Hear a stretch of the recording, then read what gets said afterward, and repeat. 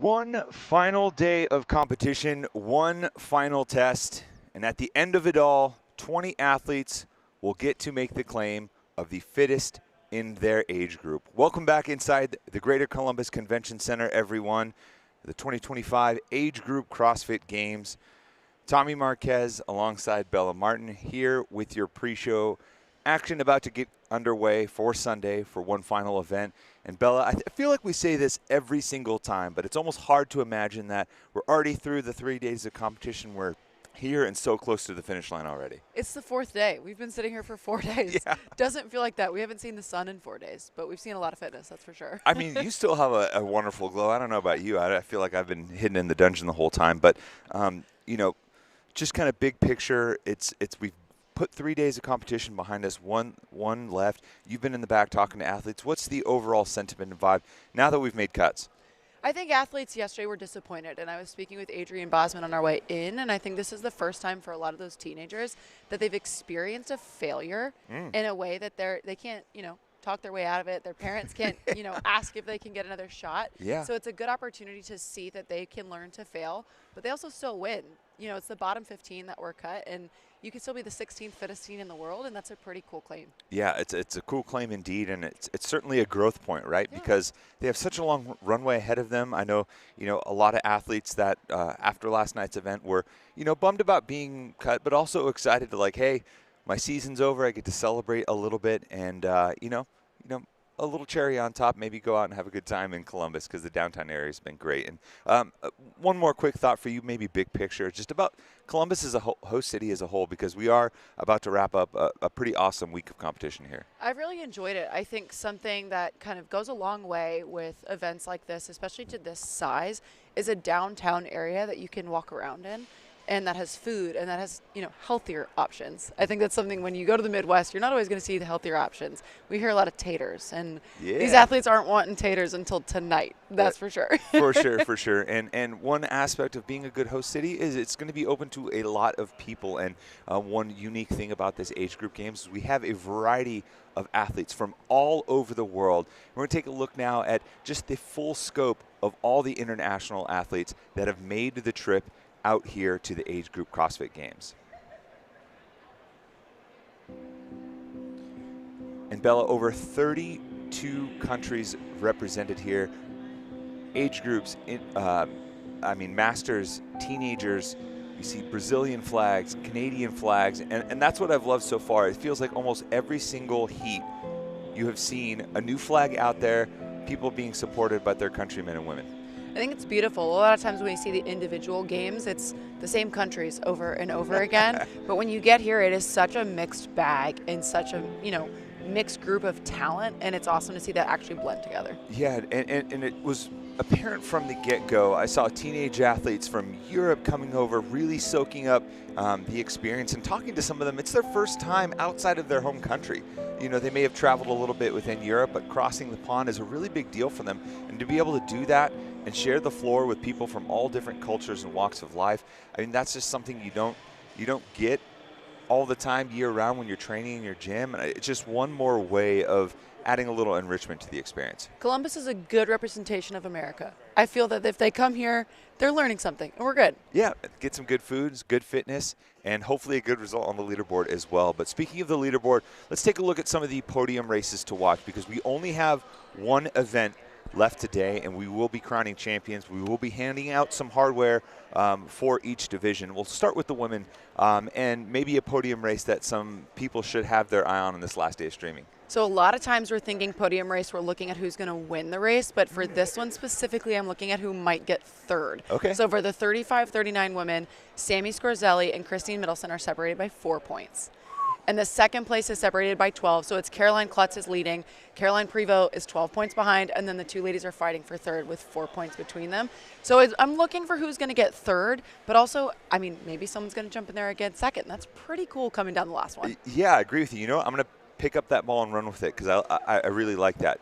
The two oldest divisions here, 65 to 69 in the women's division, have a dead tie for third place right now. Cecile Creeps and Lynn Knappman in the 65 to 69 division. Cecile having to fight off the most accomplished in terms of experience athlete in Masters competition history, Lynn Knappman having been at every single CrossFit Games since the Masters division was incepted. So, and then in 70-plus division, Betty Harden and Mary Schwing. Mary Schwing also a very accomplished athlete as well. So really close races for those podium division. Keep your eye on them. They'll be up pretty quickly, and Sean and Chase will be on the call when we hand it off in just a second. But on the men's side, same question. Couple of podium races. I know we got a few. We might double dip here. So what I'm thinking for the 40 to 44 men, and that's where I want to focus, is because Chicho Quesada is leading the 40 to 44. Last year he came in second, was given that honorary first place title after some things went down. So this would be, his re-entry back into the division, and people are going to say, okay, he didn't just get the title, he deserved it this year. But Rudolf Berger is right behind, and he's only 4 points back. So it's another one of those really close races. So whoever has the juice this morning, they're going to be on top of that podium. Yeah, and it's pretty much a home game for Rudy. He's just down the road, so he's had a pretty exciting, fan contingent here as well. I'm going to stick in that lower division. I got two of them. The men's 35 to 39 division. We were talking about this before. It's usually one of the marquee divisions because you have individuals making the adjustment over as they start to age up. Scott Panchik, Con Porter, currently tied for points for first overall. 4 points back from them is Marquand Jones. Anybody's ball game there in the top three. And then 15 points back from first. In fourth right now is Chase Smith. And there has been a crazy shuffling over the last couple of events. So any one of those gentlemen could take it down and walk away with not just a medal, but a gold medal if they catch fire here on the final day of competition. And then the boys 16 to 17 division. We've had a little back and forth between Olivier Donkaus and Dennis Olsen out of Sweden. So Canada, Sweden, two powerhouses going at it, and right now just 9 points separate them at the top. So we could see some medal colors changing hands on this final day, and it's certainly something to be excited about. And I mentioned Rudy Berger's fan support. Well, over the course of the weekend, the support here at the age group games has really taken a multiple of approaches as far as flair, as far as design, and we want to take a look at all the different fans that have showed up in a big way to support their athletes. And Bella, one thing has stood out, the signs, the shirts, the coordination. You got to give them credit for the design elements that we've seen out in the competition floor. Those and the fatheads, that's my favorite. Whenever you see someone, there it is. Anytime you see someone who's been turned into a fathead, oh, it's brutal. You see your face up there in the stands. I think this is the first time I've seen someone's face on a Hawaiian shirt. And, call me a romantic, but I'm a sucker for a good Hawaiian shirt. So I think that might be the new standard going forward. And the support that these athletes have gotten all weekend long, see the whole Subiano tribe coming forth to support Kulani. I think this is, we hear friends and family used a lot of the time for the people that show up and support this, but I think that adds another emotional element to the game. I think when you have parents and kids competing at the same time and then grandparents also competing, it's amazing to be able to have everybody support each other. It's not just the sport for the kids, it's support for the parents. They have friends too, remember. Adults have friends too. Yeah.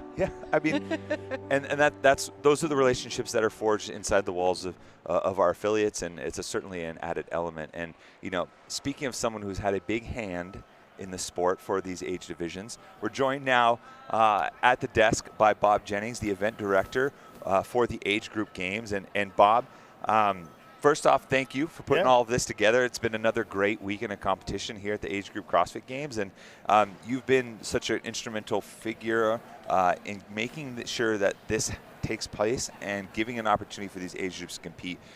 I want to hear your perspective on the unique challenges that presented themselves this year in this iteration of the games.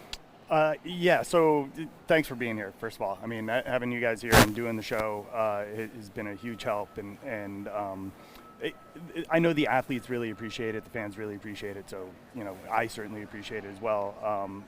That's my main job, right, is making sure that the athletes enjoy themselves, that the fans enjoy themselves. If we can take care of those things, then everything else kind of falls into place. Yeah. Unique challenges, it's a big field. Right? I mean, you're talking 38 heats per event, except for this last day, right, of course, where we've cut that in half. But it's a lot, and when you're trying to get that many athletes safely through all the events and in a way that can be consumed by the fans, you run into a lot of logistical challenges. And fortunately, we've had a tremendous team and loads of support that have really kind of helped get us through. You talk about how many athletes you have, but you're also bringing in 2 new divisions. You've got the teenagers coming in this time, boys and girls. What were some of those learning opportunities and maybe challenges along the way of trying to blend the masters and the teenagers? You know, we had 2 different teams that came together too, right? And so, you know, the teams just kind of learning their way and finding their place amongst the team and the jobs that they're doing. There's some dynamics around that as well that really quickly and easily figured themselves out, but that's part of bringing both Pitt and the Legends crew together.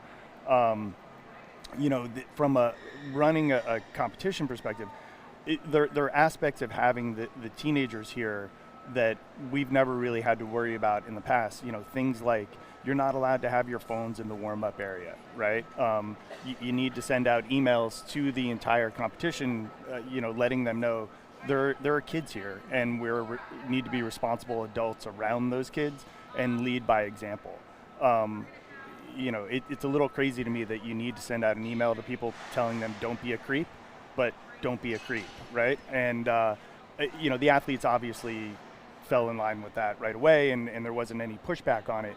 But it's just little things like that when you think about the responsibility of having, you know, 120 kids here, right? Making sure that all of that is done correctly, safely, et cetera. Yeah, for sure. And we've had the opportunity to watch some of these events together up here on the platform, and I know you've probably spent more time looking at the programming than just about anyone. There's always a difference between, you know, theory and application.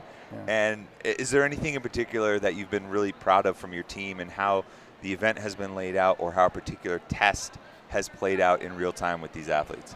Yeah, so 2 things on that. I mean, at one point yesterday, we had 4 floors running concurrently, and there are, even with the tremendous support that we've had from Rogue to pull this off, there's always kind of equipment contention and flooring contention and staffing contention, and the team pulled that off pretty much flawlessly yesterday.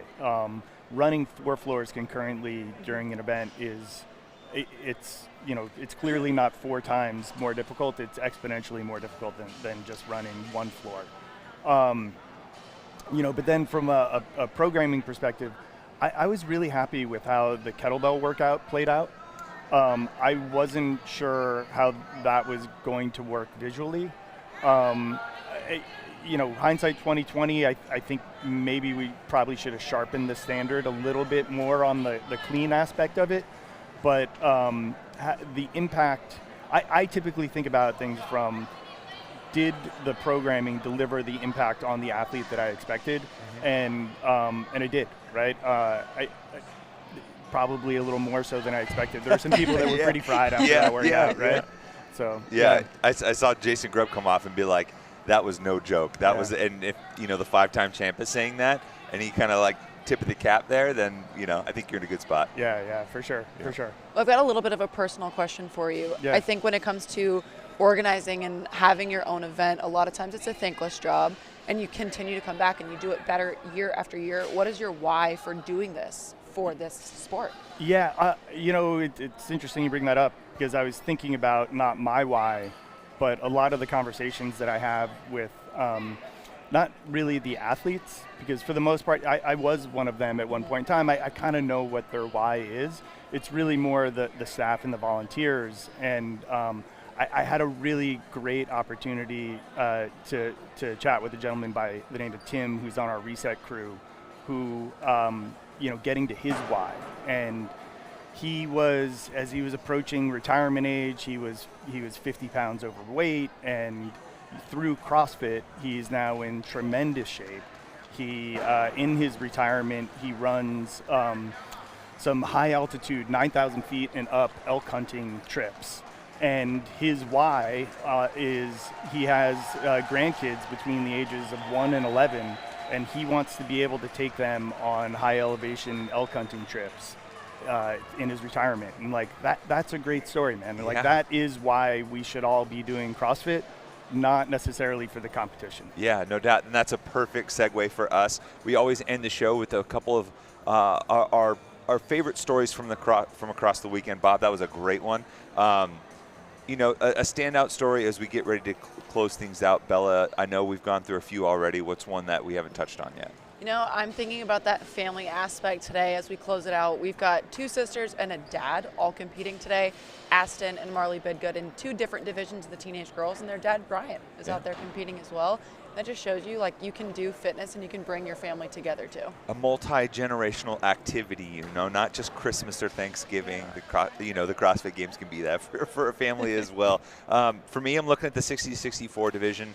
Cesc Palomo, who's currently in 11th, he made the cut, and last year during quarterfinals was diagnosed with kidney cancer, had surgery to remove the affected part of the kidney, has been going through immunotherapy the entire calendar year, is currently going through it as well, hasn't been able to have the training or run up, still made the cut, still going out there on Sunday with a chance to get in the top 10. Those are the stories to me that, like, you don't always get with the individual side. You know, people that as they age and go through different, ages of life, that those unforeseen circumstances come up and you get to really lean on the training and the health that you've built through all of that along the way. Bob, I know you gave us a great story. I'm going to let you kind of wrap things up with just any sort of message or thoughts as we close out this day on another great year. All I can think of is Sunday is the day that I actually get to be a fan. So I'm really looking forward to the races. There's going to be some great CrossFit out there today, and I'm excited to be a part of it. Amazing. Well, we're excited to be here as well, so thank you for that. And thank you for all the crew here that has worked on this pre-show for us and all the volunteers and staffing that have made this event possible. We're going to step aside now and let us get to the final event action as we crown some champions here at the 2025 Age Group CrossFit Games. For Bella Martin, I'm Tommy Marquez, and thank you again to Bob and the crew from Legends, Brock and the crew from Pitt Fitness Ranch, and best of luck to everyone in your training from here on out, and we'll see you guys next year.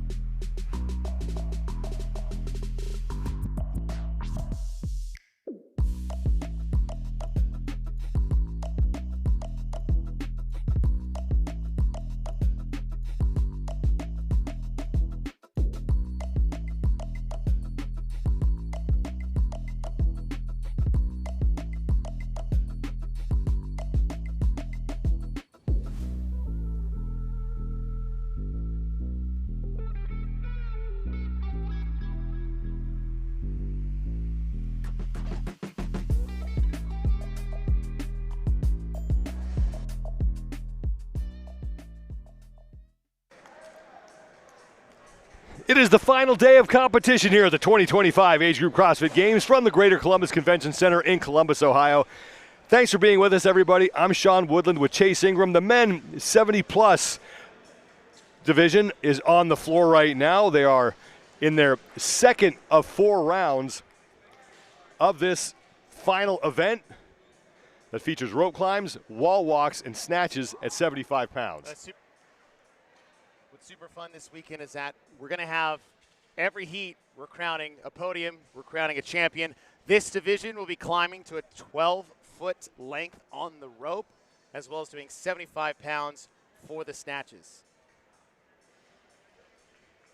Coming into this final heat, Thomas Ackerman, who is in lane 8, has been running away with the competition. He has 650 total points. He has clinched the top spot.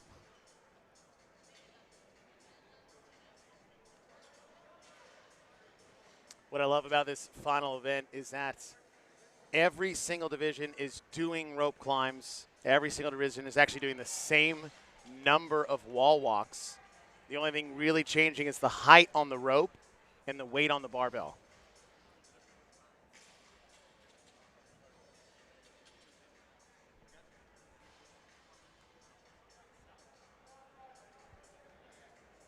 That's Lou Wynn in lane 9 going through his snatches. Out of CrossFit Torian. What's been really cool to see this year especially is that how many international athletes we have here at the age group division. Ken Ogden in lane 10 is your leader right now.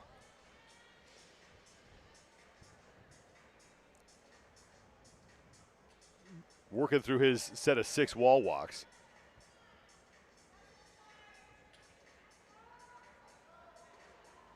And both hands have to touch that tape line. That's the universal wall walk resting position. I was going to say, that looks very familiar. That guy's stealing my move right there. That's the resting T. Yeah. Yeah, Ken is trying to get through 6 of these reps here in round 3. It's a 14-minute time cap. We've already got halfway to that. We're 7 minutes, 10 seconds in here. Again, this is the final heat for the men's 70-plus division.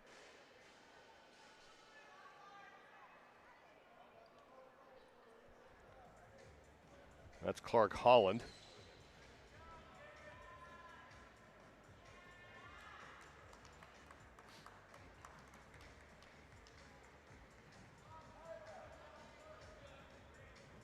70-plus, first official year being in this division. There was I don't want to say a beta test last year at Legends, but that's the cool part about this sport in the Masters division, because it's the only division that is getting better exponentially every year as people's fitness improve, as athletes age up into new divisions.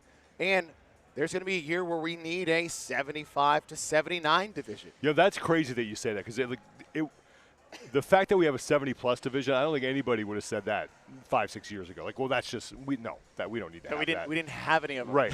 Well, but even then, it was just something that didn't seem possible.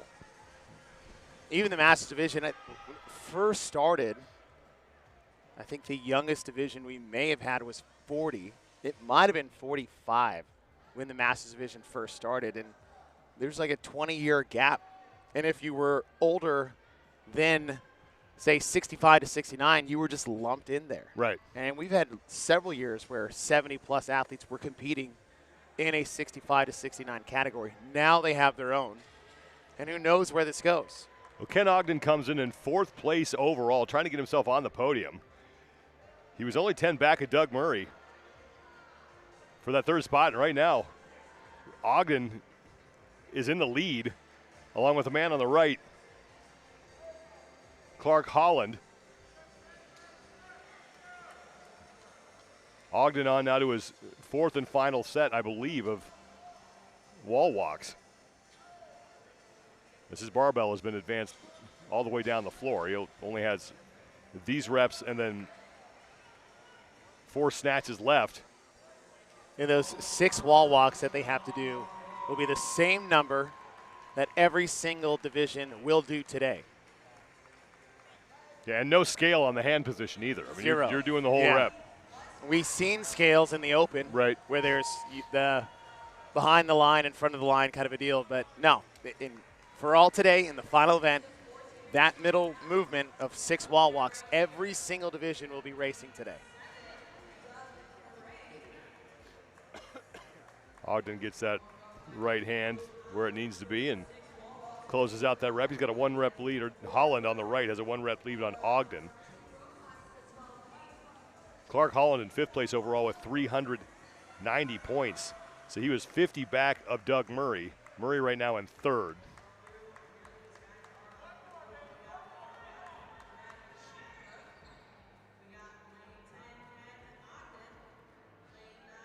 I don't know, the fact that I'm watching 70-year-old athletes do wall walks is pretty incredible. I mean, my mother is almost 80, so I see a lot of people in their 70s, and there's no way one of them could even get close to doing something like this. Yeah, I mean, we're talking, there could be, it's like, okay, we got moms and dads in this division. All right, we got a couple grandpas and grandpas, and it's like, you know, we're getting into the great category for this. Well, Clark Holland is done, and he is going to win the event.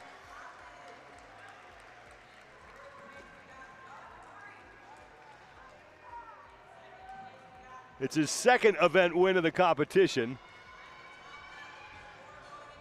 Ogden's racing to his barbell. He's looking to be the 2nd man to finish up here. Ogden with 4 reps at 75 pounds as Clark Holland celebrates with his family. There's Ken Ogden, who is now done. And now he'll see if he can get some help from some of his fellow competitors, because, again, Ogden was trying to work his way onto the podium, just 10 points back of Doug Murray.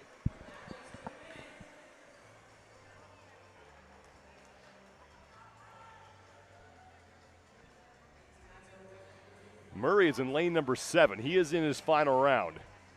Another thing to think about is when these athletes found CrossFit in their life. Like, a lot of us had the luxury of, you know, being in our late 20s to do it, 40s to do it, and we're in a position to adapt easily, and we didn't have the fear. This was almost an exciting outlet for us. Right? This could have been brought to them in a life-saving, life-changing capacity, and now they're out here competing on a competition floor.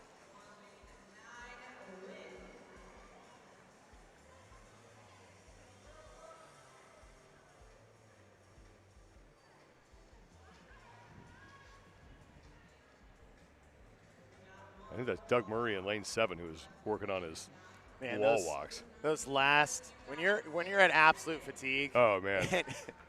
There's one thing of being really high on a rope and your grip going.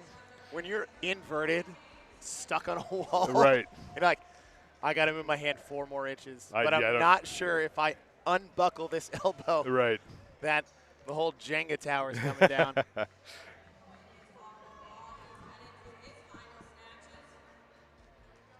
Now in lane number 9, Lou Wynn is heading to his barbell for the final time.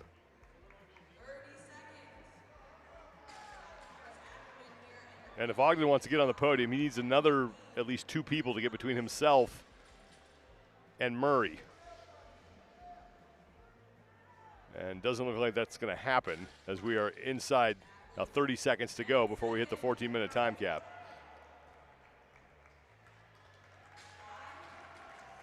And Wynn closes out his 2025 Age Group CrossFit Games, and we have now 10 seconds remaining before the 14-minute time cap. So we already hit that, so the clock on the floor is official. The one that you're looking at on the screen is a little behind the official count. Clark Holland is your event winner, 11:01.60 seconds. And Thomas Ackerman, even though he didn't finish, he already had the first place spot on the leaderboard locked up. So congratulations to Thomas Ackerman, and then we'll see who joins him on the 70-plus podium. We'll take a quick break. When we return, the men's 65 division. Up next, the 65-plus.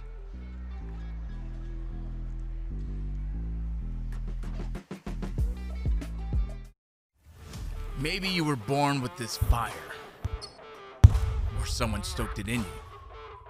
But at some point you decided, when others walk, you run. When they rest, you keep going. And when they give up, you're just getting started. What makes you compete is why you'll thrive. Apply now.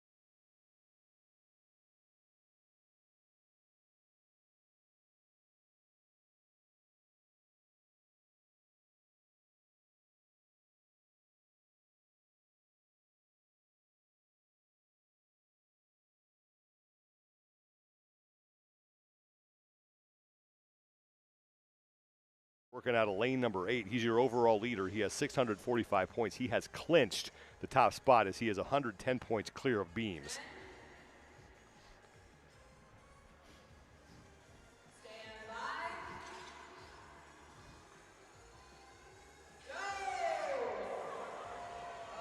The final event underway for the 65 to 69-year-old men. Start with the 2 rope climbs to 15 feet. 15 feet all the way up. The real only difference as we get from division to division is going to be the weight on the bar. After you that 70-plus division, everyone's going to 15 feet. Everyone's doing 6 wall walks.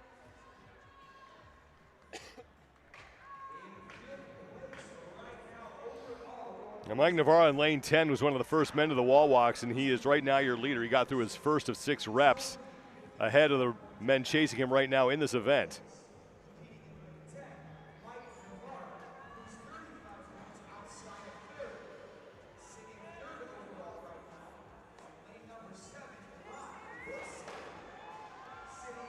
There's not a lot of reps, 2, 4, and 6 12 reps per round, but these are big reps, each one taking time to get done. So this is a bit of a slow burn finale for these athletes. Mitchell Taylor, who again has clinched first place. He's the first man through his 6 wall walks, and he got through those extremely quickly.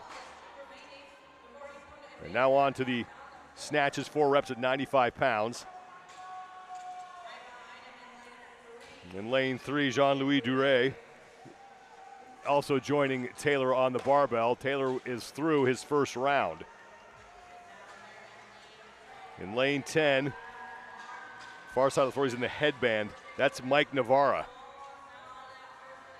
Gray shirt and the headband as Taylor gets back to work on his rope climbs. Navarra trying to chase down Ron Wilson. Wilson is on the barbell as well. Wilson in lane number 7, so he and Navarra will be able to keep a close eye on each other as they work their way through this event. Back to the rope now for round 2, and 2 more rope climbs at 15 feet. Top 2 in this event on the screen right now. Mitchell Taylor is on the left, and in lane 3, Jean-Louis Duray is on the right. Unless you have a real issue on the barbell because of the weight, the 6 wall walks are going to be a huge determining factor on athletes' success in this event because it is only 2 rope climbs. Maybe in the later divisions that rope climb could be somewhat taxing, but what we've seen is that the burnout in the shoulders and the fatigue in the core, especially after 7 events leading into today, those wall walks are going to be a huge factor in this event.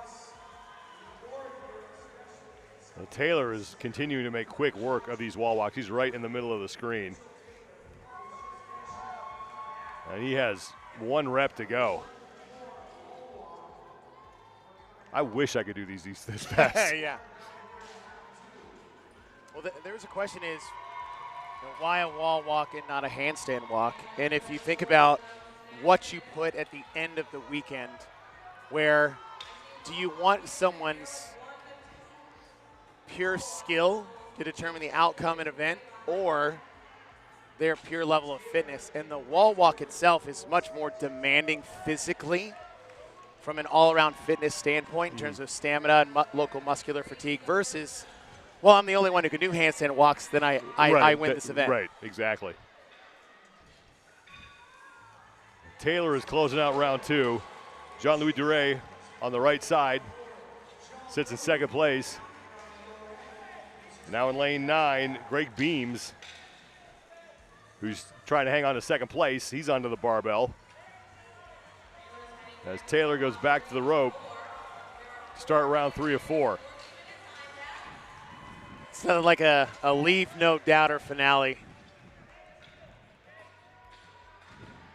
Taylor again came in with a 110-point lead over Greg Beams. So Taylor could sit this event out and still win the competition.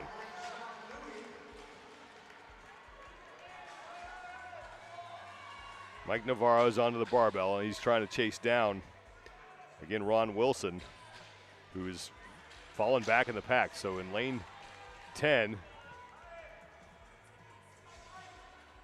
Mike Navarro doing a good job of keeping his podium hopes alive as we look at the top 2 here in this heat. Taylor and Jean-Louis Duray.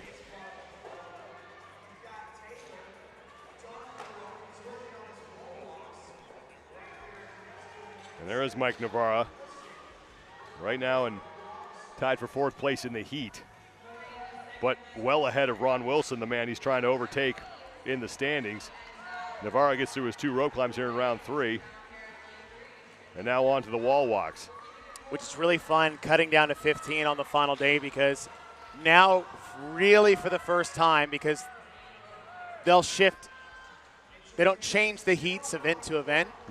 Everyone in your heat are the only people in the event, and you know exactly where people are for you to be able to beat them. You're not worried about who did what in heat 1, how you're doing in heat 2, so everything is on the floor right in front of you.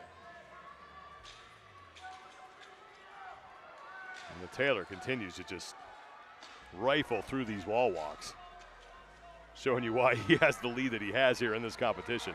He's done, and he's under the barbell for the third time. I mean, he has an opportunity to lap some athletes in a 4-round event.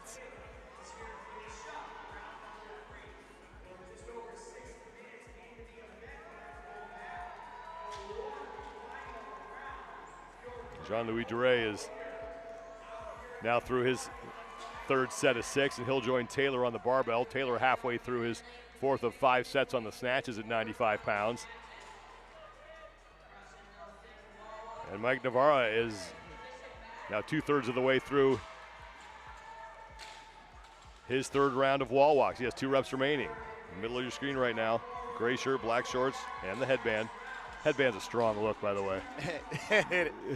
Big headband fan. Yeah. Oh, did just enough. Hey, he got it you there. You just got to touch the Yep. line.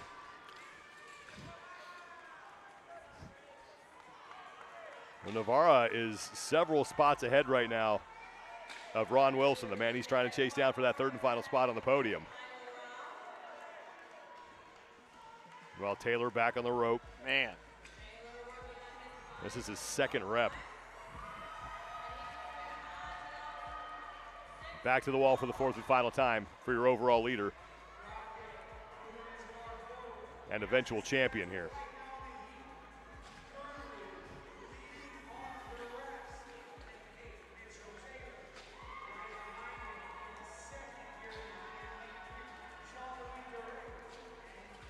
Jean-Louis Duray is now through his first of final 2 rope climbs.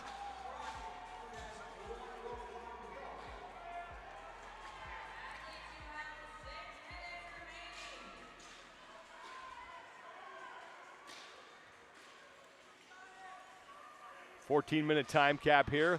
Less than 6 remaining before we hit that.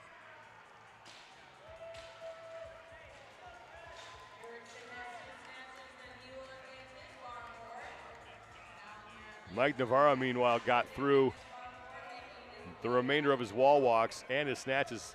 And he's back on the rope. He's putting some good distance between him and Wilson. 4th and final round of 6 wall walks for Mike Navarra. Again, just 10 points back. Or make that 35 points back, sorry, of Ron Wilson for that final spot on the podium. He's getting a ton of help. Mitchell Taylor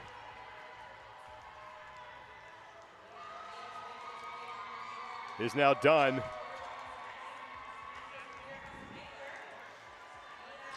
And he'll head to the barbell for the final time as he puts an emphatic close on his 2025 Age Group CrossFit Games. A dominant performance from him, clinching this competition heading into the 8th and the final event.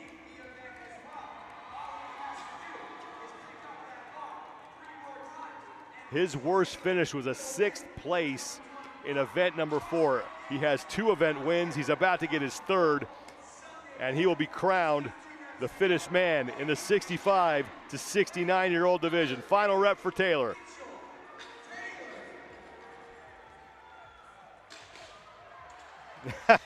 Taking a second to smile at the crowd. He has got that. And Mitchell Taylor. Yeah.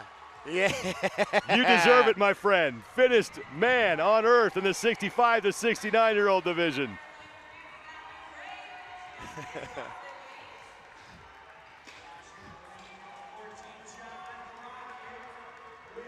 That's awesome.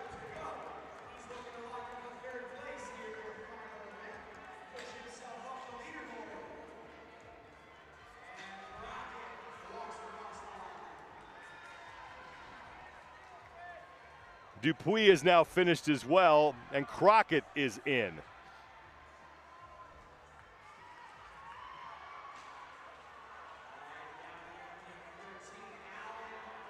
There's Mike Navarra, who again is trying to keep his podium hopes alive. He has 4 reps here, just gutting through these.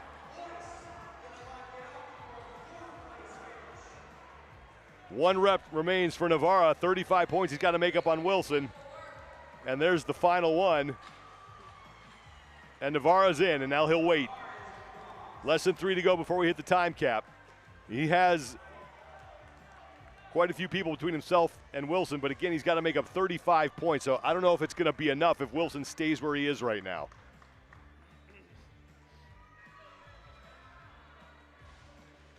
There's Alan Boyce in lane 13, who came across the finish line in just under 11 minutes. And I got to remember is that we've cut to 15, so that point per place may have changed from the 30 to 15. So typically you'd probably need about 7 or 8 spots.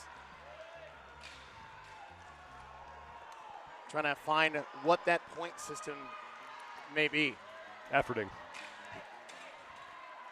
Sort of loading bar at the bottom of the screen for everybody.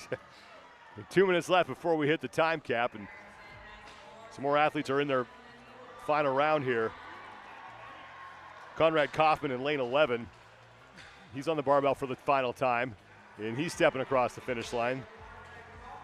And then closest to the camera in lane 5, that's Milo Erickson, and he is in.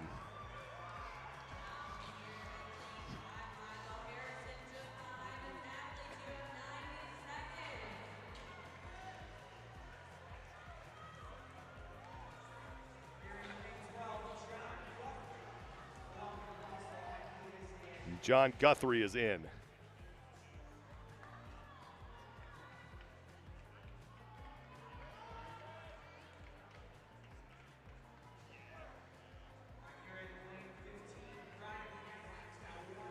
I believe that's Greg Beams in lane 9 going through his wall walks. Beams came in second place overall. Been there. Yeah. Been there.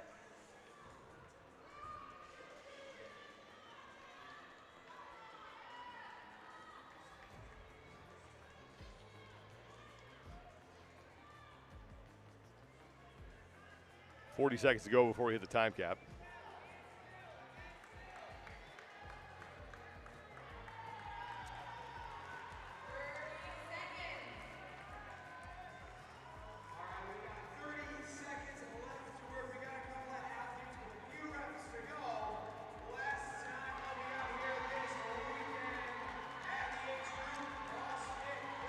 That's lane 7. That's Ron Wilson, the man who's trying to hang on to the third and final spot on the podium. Just trying to. That is the definition of grip it and rip it. I was gonna say, I don't know where to start, but he got it done. That looks like my 2008 statues right there. 14-minute time cap is now hit. This event is over. And we'll have to see if Mike Navarra did enough to get himself on the podium. Wilson got capped. He only had a couple reps to go. But congratulations to Mitchell Taylor, a dominant performance. He's the fittest man in the 65 to 69-year-old division. Action will continue after this quick break. Coming up next, the men's 60 to 64-year-old division, as our coverage continues at the 2025 Age Group CrossFit Games from Columbus, Ohio. It's been 12 years of dominance, and he has brought a whole community along the ride with him. We know why we do this. What about you? Yeah, I'm just trying to keep up with them. When there's a difficult task at hand, I can always tackle whatever that is. We're choosing to build a better future. Yeah, man, athletes are fit, but that's only one part of who we are. Their values and my values align with each other. I follow Mayhem because I know it'll get me ready. When I couldn't do anything at all, Mayhem helped me start. If you're ready, there's a spot for you.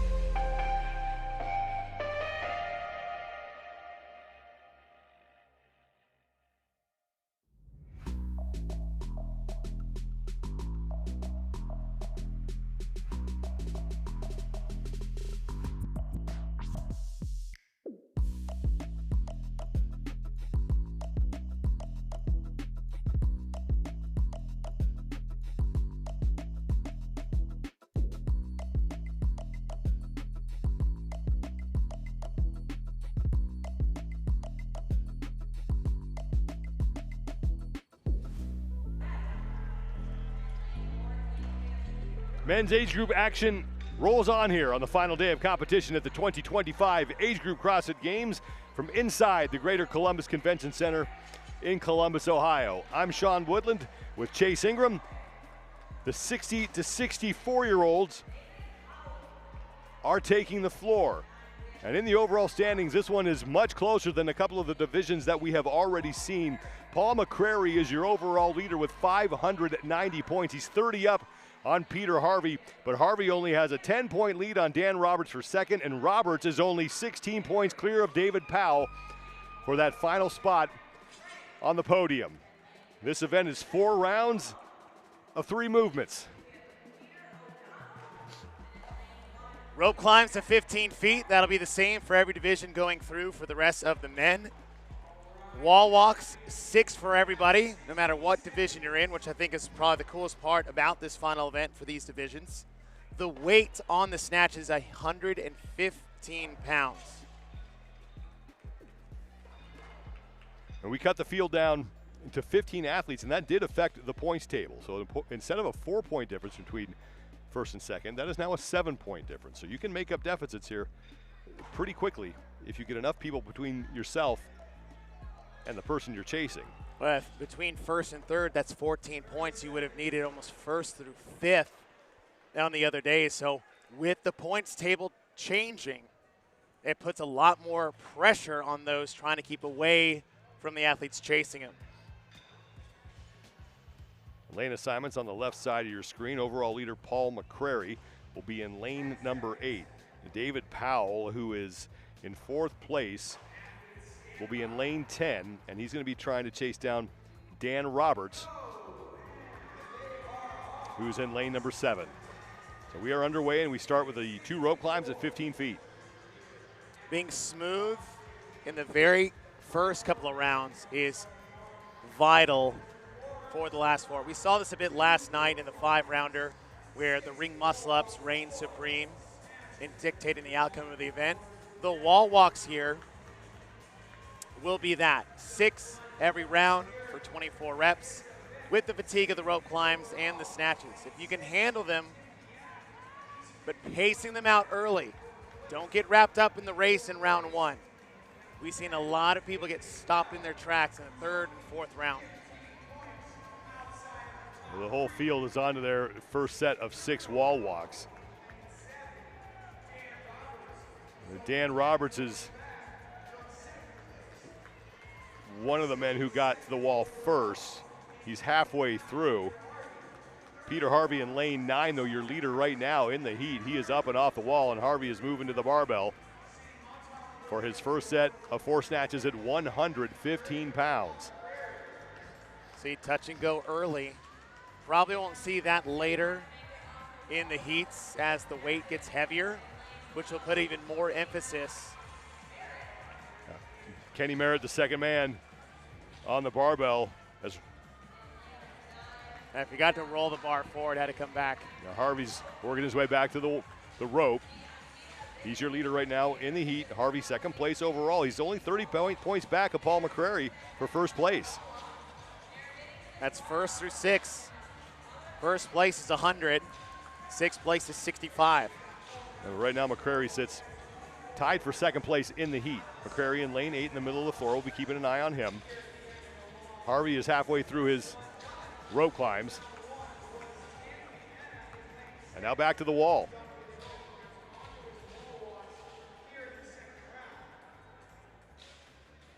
Harvey already has a pair of event wins under his belt.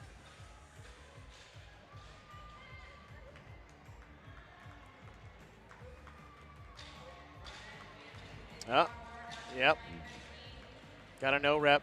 Getting the explanation from his judge, right back to work. That's how you do it. Stopped at the first line with his right hand instead of getting to the second line. Yeah, good call by the judge. Harvey continues to lead here, though. David Powell, who's in 4th place, who's trying to track down Dan Roberts, currently sits in 2nd place, as both he and Harvey are halfway through their set of 6. Harvey now with 2 to go, Powell with 2 to go. McCrary's starting to creep up as well.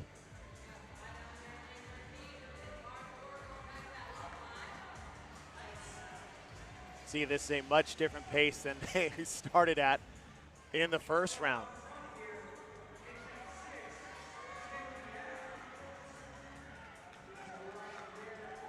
David Powell in lane 10 onto his snatches just ahead of Harvey. 4 reps here at 115. Yeah, Harvey went touch and go in the first round, not so much on the second, and that's maybe where some of our competitive maturity could come from, is that blowing the doors off in round 1 with, I mean, for this division, moderately heavy snatches, high volume of wall walks with the, not necessarily like 24 being a lot, but 24 at the pace at which you're going adds up very quickly. That's Patrick McCarty in lane number 1.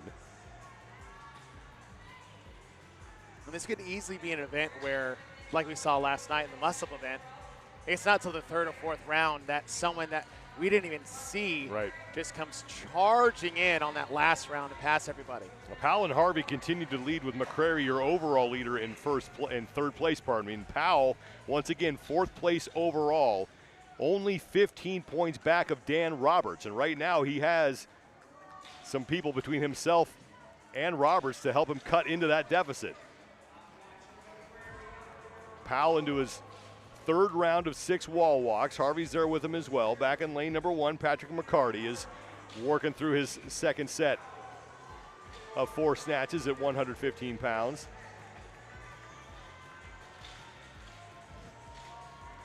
Powell would only need about 2 or 3 athletes between him and Roberts to overtake him on the leaderboard. Yeah, right now he has it. Powell, 2 reps remaining here in this 3rd set of 6.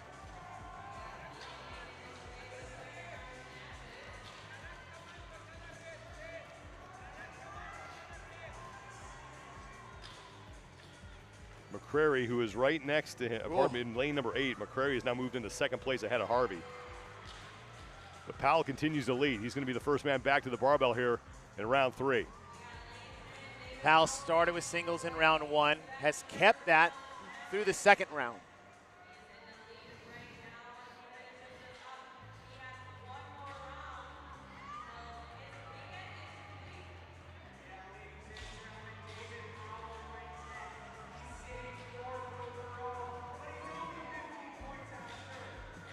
One rep to go for Powell before he's into his 4th and final round, and he is all by himself.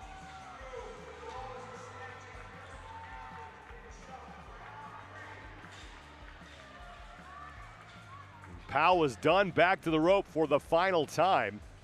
And as you mentioned, Chase, he doesn't need very many people between himself and Dan Roberts to make up that deficit. And right now he's got 4 people.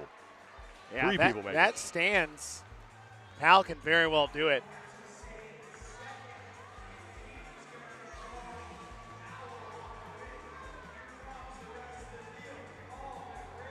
McCrary is onto the barbell, and lane number 9, Peter Harvey, is also onto the snatches as well.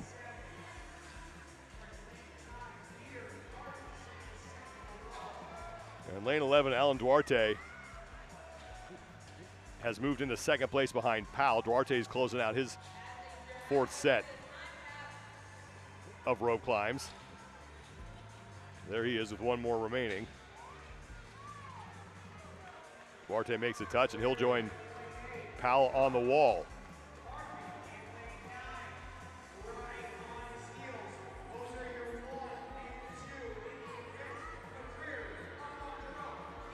Well, McCrary and Harvey are now into their 4th and final rounds as well. That's nice for Powell, is that Roberts is just getting to his barbell for the 3rd set. He just completed his 2nd rep, I believe. Actually, he's now halfway through, so 2 reps down for Roberts as he closes out round 3 on the barbell, as we continue to watch Powell work through his final set of wall walks, and that right hand is just getting on the line. Just got to make sure you don't see any floor there. You do that, you'll be all right. It doesn't need to be a full palm. A pinky and a pinky is good to go. It's like the ball just has to break the plane. That's it. There he goes. Oh, that's going to be a no rep for Powell. And now Duarte has taken the lead. But for Powell, look, he still has some people between himself and Roberts. He does. But he's losing precious points off that no rep. Alan Duarte with 1 rep to go, and he's going to take the event. So Duarte in 6th place overall is going to pick up 100 points and could put himself inside the top 5, maybe the top 4. Powell, meanwhile, still has yet to get to the barbell. He just closed out his wall walks, and Powell is approaching the 115-pound bar for the final time as Duarte puts the finishing touches on his scorecard. That's the first rep for Powell. Powell only has 2 people between himself and Roberts right now. Less than 5 to go before we hit the time cap. Final rep for Powell. And he is in with a 2nd place finish. That'll be good for 93 points.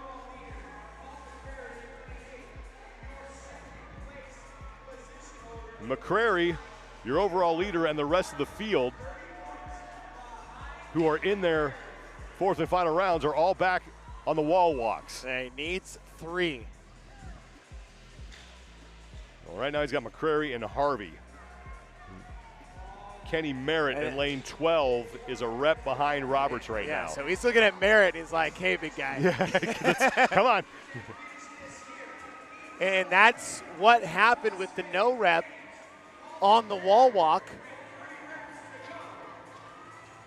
That's Paul McCrary, who has 590 points. He's 30 up on Harvey.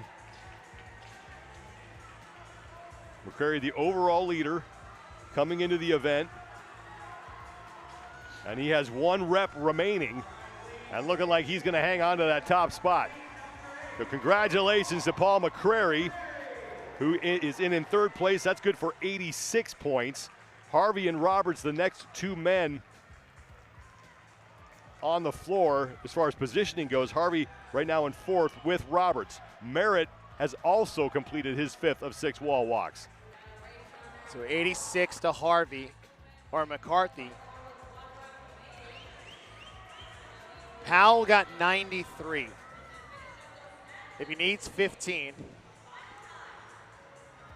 he's going to need Roberts. He's going to need Roberts to get 6th, because if Roberts keeps 5th, that's only 14 points. And well, Merritt, meanwhile, has gotten to the barbell.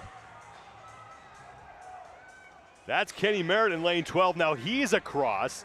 And down in lane 15, that's Rob Bernay. And that's 79, and that's 72. And Tim Vienna Roberts in lane 6 is on the barbell, and Roberts is picking it up as well. There's Vienna. And now Vienna is in. And down in lane 15, Rob Bernay has just come across, and that might be enough. Wow, those last 6 wall walks really slammed the brakes on Roberts. He was in 3rd or 4th in the heat getting to the wall. And now you got Patrick Sprague on the barbell. And look at him going touch and go, as Roberts is across just ahead of Sprague. So Powell, who needed to make up those 15 points, takes 2nd place. As we mentioned, that's 93 points. Roberts in 10th. Looks like it's going to be 37, so it looks like it's enough for Powell. Wow. What an effort from David Powell, looking like he's going to be on the podium. That last round changed your top 7 so quickly. Well, Peter Harvey is still out there. And he was in 2nd place coming in with 560 points.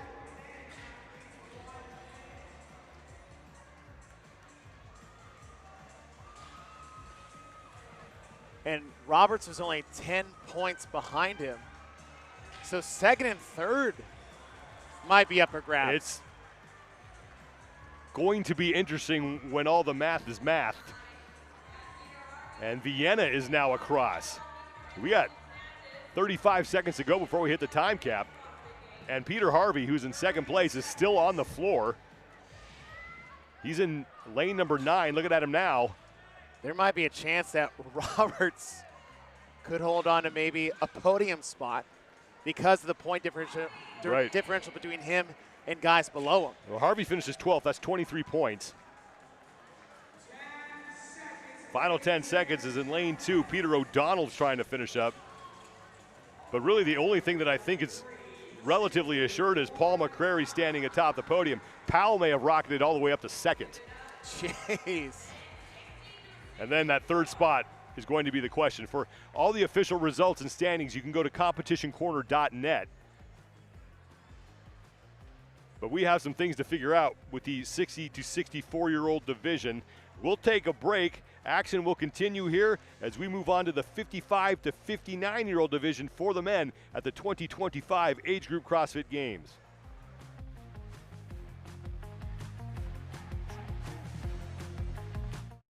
Strength, endurance, resilience.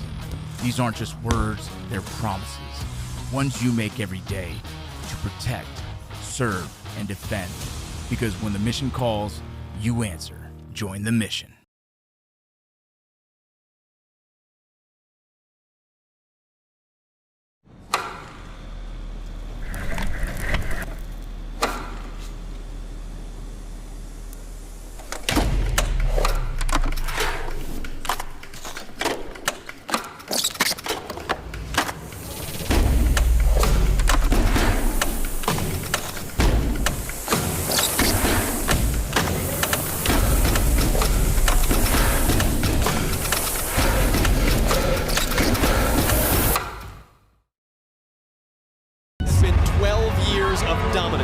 And he has brought a whole community along the ride with him. We know why we do this. What about you? Yeah, I'm just trying to keep up with him. When there's a difficult task at hand, I can always tackle whatever that is. We're choosing to build a better future. Yeah, mayhem athletes are fit, but that's only one part of who we are. Their values and my values align with each other. I follow Mayhem because I know it'll get me ready. When I couldn't do anything at all, Mayhem helped me start. If you're ready, there's a spot for you.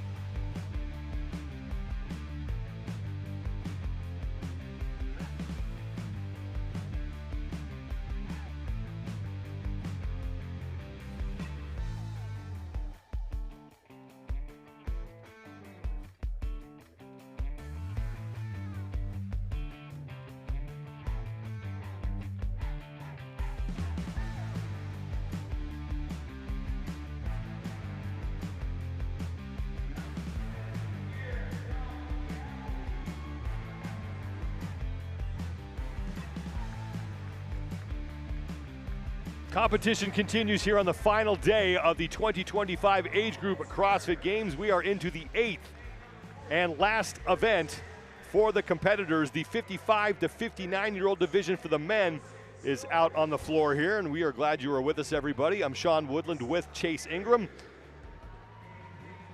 And in the overall standings, the top 3 are relatively safe. They still have some work to do here to guarantee themselves a spot on the podium, but Randy Lowe has 594 points. He's 30 up on Greg Geertis. And Sean Patrick currently sits in 3rd place with 537 points. And he has a pretty significant lead on Ismail Mora for that spot. So Mora's got a ton of work to do, and he will need a lot of help to overtake Patrick for that final spot. Event 8 4 rounds with a 14-minute time cap of 3 movements. 2 rope climbs of 15 feet, 6 wall walks for every division, and then 4 snatches at 135 pounds. Those wall walks have proven to be the crux of this event.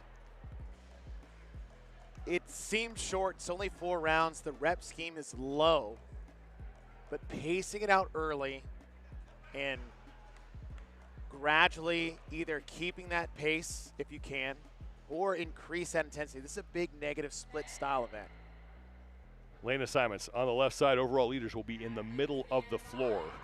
Ismail Mora in lane number 10, again, has got to make up a pretty sizable margin to get himself on the podium.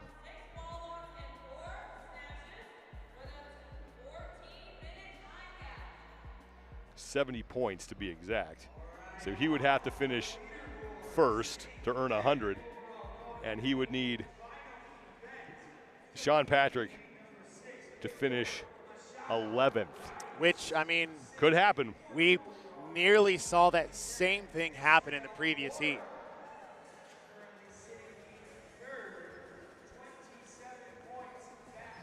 Gerardo Villarreal is your leader right now.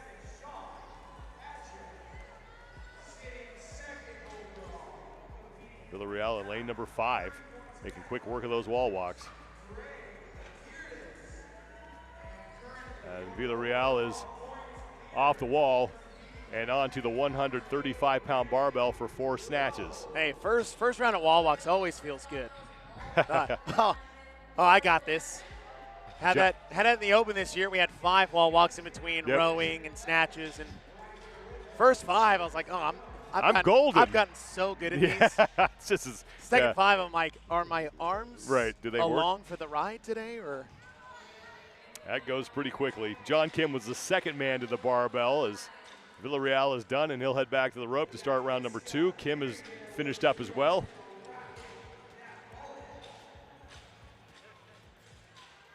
And Ismail Mora right now, 3rd place in the heat. And Villarreal through those 2 15-foot rope climbs and gets right to work on his second set of 6. Villarreal 7th place overall, 430 points coming into this 8th and final event.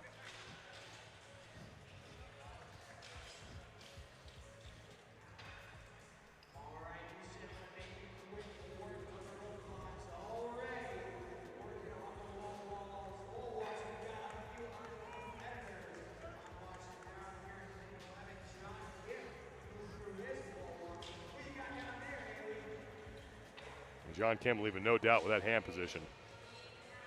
And he does it in very few, quote-unquote, steps with his hands. Villarreal is onto his final rep on the wall walks.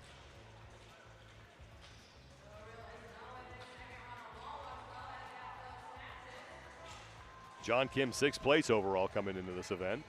Looking to finish inside the top 5. As Villarreal is onto the barbell. And he has 2 reps remaining at 135.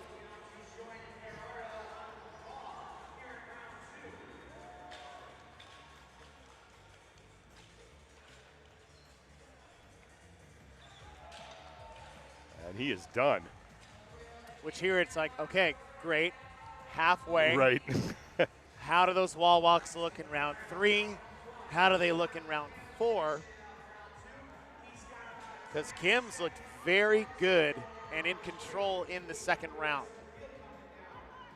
And Villarreal back to the rope. That's his first of 2 15-foot climbs. And as you said, we'll see if this thing has been paced correctly once he gets to the wall walks in round 3.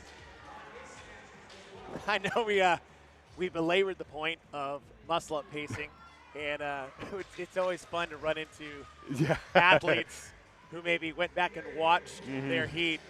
And, I can't remember who we were talking about. Gibbon. But yeah, Gibbons. And it's like, listen, you're right. At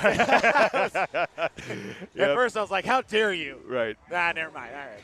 You're good. And Kim looks so good.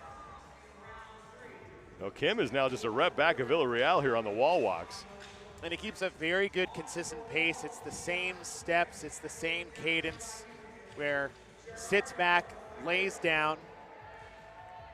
And part of the sit back is that instead of laying down at the bottom of, say, the push-up position, where that is actually still putting stress on your shoulders, sitting back takes the load off the front part of your shoulders and the back. So that sit back position is actually a resting position for Kim.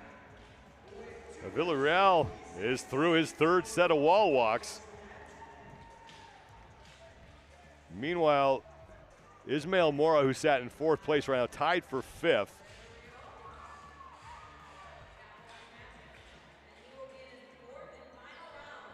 And only has one person between himself and Sean Patrick.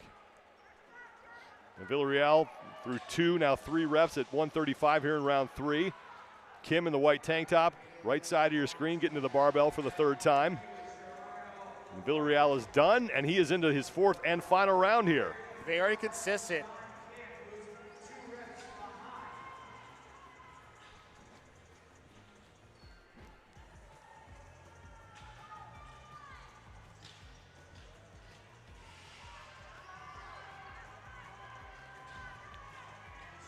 What I like from Villarreal is that he really isn't in a rush.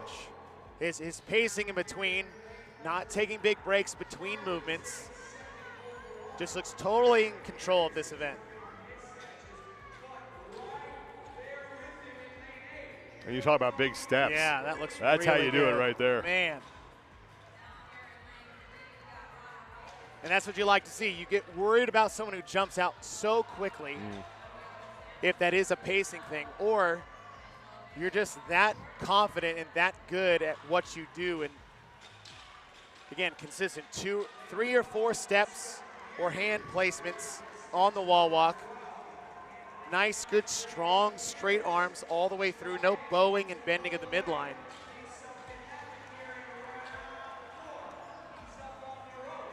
This is the final rep for Villarreal before he heads back to the 135-pound barbell for the final time, and he is done. That was a master class in how to do wall walks in an event by Gerardo Villarreal.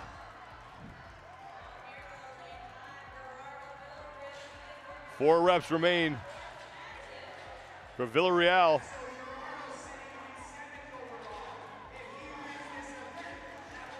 Looking to pick up his first event win of this competition. One rep remains, and he is all by himself. Gerardo Villarreal is going to win event 8.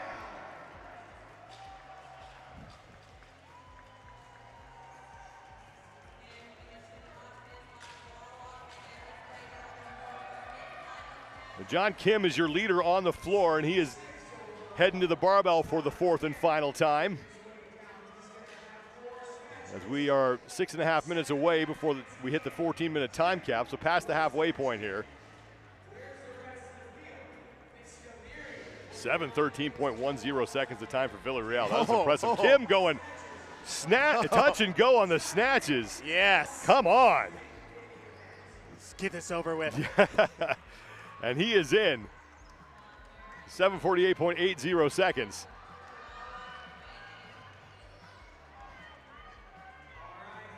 Girdes is now your leader on the floor. He's in lane number 9. He's the right center screen, the black tank top. Just completed his first rep on the 135-pound snatches. Girdes second place overall. He was 30 back of Randy Lowe.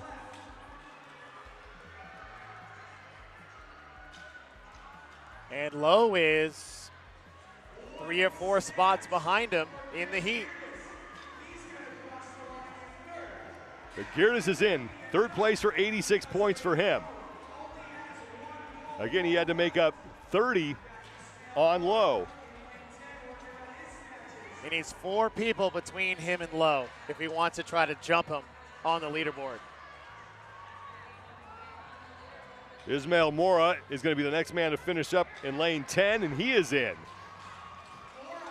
Got a couple other people on the barbell. In lane number 3, Robert Davis is finishing up. So that's 1. And Miskaviri in lane 12. And he's in. That's 3.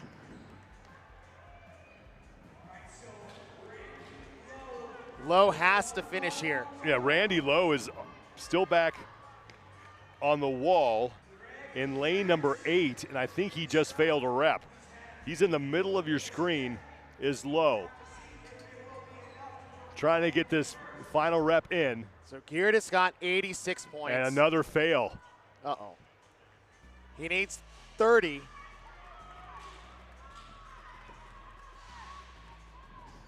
And 2 more athletes to come in before Lowe.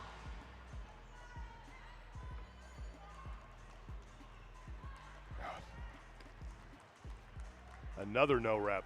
And that's the last one, too. That's so brutal. Meanwhile, in lane 7, Sean Patrick is on the barbell. This is his final set. That man was built for power snatches. And Patrick is across. That's 58. If one more comes in. And it could happen because in lane 4, Michael Ives has just started his final set of snatches.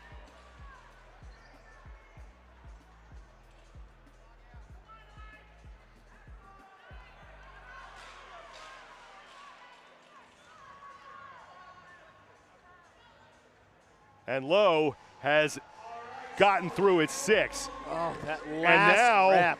Michael Ives is across. And that could be enough for Greg Geerdes to wind up on top of the overall leaderboard. And Lowe's now just, he's out of gas. That last rep, probably failed that last rep 4 or 5 times. When you see something like that, you got to have a coach just screaming at you to stop. Right. Just take a 20 or 30-second break instead of 2 minutes of failing a single rep. Yeah, he just has nothing left. Man, he's just tapped. So Geerdes looks like he has done it. A third-place finish for Geerdes would give him 86 points. Oh, man. We've had 10 men finished.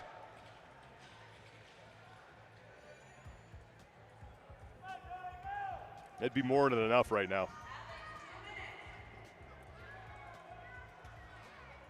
Geerdes looks like he's going to win the whole thing. Wow. Lowe is just trying to get through this. I don't know if I've ever seen that type. Well, personally, I have. But I've been through it. For myself, but I mean, to be so absolutely smoked in your shoulders. Jeez.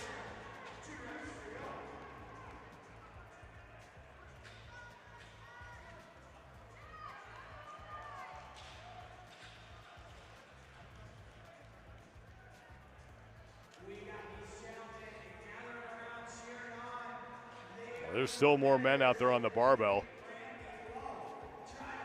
Marco Wisner in lane 15 is getting ready to finish up. He only has 1 rep remaining, so that's going to be the first good rep for Lowe. And we have a minute left. Now Lowe Marco Wisner is in. Is he in danger of? He could fall off the podium here. As Sean Patrick finished 7th, that was good for 58 points. And Ismail Mora finished in 4th. So Randy Lowe might go from top of the podium to off of it. And that's the final rep for Lowe, and he's in. 13:28, 13th place. That's going to earn him just 16 points.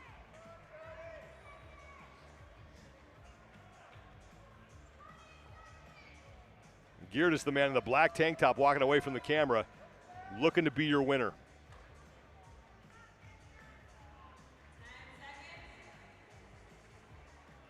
Final 10 seconds here as both Jody Hendricks and Simon Wilson Story were unable to finish. Villarreal is going to win the event But Greg Geerdes may have put himself on top of the podium. Again, you can head to competitioncorner.net for all the official results and standings. We'll have to tabulate everything, but it looks like Geerdes is going to be the fittest man in the men's 55 to 59-year-old division. When we come back, the teenagers are up. Final heat for the boys 14 to 15-year-old division. Coming up next year at the 2025 Age Group CrossFit Games. What up, guys? Coach Yost here. It's almost fall in Michigan. You know what that means. October is right around the corner, and October means Pitt Prodigies training camp. This year, we have Wes Kitts, two-time Olympian, just took 8th at the Olympics in 24, 7 times Games athlete Margot Alvarez. We have Dr. Chen, sleep and nutrition doctor. Knowledge bombs going to be dropping all weekend. We also have a special treat for you guys. On this same weekend, we have our Blue Racer 5K. The Blue Racer 5K is kind of like High Rocks, but we all squat below parallel. All right, so lots of exciting things coming up. Super hard training camp. This is going to be a lot of good workouts, a lot of high skill stuff, a lot of learning. We have the race. You know we're going to bring it like we usually do. Housing, food, nutrition, all the stuff. So we'll see you guys in October. Go to pitprodigies.com. Get yourself signed up. See you soon.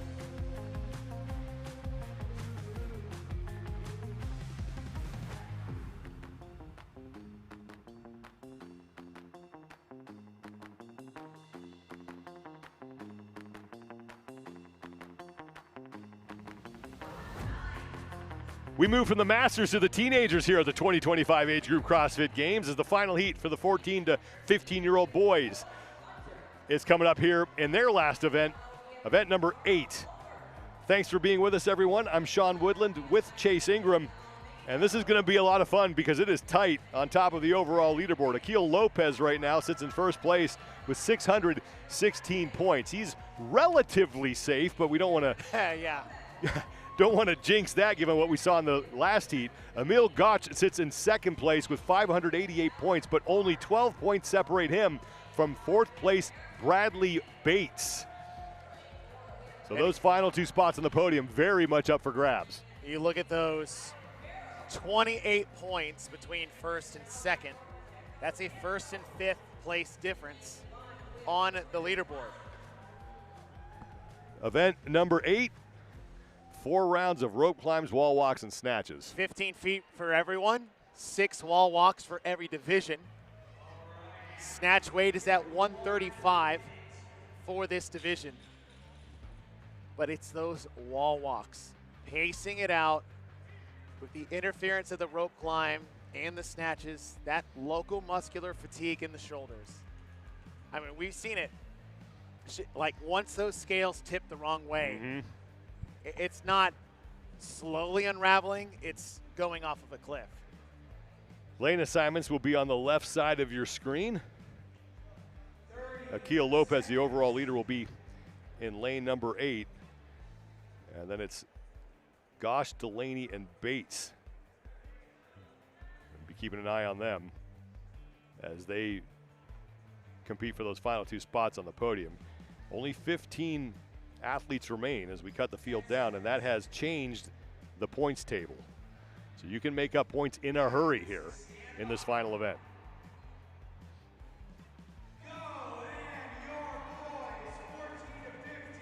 The Final event underway for the 14 to 15-year-old boys. Yeah, everybody just chill. Chill out. Slow down. Is that an athlete skip the wall walks entirely, trying to run to the barbell?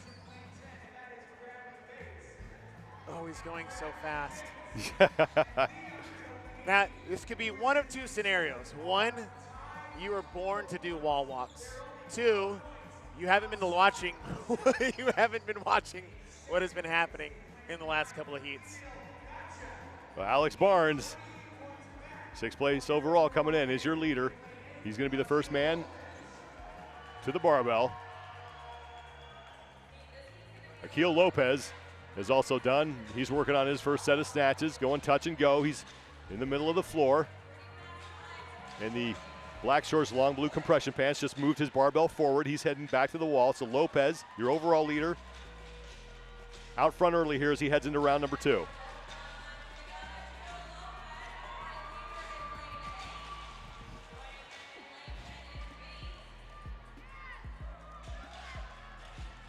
Lopez through his 2 rope climbs, now on to his second round of 6 wall walks. Hops right up.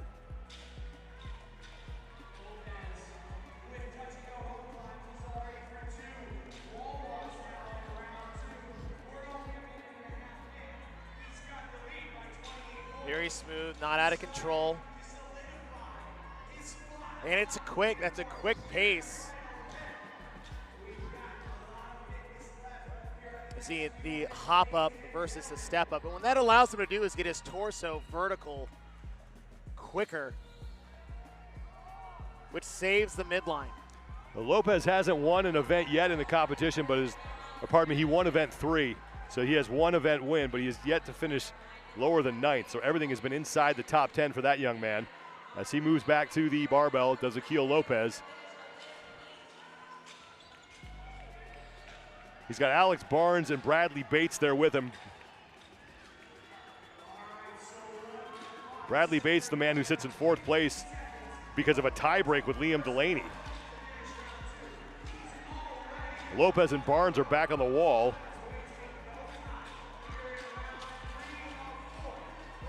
And we're halfway through now into round 3.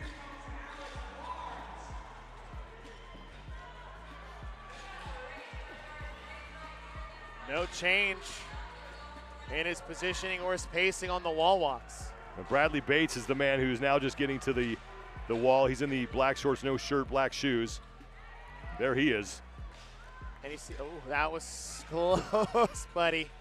Get your finger to the line. And see the difference in technique. On the right with Lopez, very smooth, good, strong body position. Left a bit more frantic, still fast.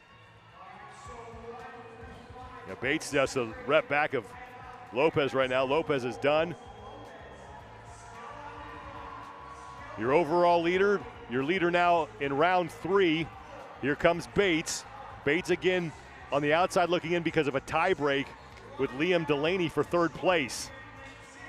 Lopez able to go touch and go for his 3rd round in a row. Alex Barnes currently sits in 3rd place.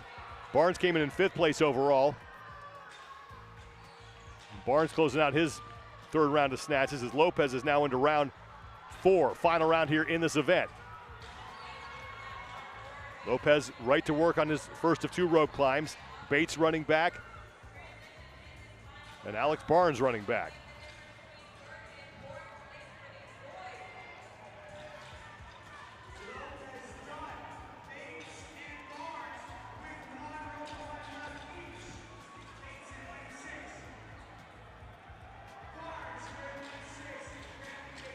Barnes moving to the wall. Bates moving to the wall as well. God, I'm so impressed with Lopez. Smooth, good. Here's the thing, it's good quality movement as well. Not just on the wall walks, but touch and go on his snatches. Nice, fluid movement, good, smooth technique. I mean, this is what you want to see, especially in these younger divisions. Akil Lopez looking to guarantee himself that top spot. He's onto the barbell for the final time. 4 reps remain for Akil Lopez. Lane 6, Barnes sprinting to the barbell. Bates is sprinting there as well. Lopez was given 2 no reps right off the start. I don't even know what for. Lopez is still okay, even if he doesn't win this event. And Lopez is in, and he's going to win the division. Lopez, your champion in the 14 to 15-year-old division. Bates and Barnes in at about the same time. It's a tie. Wow. 5:24.40 seconds for the two of them. Now, the important things for Bates is that he has beaten Liam Delaney, the man he was tied with. Delaney right now is on the wall for the 4th and final time. Delaney is in lane 7 as Harrison Kennedy is now off the wall. Koch needs to be careful here. He was in 2nd. And now Delaney is across. Emil Gotch, as you mentioned, 2nd place, 588 points. He was only 12 up on Delaney and Bates. And Gotch, as you mentioned, is still back on the wall as more men are getting to the barbell for the final time. Down in lane 15, Juwan Stein is there. And in lane 2, João Victor Pacheco Santos. And Santos is now in.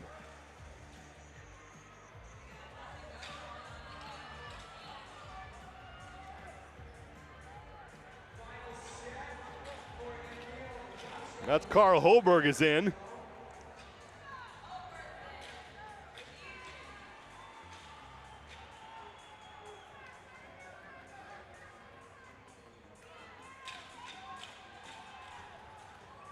That's Eider Mesa Olmedo.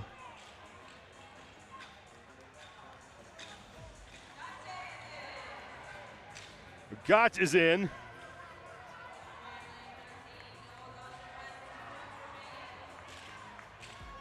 Pardon me, that was Gotch who finished. So now we got to sort all this out. Gotch finished in 11th place. That's going to be good for 30 points.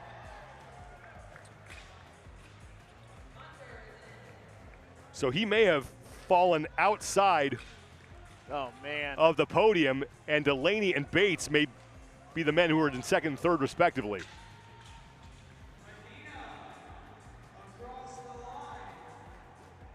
Isaac Delta Medina just finished, which leaves Cal Ribeiro as the only man left working, and he is in lane number 4.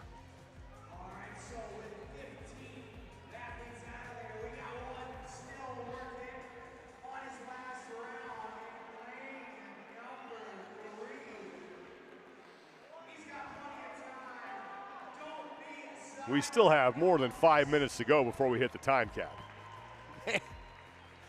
They were so fast.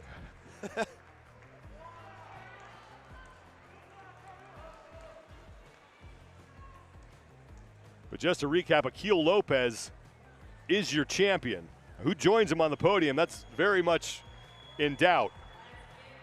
Emil Gotch got across again in 11th place for 30 points.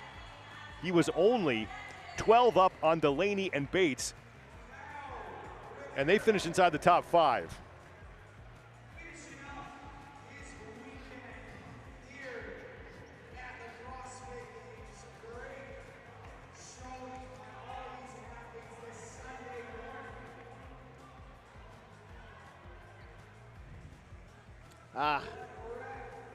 The circle of death. Yeah, that's right. Please leave me alone. I'm the same way. Just please let me suffer in peace. So 4 reps remain here.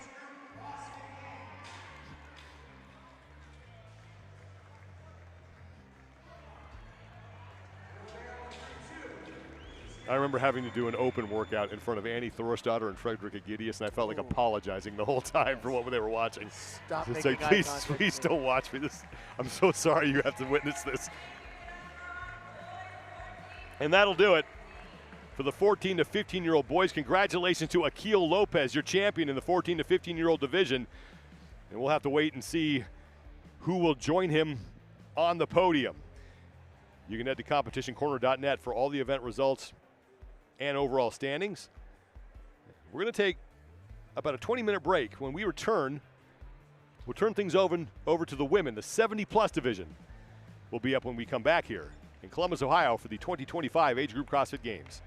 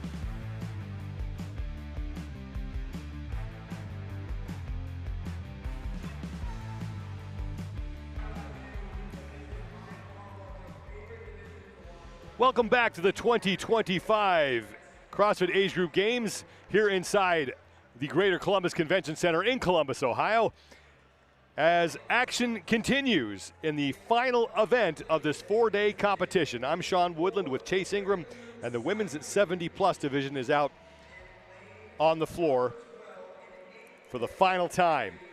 And it is tight on top of the overall standings. Polly McKinstry is your overall leader. She would have to finish dead last, and Sandra Jacques would have to win this event in order for McKinstry to fall out of first place. Betty Harden and Mary Schwing, that's the battle for the final spot on the podium. Only 10 points separate them from Sandra Jacques in second place, and Harden and Schwing are tied at 490. Event number 8, 4 rounds of 3 different movements. Always the rounds you'd hope for, not the rounds right. they already are. I keep slipping in there. Rope climbs will be to 10 feet for this division.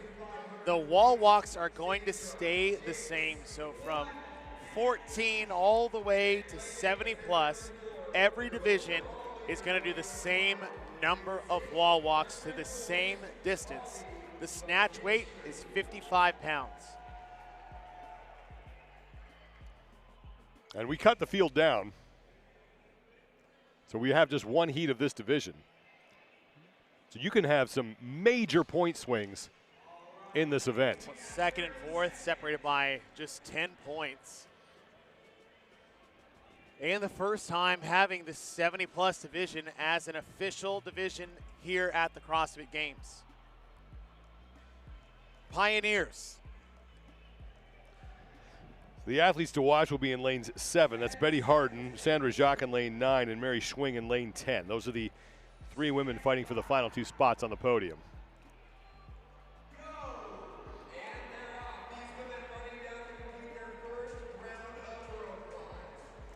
First round underway. 10-foot rope climb here. 2 reps that they need to complete. There's a 10-foot marker on the rope that they'll climb and touch to, which I think is fantastic.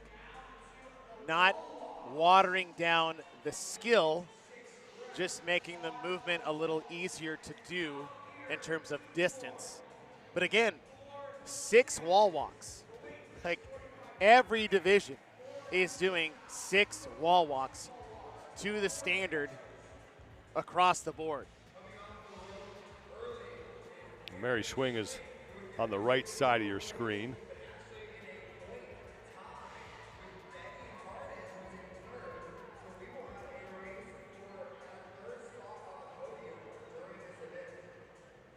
Paula McKinstry, who's your overall leader, is through 2 of those 6 reps.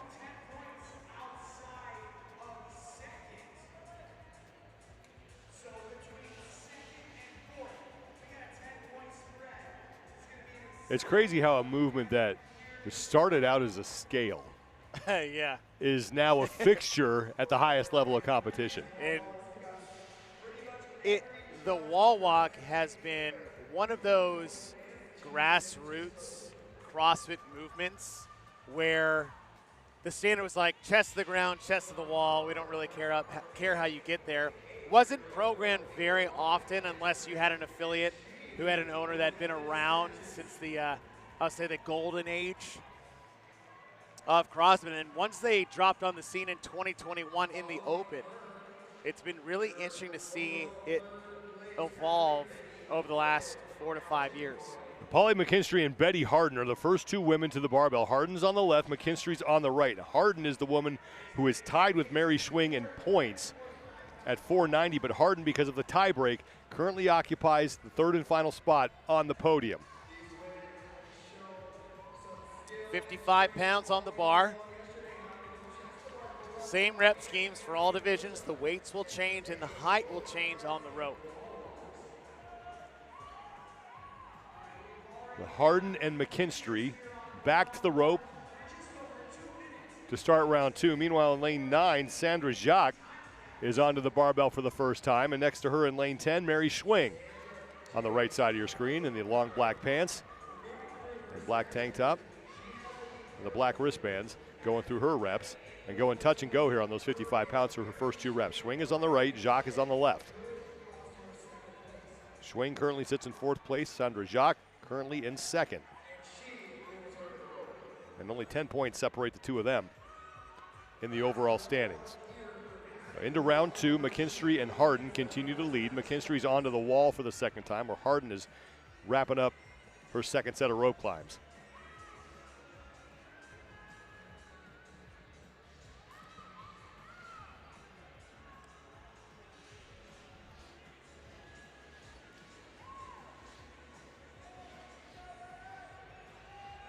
Wall walks being one of those simple, not easy movements. Think about your 70-year-old grandmother just like walking up backwards on the wall at Thanksgiving. Yeah. And just understanding how incredibly impressive it is.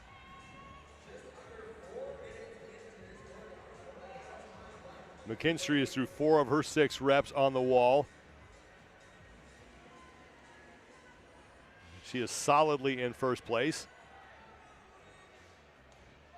in the overall standings with 600 total points. She's 100 up on Sandra Jacques. And again, for Jacques to overtake McKinstry for 1st place, Jacques would have to win the event and McKinstry would have to finish dead last. And McKinstry off the wall and moving to the barbell for the 2nd time. 4 more snatches at 55 pounds.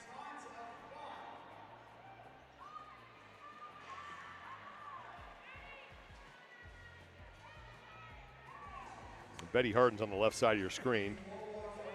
Harden 3rd place overall because of a tie break with Mary Schwing. And Harden right now winning the race between the two of them. McKinstry has finished up round 2, and she will move into her 3rd of 4 rounds.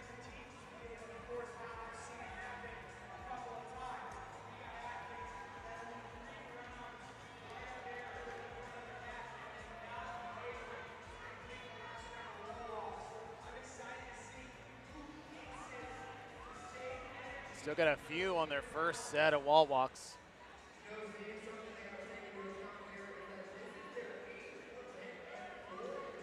Harden has now 1 rep remaining. Jacques and Schwing are starting to close the gap with her. Able to do this in basically 1 pull. McKinstry is 1 rep away from returning to the wall for a 3rd time. Mary Schwing is in the middle of your screen right now. She sits in a tie for 3rd place in this event with Sandra Jacques.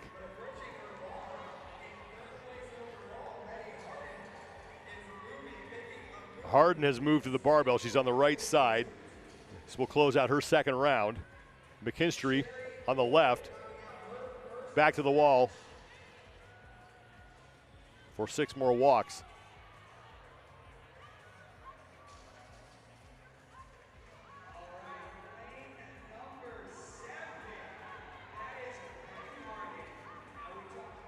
Harden is done. She's into round number 3. Now Harden is only 10 points back of Sandra Jacques, so Harden can put herself into 2nd place overall. Because right now she is leading Jacques by a spot, by 2 spots make that.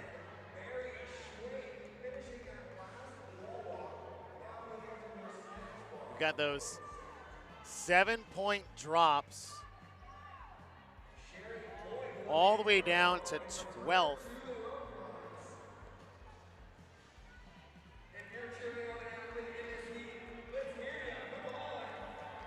A lot Harden of big done. swing opportunity.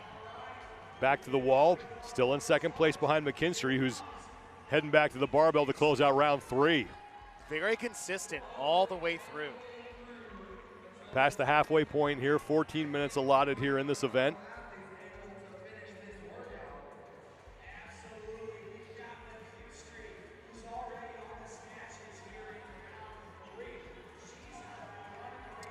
I like to see her actually getting underneath the barbell as the shoulder fatigue sets in. We saw it in the men's division where basically trying to muscle snatch it through and press it out when all you really need to do, I say all, but drop underneath, right? If you can't pull it up and press to the lockout, which you shouldn't be doing for power snatches anyways, being able to get underneath that barbell is a great technique and tool, especially under massive shoulder fatigue. McKinstry is done with her third round, and she walks back to the rope for her fourth and final set.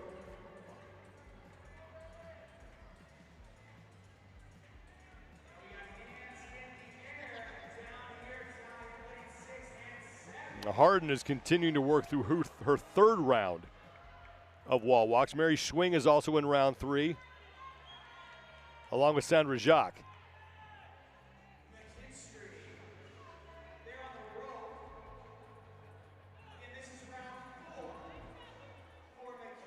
But Polly McKinstry started with a 9th place finish, but after that, event 2, she finished second, event 3, second, event 4, first, event 5, she gets another win, event 6, another win, and event 7. Jeez.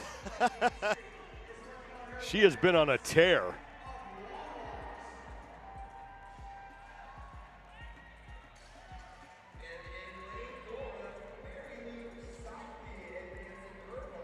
This is the 4th and final round of wall walks for McKinstry, who has looked extremely good here in this event, showing you why she has been running away with this competition and just been racking up the wins. And it's the quality of movement that is a big differentiator. Even if you didn't know where she was on the competition floor, you can tell she moves so well and so differently from other athletes. And as we age, mature, whether it's longevity, doing CrossFit, is that speed is cool, intensity is the key, but without good quality movement, the sustainability of these things is much more difficult to do. Betty Harden's onto the barbell, closing out round 3, and you can see her barbell moving in the bottom left-hand part of your screen. And she looked pretty proficient on that lift as well. As now McKinstry's done, she's off the wall, back to the barbell for 4 final reps. And she will lock up the championship in the women's 70-plus division.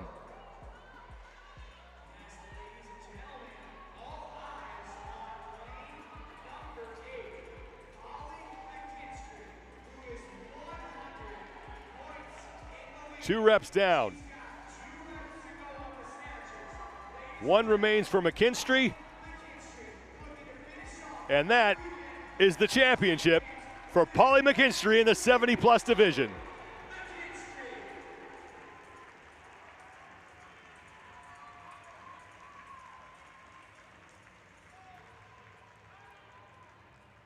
I think one of the cool things about this event is how close the fans have been. Oh, yeah. And the family being right there. It's just. And the big groups. Yeah, it's just great to see.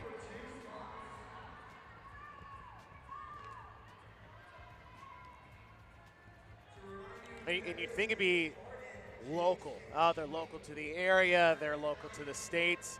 We've seen some massive fan groups coming from overseas just to watch one person compete.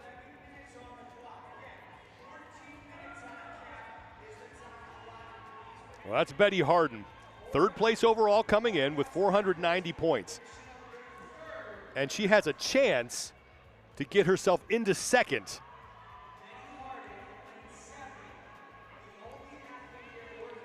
She has Mary Schwing between herself and Sandra Jacques. Jacques is the woman who sits in 2nd place. If Harden finishes 2nd, she'd earn 93 points. And if this holds, Sandra Jacques finishes 4th. That's a difference of 14 points. So Harden could make that up and wind up in 2nd place. There's Mary Schwing, just muscling herself through those snatches. And she's now into round 4. Next to her in lane 9 is Sandra Jacques. Jacques is onto the barbell and is closing out her 3rd round.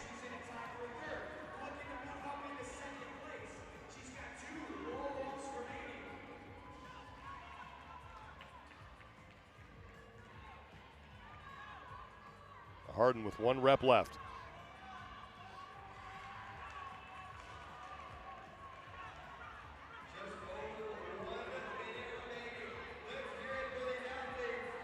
Meanwhile, Mary Swing has gotten through her first both rope climbs. This is big for Harden. Harden is done with the wall walks, and now she'll head to the barbell with about 50 seconds to complete 4 reps, and she's looked really good on this movement.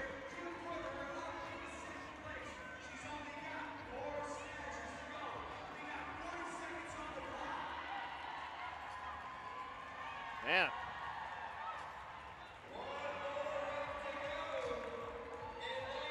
And that's it for Harden. And she could wind up in second place as she comes in 13:34.40 seconds.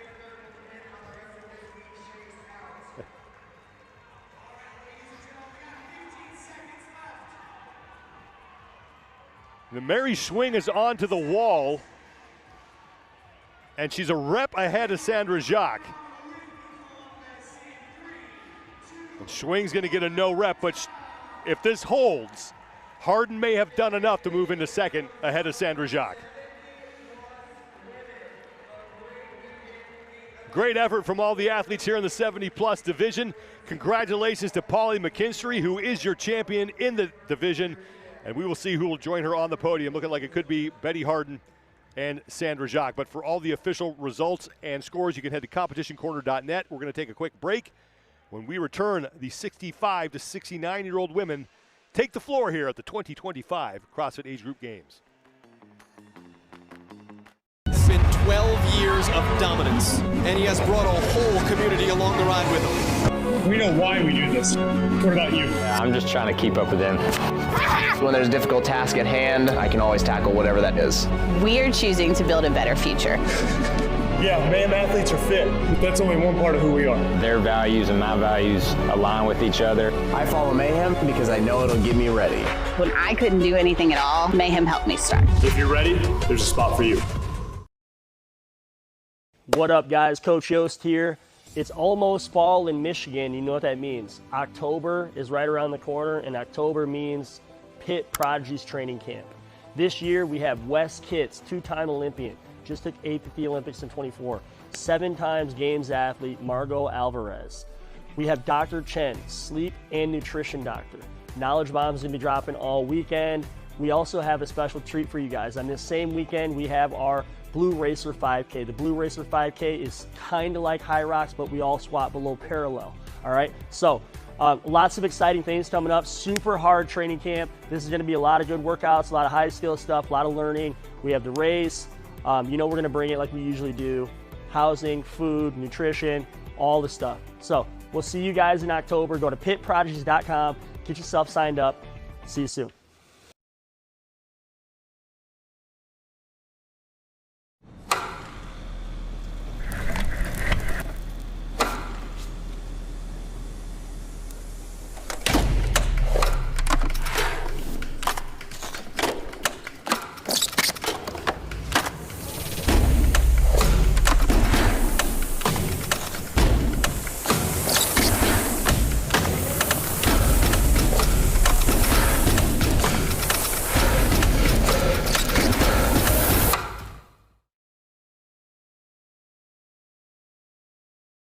Maybe you were born with this fire, or someone stoked it in you. But at some point you decided, when others walk, you run. When they rest, you keep going. And when they give up, well, you're just getting started. Apply now. Back inside the Greater Columbus Convention Center as action continues on the final day of competition for the 2025 Age Group CrossFit Games. The 65 to 69-year-old women are up next for event number 8. Thanks for being with us, everybody. I'm Sean Woodland with Chase Ingram. And we kind of have a repeat of what we just saw as far as the scenario is concerned on the leaderboard for this division and the 70-plus division. Denise Moore is your overall leader with 605 points. She's 20 points up on Pam Husar, who sits in second with 585. Cecile Krippers right now is in third place with 545 points, and she is occupying that final spot on the podium because of a tie break with Lynn Knappman, who also has 545 points. And don't count out Jacqueline Nolan or Nancy Edmondson, because as we have seen in prior heats, we can have some very big point shifts here in this event. Event 8 is 4 rounds of 3 different movements, and it's how you manage the wall walks that really makes a difference here. And no matter what division you're in, it is the wall walks that are going to separate first through 15th. The rope climbs will go to 12 feet. The wall walks will be the same for everyone. 65 pounds on the snatches. But how close it is in really your top 6. That, look, we've seen wilder things already on the men's side earlier this morning. Now we keep an eye on lane 7. That's where Cecile Cripps is. And then Lynn Knappman in lane 10. Those are the last 2 women in the podium battle right now. Cripps currently in 3rd, Knappman in 4th, courtesy of that tie break. So that's going to be the race to watch here in this heat. And again, Denise Moore, who is in 1st place in lane number 8, she's not safe. She's only 20 points up on Pam Kusar.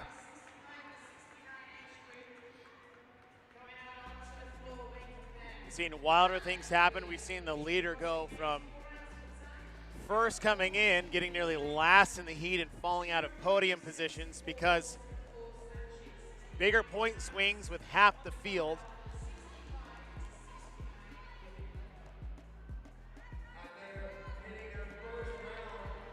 Now Cripps is the first woman done with her wall walks and onto the, the rope climbing onto the wall walks. And this is it. This is the whole event.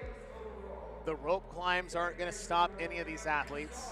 The weight isn't going to slow any of them down. It's how they manage the volume and intensity that this event places on the importance of these 6 wall walks.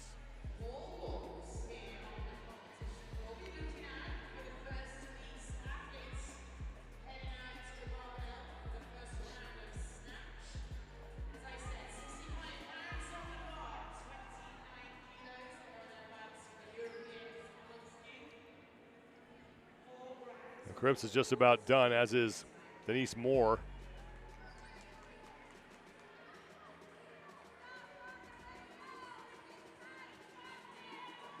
And Cripps and Moore in lanes 7 and 8. Cripps on the left, Moore on the right. First 2 women to the barbell. Cripps again trying to hold off Lynn Knappman, who's in lane 10. It's towards the right side of your screen for that 3rd and final spot on the podium. And Knappman, meanwhile, is not even halfway through her wall walks in round 1. Moore going back to the rope to start round 2.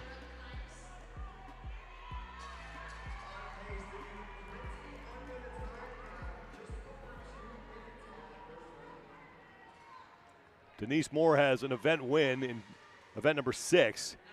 And has been extremely consistent. She has yet to finish lower than 6th in any event.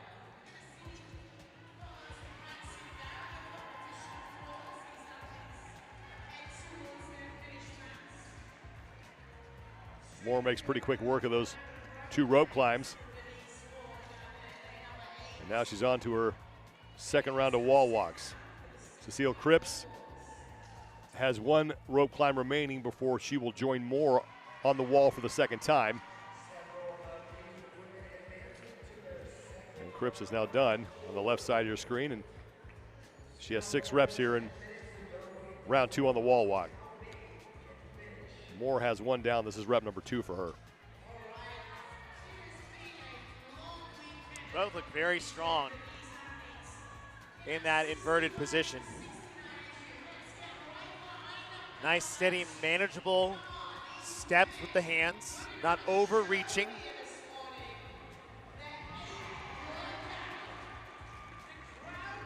A big initial key to this movement, especially if they're difficult for you, is trying to get your hips above your shoulders as quickly as you can. So even piking into that position to get more vertical with your torso makes it a lot easier to manage. The mistake you'll see a lot of athletes make is that they walk their feet and put a lot of stress on the midline to where your hips bow out. and that makes it so much harder on the shoulders. So that pike up position, it's a really great place to start to take a lot of that pressure off the front part of your chest and shoulders. Oh, Cecile Cripps just got hit with a no rep. She only had 1 rep remaining. But you do got to get to the line before your feet come down. Those are big no reps.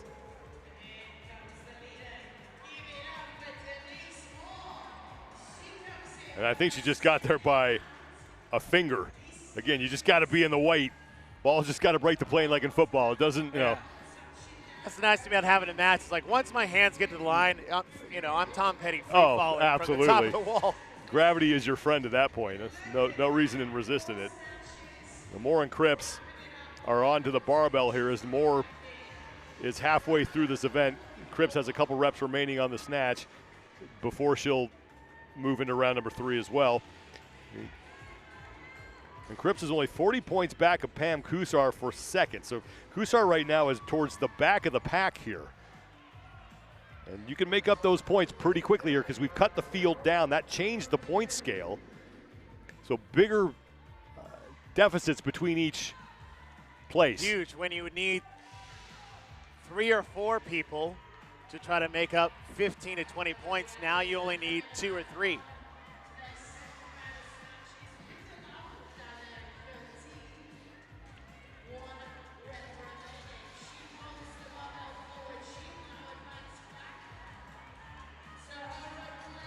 Still not at the halfway point yet of this event. There's 14 minutes allotted here for event number 8.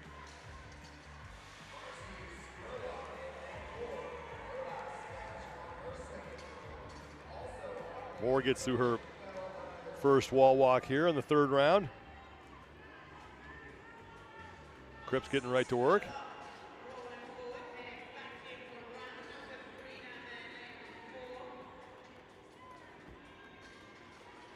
I get so paranoid when I'm doing this that I will literally like look at each hand. I mean, yes, and then I'll drop it because I just don't. I've gotten one of those. Didn't quite get back to the line, no reps, and never again. No.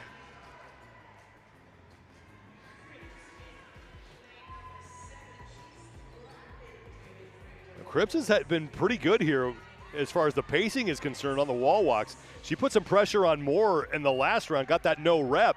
Had it not been for that no rep, Cripps might be in the lead right now. And now she is. Tied at least. If she gets through this one first, this would be her 5th of 6 reps. Cripps is on the right. And now she has about a half rep lead on Moore. Just got to get that last one. Missed it in the previous round.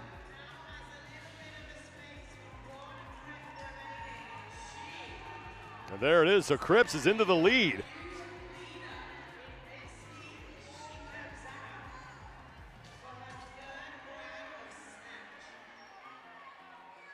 And now Donna Moore is done.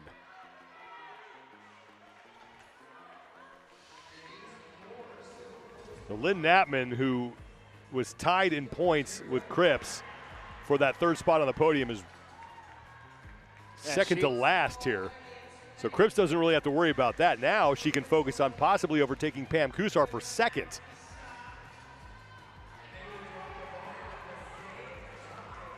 Cripps and Moore done with round 3. And Cripps hustling back to the rope to start her 4th and final round of these 2 last rope climbs.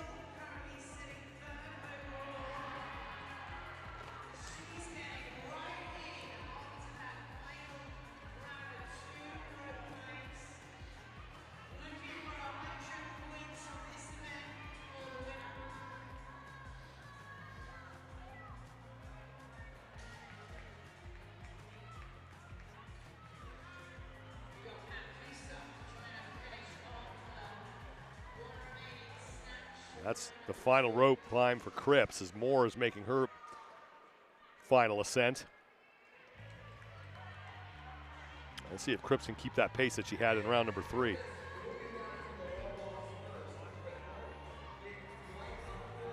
Cripps won event number 3 and has yet to finish outside the top 10 in any event.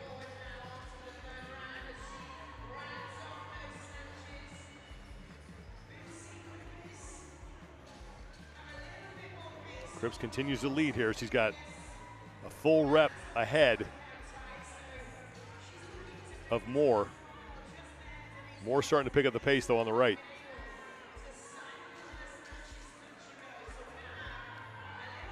Comfortably in their positions in the heat. Looking more comfortable in their positions on the leaderboard.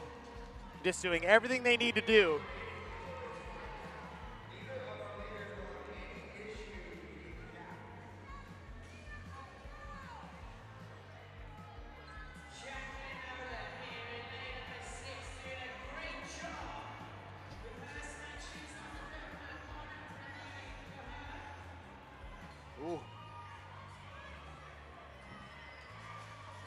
And that's the last rep for Cripps. And she will now move to the barbell. And looking at her second event win of the competition, if she can get these 4 reps done ahead of Donna Moore, or Denise Moore, pardon me.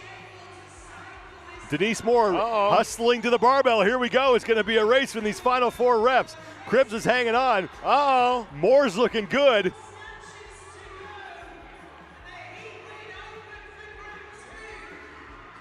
And it's going to be Moore followed by Cripps.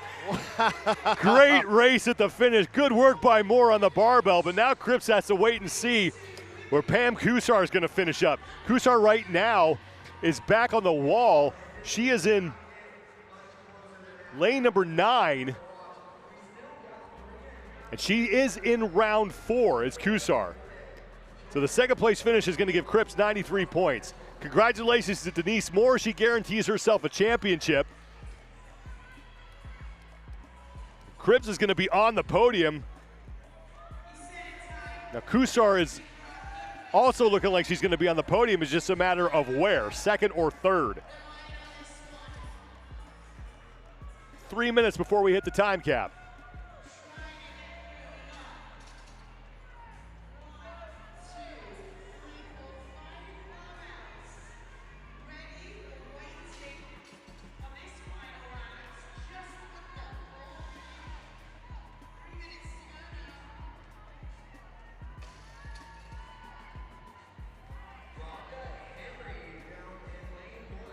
Rinda Lowell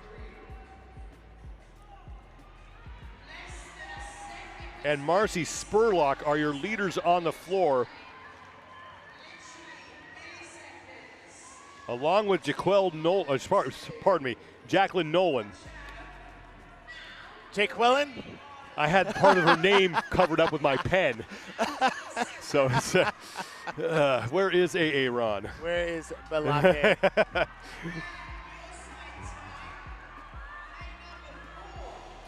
Spurlock getting to the barbell for the 4th and final time. And down in lane 13, Rinda Lowell is on her final set of snatches as well. She's on the far side of the screen on the right.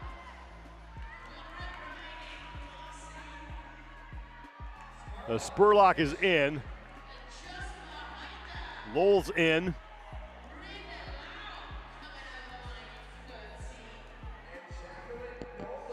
Jacqueline Nolan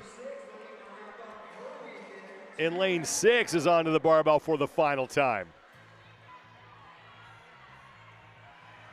Just muscling her way through that one.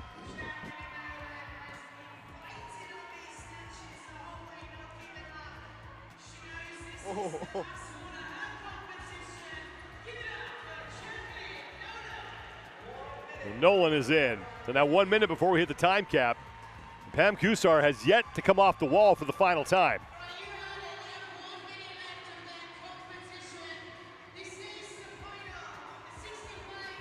And now Kusar is onto the barbell. And I think I misspoke. I think Kusar's in lane, she's only in her 3rd round. Yeah. She has yet to get into round 4. There is Pam Kusar, and her barbell is well behind everyone else's. She's still in round 3 here. We saw this a while ago in one of the men's heats. That just massive muscular fatigue absolutely goes. Here's the thing, The bar's high enough, you just got to get under it. Right. And if you don't practice that on a daily basis, right, it's more of a confidence thing than an ability thing. Well, we'll have to see how the podium shakes out. Denise Moore is going to win, and Cecile Cripps is going to be up there at some position. It's just a matter of who's going to join the two of them and where those final spots are. You can stay updated on everything going on as soon as it is final on competitioncorner.net for all the scores and results. We're going to continue here, and we move on to the women's 60 to 64 division as our coverage continues here at the 2025 Age Group CrossFit Games in Columbus, Ohio.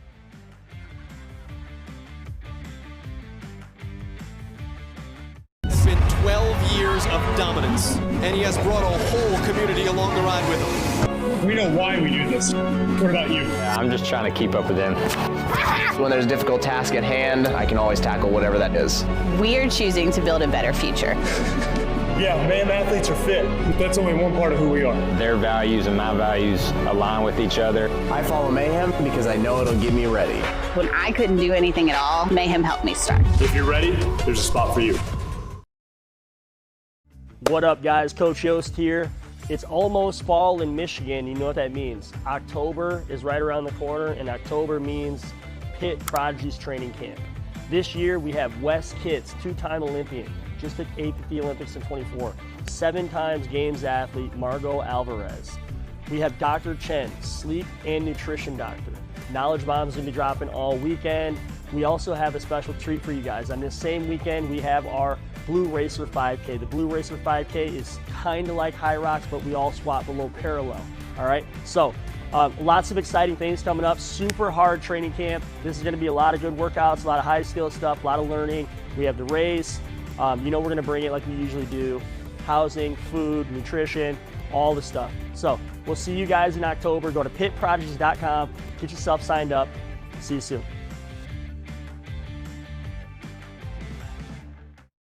Maybe you were born with this fire, or someone stoked it in you. But at some point you decided, when others walk, you run. When they rest, you keep going. And when they give up, well, you're just getting started. Apply now.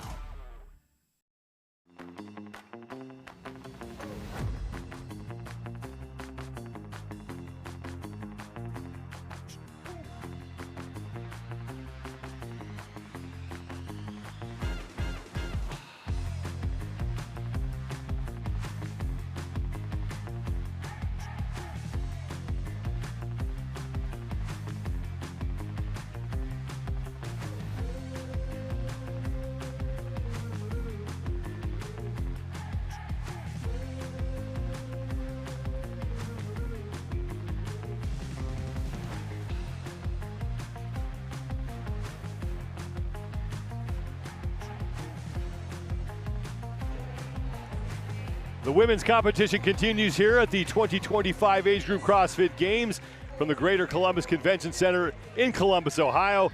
The 60 to 64-year-old age group is up next for their 8th and final event of what has been a 4-day competition. I'm Sean Woodland with Chase Ingram, and we have seen some pretty exciting races in these final events. Let's take a look at the overall standings for this division. Lori Mashiznik is your leader with 610 points. She is 30 points clear of Jose Sarda. Christy Pruitt with 535 points has a comfortable lead over Elizabeth Hannigan. But because the field has been cut down, the gaps between each place in the points have become bigger, so you can make up big chunks here in this 8th and final event. Got 4 rounds of 3 different movements, and the wall walks are really the separator here. I said big point chunks. How about the big question is that who has the wall walks and who doesn't? The rope climbs will be to 12 feet, the snatches will be to 80 pounds, but the 6 wall walks will be the big decider about who fares well and who falls to the bottom. Leaders are going to be in the middle of the floor. Lori Mashiznik, who sits in first place, she'll be working out of lane number 8. Jose Sarda will be in lane 9. She currently sits in second, and Christy Pruitt, who has the final spot on the podium right now, will be in lane number 7. We are underway. And there is Lori Mashiznik, your overall leader with 610 points. 30 points, the difference between first and sixth on the leaderboard. That's a 35-point difference. First and fifth's only 28, so you're going to need, if you want to try to take on that first place position, you got to get 5 people between you. Just about the entire field done with the first 2 rope climbs and on to the 6 wall walks. And if you're just joining us, the standard for the wall walks is going to be the same for every single division.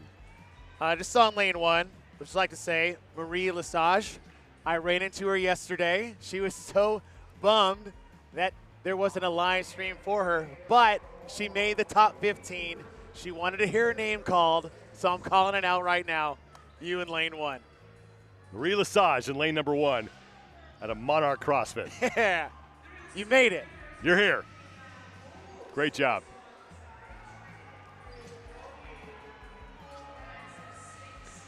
Lasara Magnani was the first woman to get to the barbell. She's all the way at the other end of the floor from the camera view there. She's in the all black in lane 15. She is your leader right now in the opening stages of this event.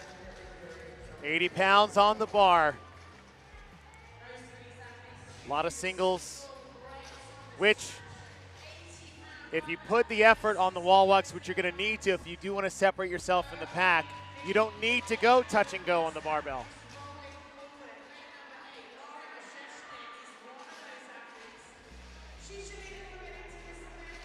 Magnani onto the rope to start her second of 4 rounds.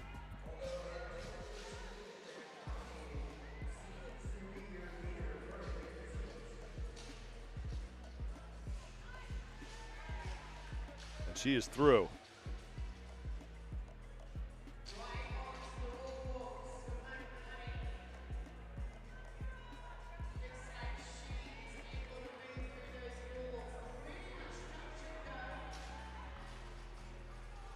Magnani, 14th place overall. Coming in, so looking to get herself into the top 10 here. Lucy Bishop and Lori Mashiznik are fighting for second place, along with Christy Pruitt.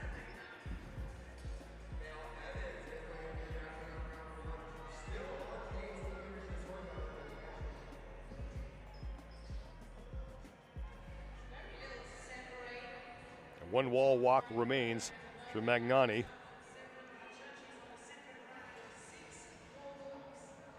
And that'll do it. So well done. Lasara Magnani moving to the barbell for the second time. And she has put pretty good distance between herself and the rest of the field here in this event.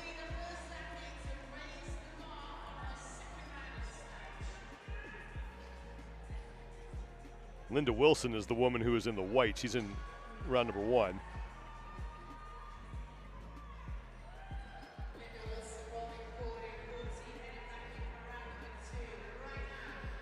And now in lane 9, Jose Sarda is moving up to the barbell. She's in the gray top, pink shoes.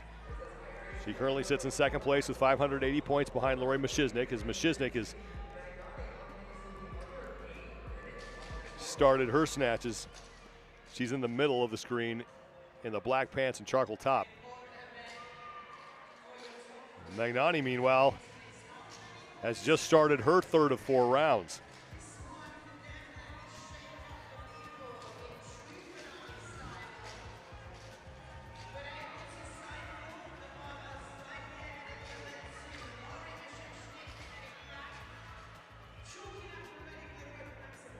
Magnani moves to the wall. 6 more wall walks here in round 3. Meanwhile, Mashiznik, Pruitt, and Bishop, Sarda, and Valkenburg have all moved in to their third rounds as they're starting their rope climbs.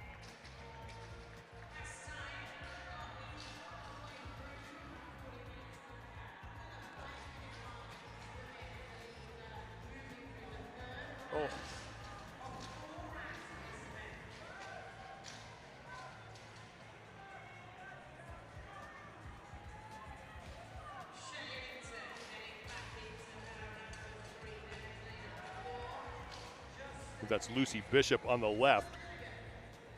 Just try to get your hips high early and those hands underneath your shoulders. And try to keep that position the whole way through. Bishop with 4 reps remaining here on the wall. Magnani, meanwhile, has 3 remaining. Right, jeez. Now, Pamela Beth Berry, I believe, is the woman on the right. Two tough no reps in a row. Not on the way out, but on the return. And I was saying earlier, it's like keeping your hips high. That's a low hip start, which puts so much stress. Now, piking your hips up. Try to keep your hips over your hands. Much better for her. Magnani, meanwhile, far right side of your screen, is heading back to the barbell to close out round number 3.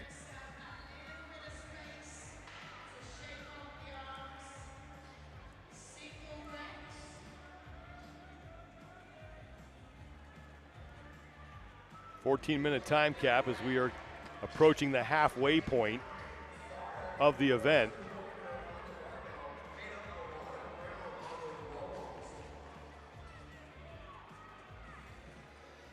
Pruitt, Pamela Beth Berry, and Pruitt, Machizik, and Sarda have all moved to the barbell here in round number 3. And also in lane 5, Lucy Bishop is there. And Magnani heads back to the rope for the 4th and final time. Got some company, though. And Jose Sarda has managed to cut into that lead. She's in the gray top, chalking up her hands before she starts her final set of rope climbs. Machizik is there as well. They're about 10 seconds behind her going into the final round. Sarda again in second place overall with 580 points. She's 30 back of Machizik for first, but Machizik is right behind her in this event.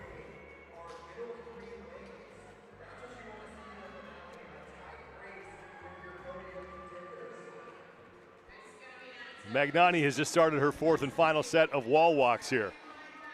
Sarda, Bishop, and Pruitt, along with Machizik, are also there as well.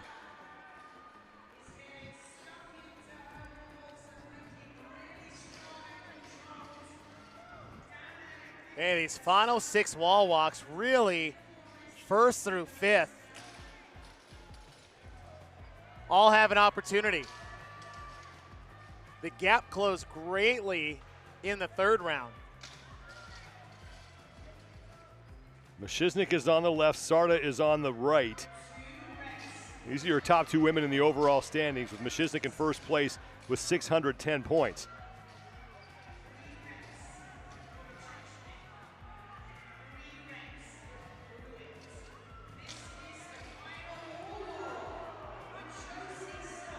Now Sarda has taken the lead from Magnani, and she's heading to the barbell for the final time. Wow. 4 reps here for Sarda. She looks to guarantee herself a spot on the podium. That was a big move on those final 6 wall walks. Here comes Machizik. Machizik looking to stay in first place.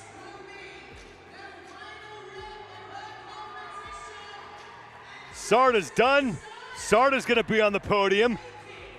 Machizik's got 1 rep left, and she's going to be your champion. And there it is for Lori Machizik. And she is going to be the fittest woman in the 60 to 64-year-old division, as she locks that out and steps across the finish line for the final time.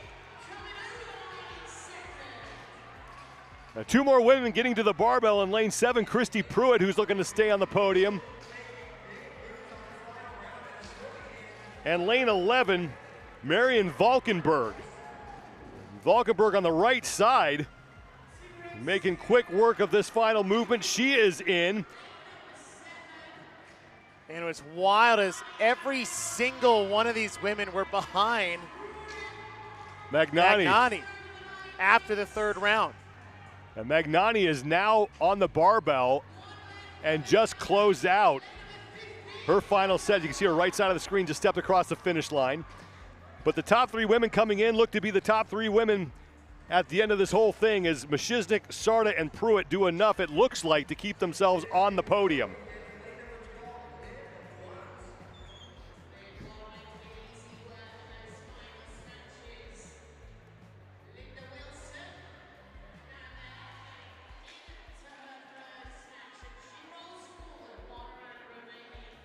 Three minutes before we hit the time cap.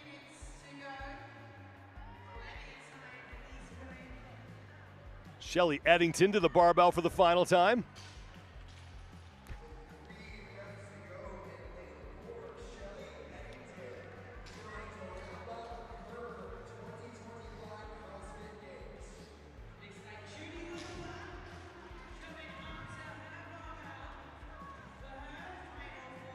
Final rep for Eddington. And she closes out her competition. Down in lane 13, that's Cindy Kane.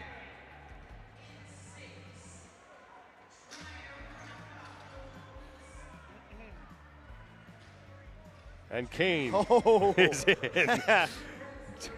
Just something you can remember later. That good shinning of the bar before your competition's over. Judy Wilbur and Marie Lesage. As Wilbur needs to get over the finish line. Keep going. Yeah. Keep going. Almost there.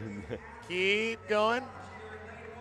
One more step. Yeah. I don't know if the time's tripped for There you go. There it is.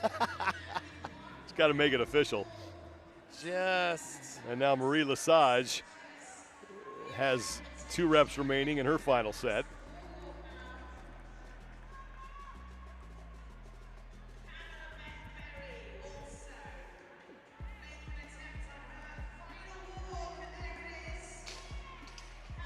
One rep remaining for Lesage.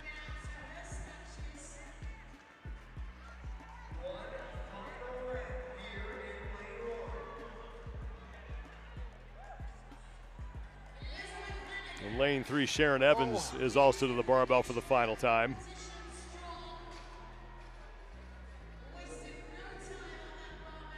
Give yourself a few seconds. Less than a minute to go before we hit the time cap. You got time.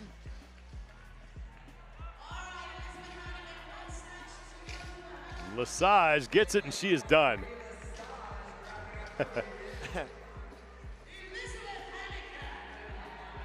Elizabeth Hannigan in lane 10 steps across the finish line. So in lane 6, Pamela Beth Berry. It looks like she's going to get time capped as she's only in round number 3 here. And in lane 3, meanwhile, Sharon Evans closes out her competition as she gets across the finish. So less than 20 seconds to go before we hit the time cap. 10 seconds. Linda Wilson and Pamela Beth Berry, the only 2 women left on the floor. Wilson is in her final round. Beth Berry just starting her final round, and that'll do it. Well, congratulations to Lori Mashiznik, wrapping up the championship in the 60 to 64-year-old division, and it looks like Sarda and Pruitt will join her on the podium. But again, that is unofficial. For all the official scores and standings, you can head to competitioncorner.net. Our coverage will continue after a quick break. When we return, the 55 to 59-year-old women are up here for their final event at the 2025 Age Group CrossFit Games.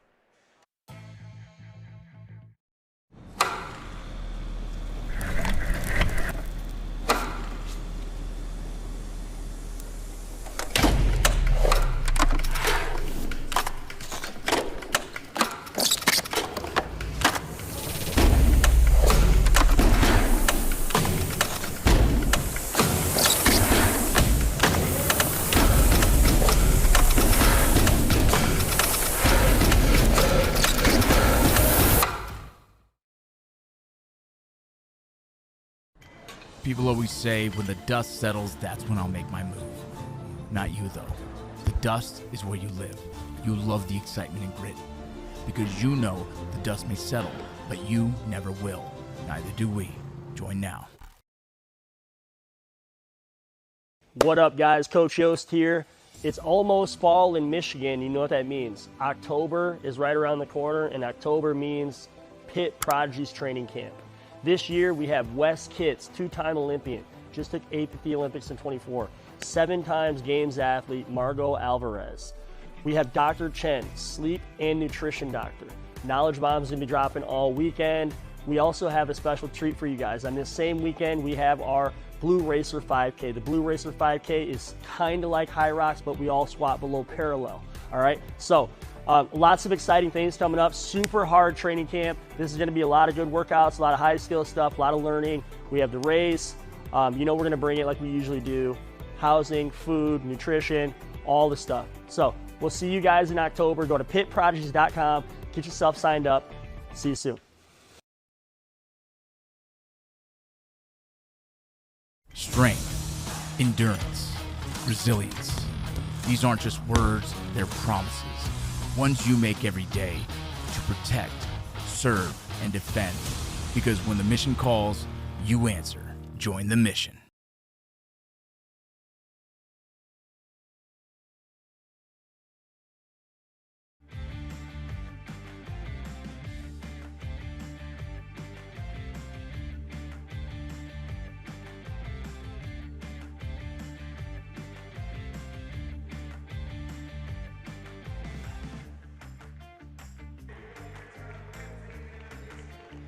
Fourth and final day of competition continues here at the 2025 Age Group CrossFit Games, live inside the Greater Columbus Convention Center in Columbus, Ohio. The 55 to 59-year-old women taking the floor for their 8th and final event. I'm Sean Woodland with Chase Ingram. The overall standings coming in, Cindy Hinkle sits atop the leaderboard with 616 points. She is relatively safe. Dana Mather is in second with 541 points. She's 19 up on Francois Mahier, who currently occupies the 3rd and final spot on the podium. Lee Coates, Colleen Little, and Julie Schaefer, along with Rose Wall, all have a realistic chance of getting themselves onto the podium here in event number 8. 4 rounds of 3 different movements, and so far, the linchpin of this event has been the middle movement, and that's the wall walks. 6 wall walks every single round, 6 wall walks for every single division. The rope climbs will be to 15 feet, the snatches to 95 in this age division. But it is, as you said, Sean, how you manage the wall walks, when you can decide to really put some more speed into it. And it's not the first round. We've seen so much change between round 3 and round 4. Saving a little bit in the tank in the end has proven to be the best strategy so far. Now Lee Coates will be in lane 10. She's in 4th place overall, trying to chase down Francois Mahier, who'll be working out of lane number 7. Mahier, 3rd place overall coming in, occupying that final spot on the podium as we are underway here in the 8th and final event of the 2025 Age Group CrossFit Games for the 55 to 59-year-old division. And normally 40 points seems like a pretty big gap when you look at an entire field of 30, but 40 points is the difference between 1st and 7th on this leaderboard with just 15 in the heat.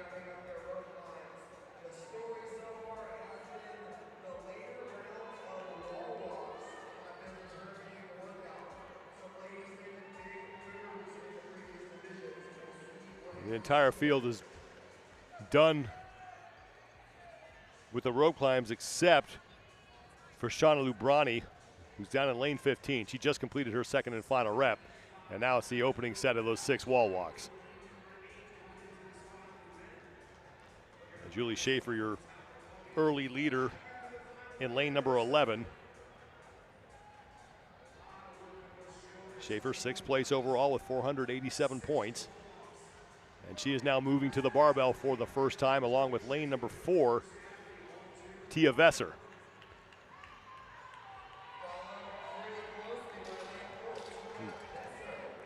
Very fast first round of wall walks for all these ladies. And Schaefer failed her first rep on the snatch. Which can happen when you're very fast on the wall walks in the first round. And now you got a failed rep in lane number 3. That was Christy Lunny. But Vesser is almost through the entirety of this portion of the event. She's got 3 reps down.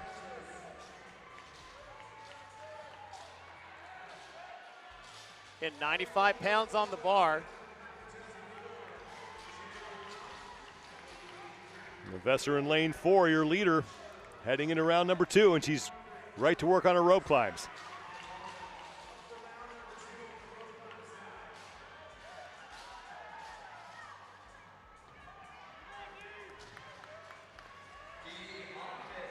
Tia Mavera in lane 12 is also onto the rope in round 3, along with Tara Blankenship in lane 13. But Tia Vesser, who you're looking at now, she's your leader as she gets through her 2nd round of rope climbs, back to the wall for 6 more reps.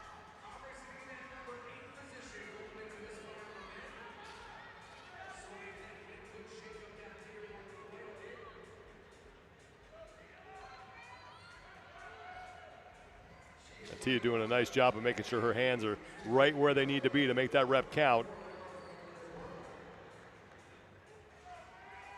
Now, Sean, Mahe was one of the first women off the wall and is the last. I mean, she's done with her final snatch yet. So the snatch weight, and I don't know if that's an issue of going too fast on the 6 wall walks, but she's now fallen well behind the top group that came off the wall first after round 1. Now, Julie Schaefer just closed out her set, but has to come back and move her barbell. And now Mahe is done with round 1. She's heading back to the wall, or to the rope, pardon me. Tia Vesser, meanwhile, 2nd set of snatches.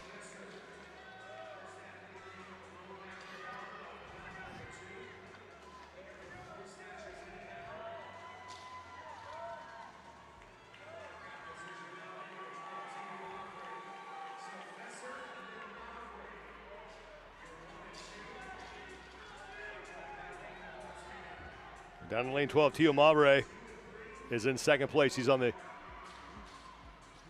far end of the floor. Just dropped her barbell, now middle of your screen. She's got that one sleeve on her right leg. As Vesser's done.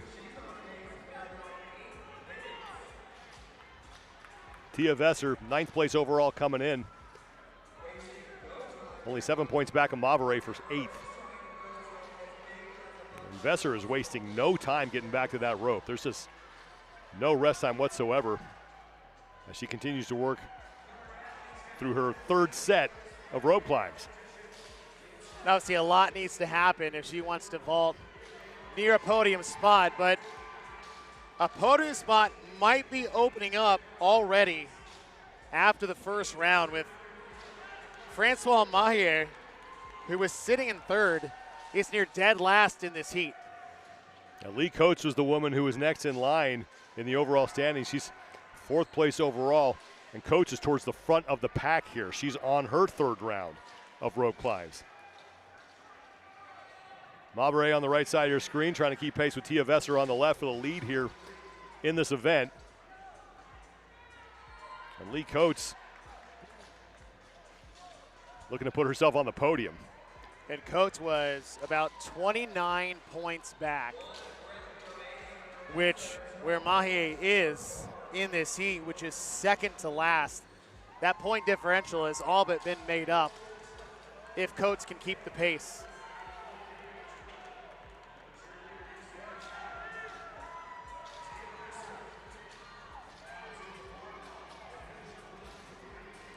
Dana Mather is in the black on the right side of your screen.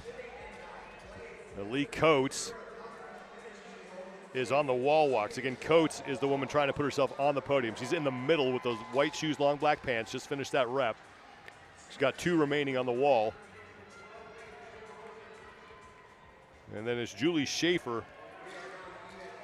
on the left side working through her set of snatches. She just got hit with a no rep. Meanwhile, Tia Vesser is onto the barbell, closing out round 3 and into round 4, and she is running away with this thing. Mavre is just getting to the barbell to close out set number 3. And in lane 10, Lee Coates has moved into second. Has just completed her second of 4 snatches as Vesser is onto the rope for the 4th and final time. God, her technique on the rope is so nice. Takes a big jump, takes her time getting her feet wrapped in. Coates is done, and she moves into the 4th and final round, and we are approaching the halfway point of the allotted time. 14-minute time cap here in this event as Vesser is onto the wall for her final set of 6.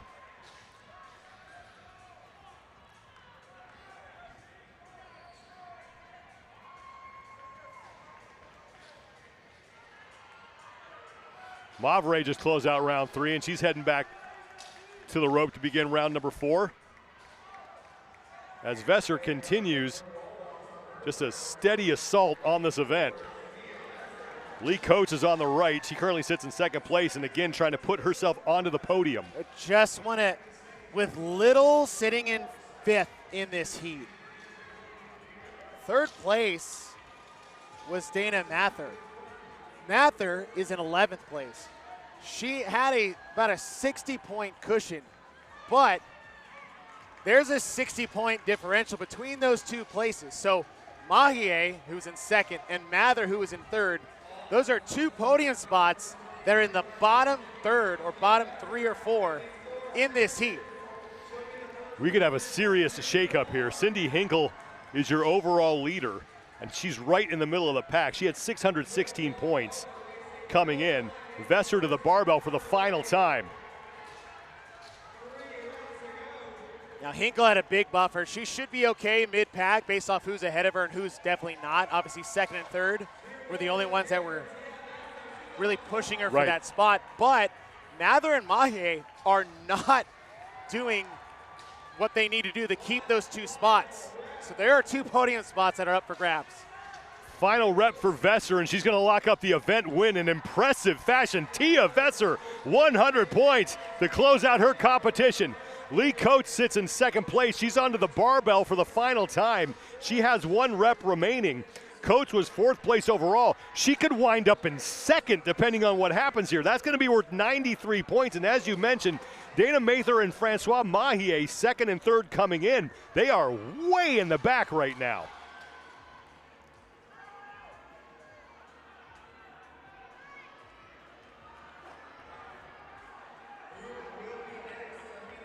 Mavre is your leader on the floor. She is now getting to the barbell for the final time, along with Tara Blankenship. Colleen Little has an opportunity to get on the podium, but she has to try to get as many points as she can to try to make up that deficit.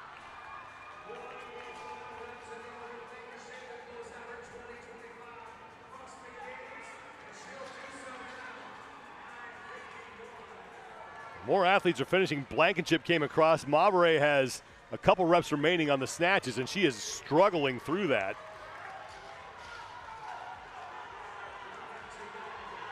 In lane 8, here comes Cindy Hinkle. Little has to get ahead. She has an opportunity because in lane, looks like 12, Mavre failed her last rep. Little's got to get this rep in before she does. Yeah, Little's in lane 6. Look at Mavre on the right. Little just gutted through her last rep, and she's going to get in. We also had another athlete finish in lane number 1. Dee Dee Hoffman stepped across the finish line. Mavre finished up. Huge pass for Little on Mavre. Mavre was 2 reps ahead of her, but failed her 4th attempt, and Little got ahead. Hinkle's got 1 rep left. And she is your overall leader, but again, relatively safe here. If she gets across the finish line, she should be okay. And Cindy Hinkle's going to do it. And that might be a championship finish for her. Christy Lunny in lane 3 is working through her final set of snatches. That's Julie Schaefer that you were seeing in the white top in lane 11. Schaefer has 1 rep remaining. Schaefer's in.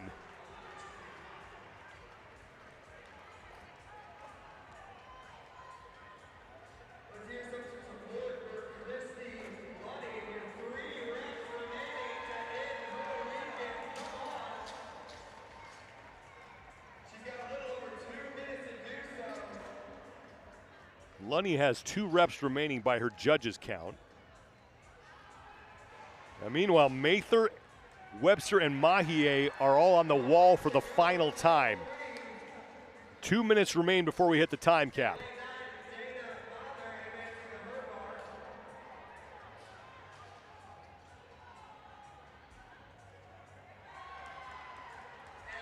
Nice save from Lunny there.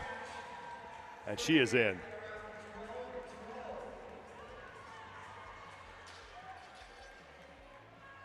Colleen Little. Oh, pardon me, that's lane 9. That's Dana Mather. So Mather, who came in on the podium, she was in second place. She's got to get in here. It is very close in points with Mahie on the bar at the same time. And in lane 2, Lexi Finn, who's moving the bar better than both of them, may be a spoiler for Little. That's Kate Webster in lane 2. She's on the left side of your screen. Going a little Josh Everett there. A little split snatch for Webster. Final rep, and Webster's got it. Oh, man. And she's in. That was a big 7 points for Colleen Little.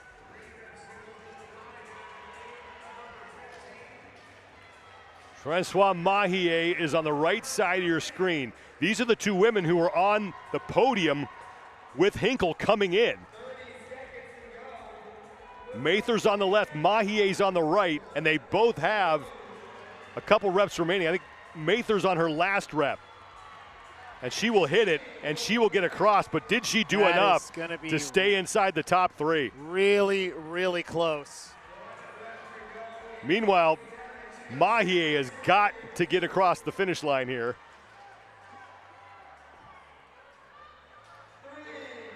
But looks like she's going to manage to stay ahead of the other 2 athletes who are on the floor, Lacopoli and Lubrani. Well, it looks like Hinkle's going to win the whole thing, but it's going to be interesting to see who joins her on the podium. That last push by Kate Webster could have decided if Little's on the podium or not. Well, again, you can go to competitioncorner.net for all the official results and standings. Take another quick break. When we return, the teenagers are back out. The 14 to 15-year-old girls close out their competition next here in Columbus, Ohio.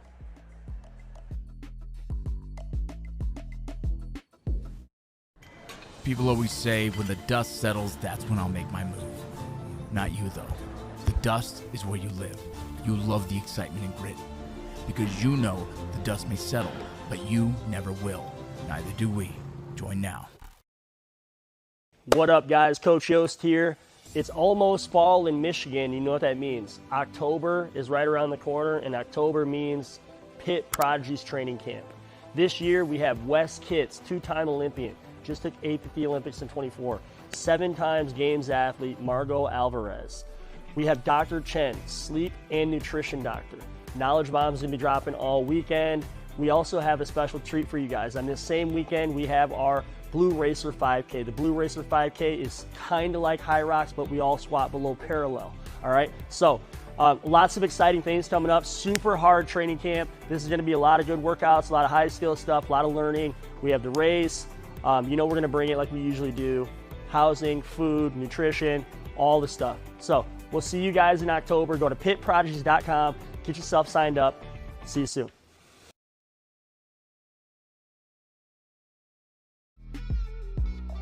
It's been 12 years of dominance, and he has brought a whole community along the ride with him. We know why we do this. What about you? Yeah, I'm just trying to keep up with him.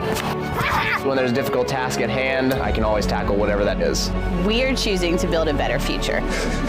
Yeah, man, athletes are fit, but that's only one part of who we are. Their values and my values align with each other. I follow Mayhem because I know it'll get me ready. When I couldn't do anything at all, Mayhem helped me start. If you're ready, there's a spot for you.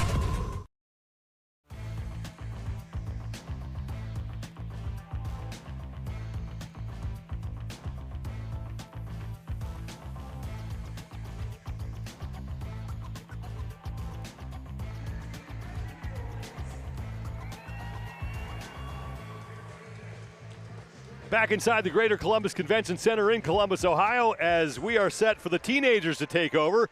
The 14 to 15-year-old girls out on the floor for their final event of the competition. Thanks for being with us, everybody. I'm Sean Woodland with Chase Ingram, and this division has featured probably the most dominant performance so far of any division. Kira McManus has a 696 out of a possible 700 points. She's won every event except one, and that was the lift in which she finished second. Oh, my goodness. She has locked up the win. Now the question is who joins her on the podium. Roxy Rebane is in second place with 564 points, and only 1 point separates third from fourth. Fiona Noyes currently sits in third place, but she's only 1 point up on Adi Gadachi for that final spot. Three women fighting for two positions on the podium, but Kira McManus has just been dominant here. Event number 8, 4 rounds of 3 different movements. 2 rope climbs, 6 wall walks, 4 snatches. The rope, 15 feet. The snatches, 95 pounds. But the wall walks is where we'll see this event won and lost. You might see some athletes struggle on the snatch, but usually has to do with how they push the pace maybe too much into the red on the wall walks. So how you manage these 6 wall walks each round will determine how you fare in this event. The lanes we'll be watching closely. Lane 7, that's where Fiona Noyes is competing. She currently sits in third place, but only 1 point up on lane 10. That's where Adi Gadachi will be working.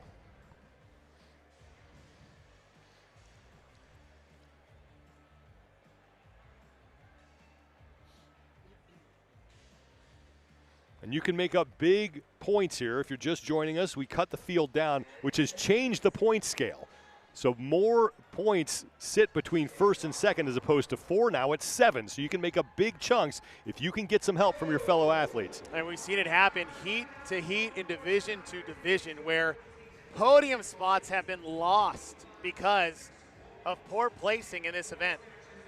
2 rope climbs at 15 feet to kick us off.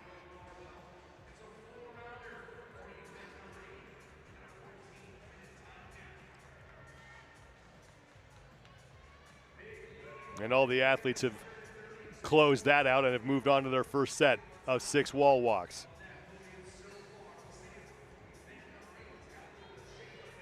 Alexi Finn in lane 2, your early leader here.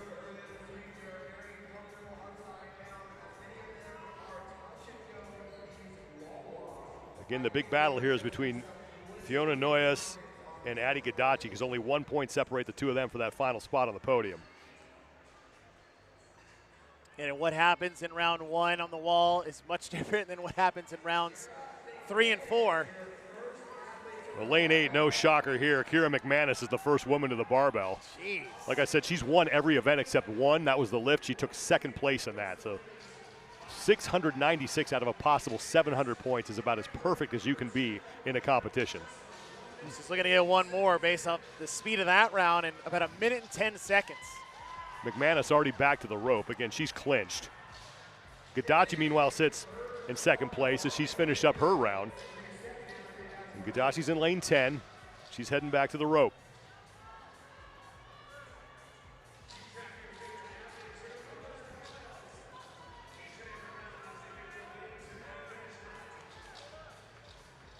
We are in round 2. McManus onto the wall. Someone, I guess, forgot to tell her that she has clinched.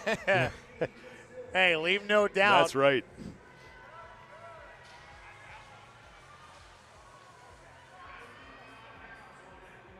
Gadachi right now ahead of Noyes, but not by much in that race for that third and final spot on the podium.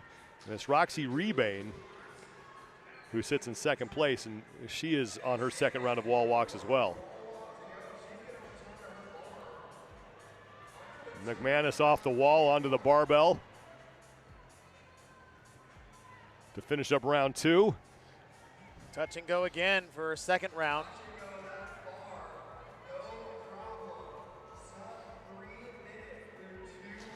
And McManus is through 2 rounds in less than 3 minutes.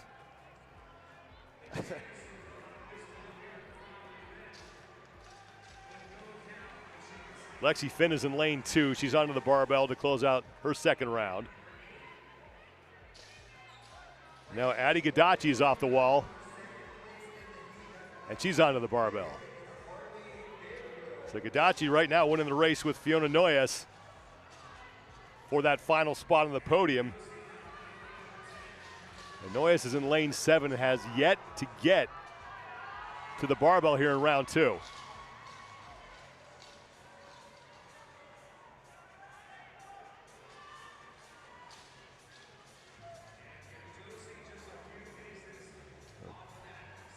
We'll remember this name, Kira McManus, in a couple years. It's been the fun part about this teen division and seeing what the potential future of the sport could be at the elite level at the CrossFit Games. This past CrossFit Games had 16 champions from previous years all competing on the competition floor. Ty Jenkins being one of those athletes who's currently emceeing this event. And Ty's been doing a great job, too. Got to give him credit. It's not easy to step out there and do that job if you've never done it before, but Ty is. And actually got to give a shout out to all the volunteers and all the staff here, because these things do not happen without them. And they have been working hard all week long, and we certainly appreciate it, as McManus is now done with round 3.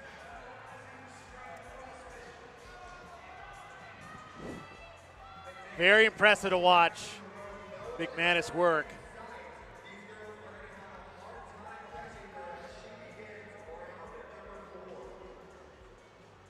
All the athletes into their third rounds here, as Lexi Finn continues to sit in second place in the event. She's in lane 2, stepping up to the barbell.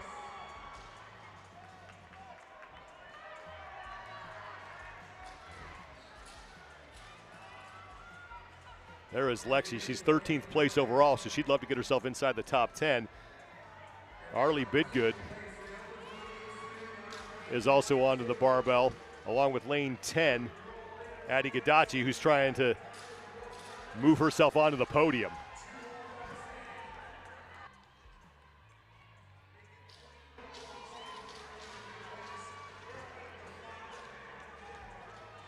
Gadachi is just finishing up her set of snatches, just dropped the barbell and advanced it along with Lexi Finn, who's closest to the camera, and Arlie Bidgood.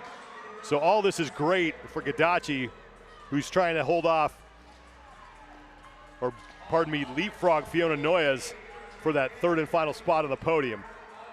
McManus, meanwhile, is almost done with the event. She's at the barbell for the final time. This will be her 7th event win of the competition. She's going to wind up with 796 out of a possible 800 points, and she is your 14 to 15-year-old champion.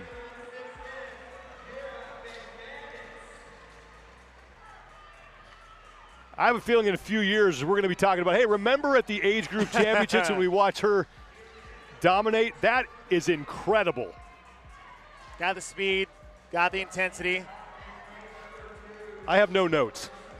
One note, maybe tighten up some technical things on the barbell.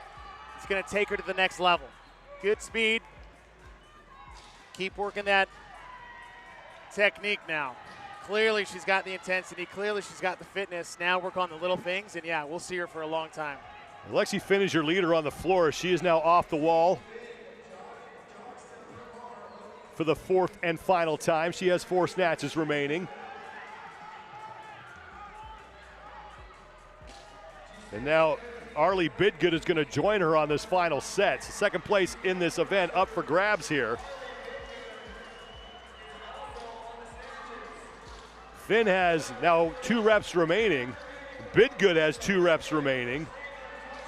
In lane 5, that's Ilona Chopin, who is only in round number 2, or pardon me, 3. She's closing out round 3. She moves to 4. Bidgood beats Finn across the finish line. So Bidgood's going to finish second and pick up 93 points. Finn will finish third for 86.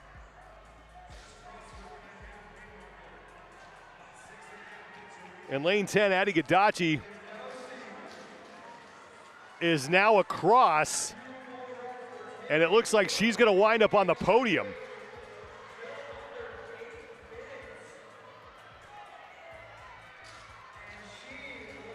And now in lane 3, Tenley Brooklyn has finished up.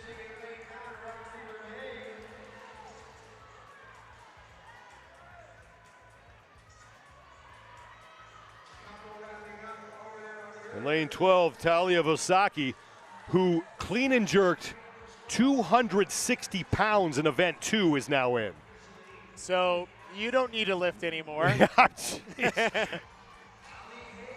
You're set. Kind of nice to check that box off at 14 years old. Allie Hayes in lane 4 is getting set to finish. That's lane 14, Kaylin Smith. There's Allie Hayes.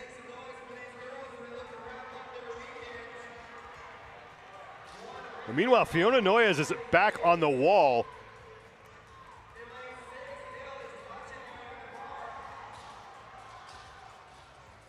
And she is in danger of falling off the podium.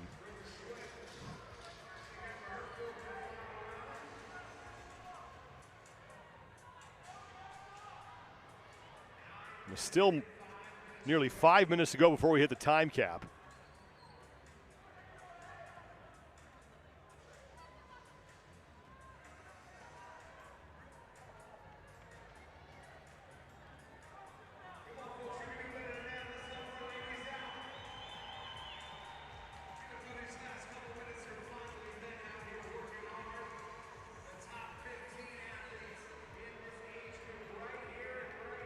That's Ilona Koppen, who's on her final round of wall walks.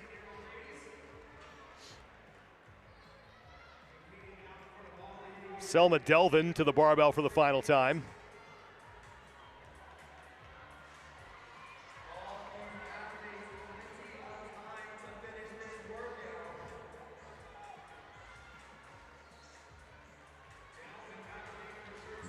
Koppen knocking out her 6th and final rep on the wall. In lane 7, Fiona Noyes is to the barbell as well for the final time.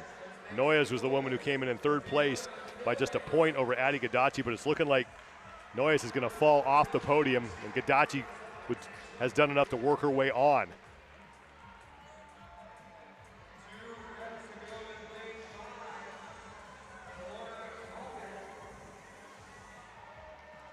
Ilona Koppen is now done, and she is over the finish line. 2 athletes are left on the floor.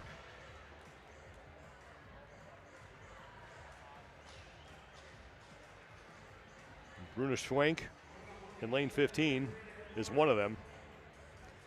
And Kaisla Savalainen in lane 11. There's Savalainen on the left side of your screen. And on the right is Bruna Schwenk.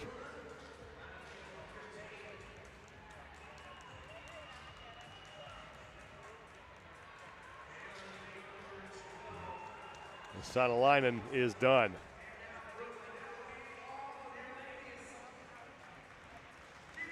And with that, the 14 to 15-year-old girls competition is over. Kira McManus, congratulations to her. She is your champion in this division.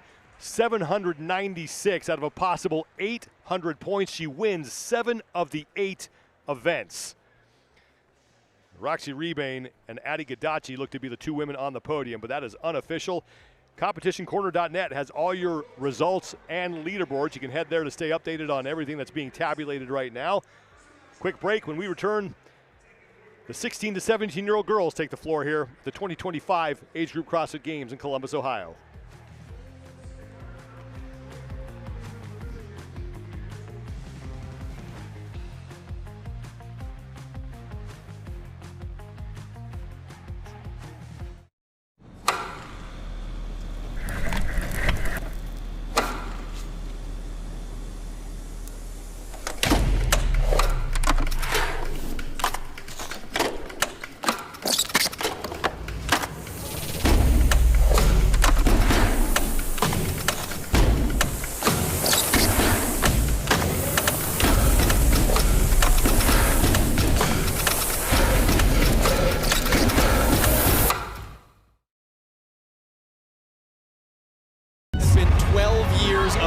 dominance, and he has brought a whole community along the ride with him. We know why we do this. What about you? Yeah, I'm just trying to keep up with him.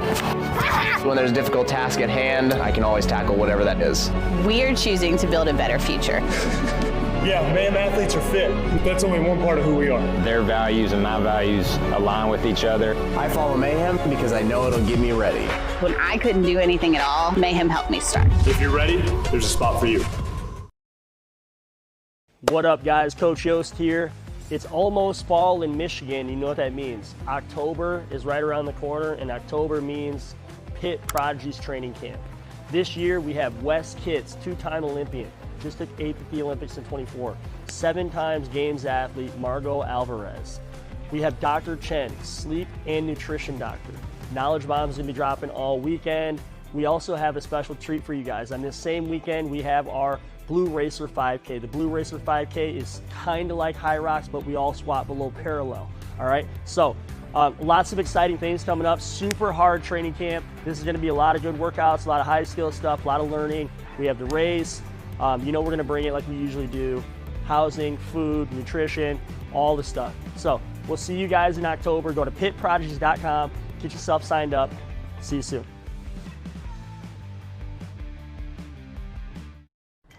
People always say when the dust settles, that's when I'll make my move. Not you though. The dust is where you live. You love the excitement and grit. Because you know the dust may settle, but you never will. Neither do we. Join now.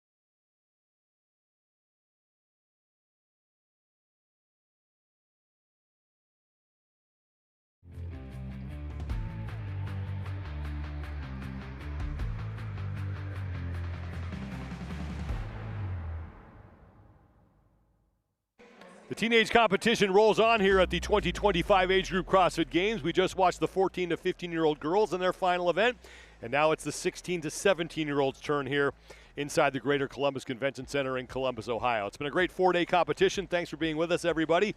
I'm Sean Woodland with Chase Ingram. Let's take a look at the overall standings where Miley Wade is looking to go wire to wire. Right now she has 676 points, 20 points up on Maria Granizo. The two of them have really separated themselves from the pack. They have both clinched a spot on the podium. The question is, can Anna Laura Katai hang on to that third position? She is 39 points up on Carolyn Crokin. And Florence Lemieux has an outside chance, as does Haley Perini, because as we have seen in prior heats today, massive point swings can happen in this event with a different points table with a smaller field. Event number 8, it's 4 rounds, rope climbs, wall walks, and snatches. Rope climbs at 15 feet, snatches are 105 pounds, but it is all about the wall walks for these 4 rounds. 24 isn't an excessive amount of wall walks themselves. However, at the intensity, coupled with the rope climbs and the snatches, how you manage that from round 1 to round 4 will be the difference maker in this event. Miley Wade, your overall leader, will be in lane 8. If she finishes 3rd or better in this event, she will clinch the championship. Anna Laura Katai will be in lane 7. She's trying to hold off Carolyn Crokin, who is 39 points back of her for that 3rd and final position. And just to give you an idea of what that would be for Crokin, if Crokin would win the event, she'd get 100 points. she would need Katai to finish 7th. Which we've seen, that is not out of the realm of possibility. That's correct. We have seen it multiple times today. Miley Wade has been extremely consistent. I mean, through her first 5 events, she was either first, second, or third, and has yet to finish lower than third in any event.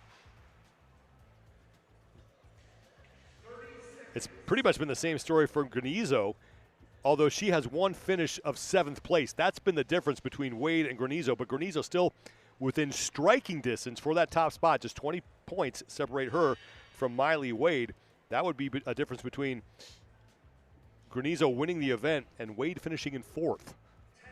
She can make that up.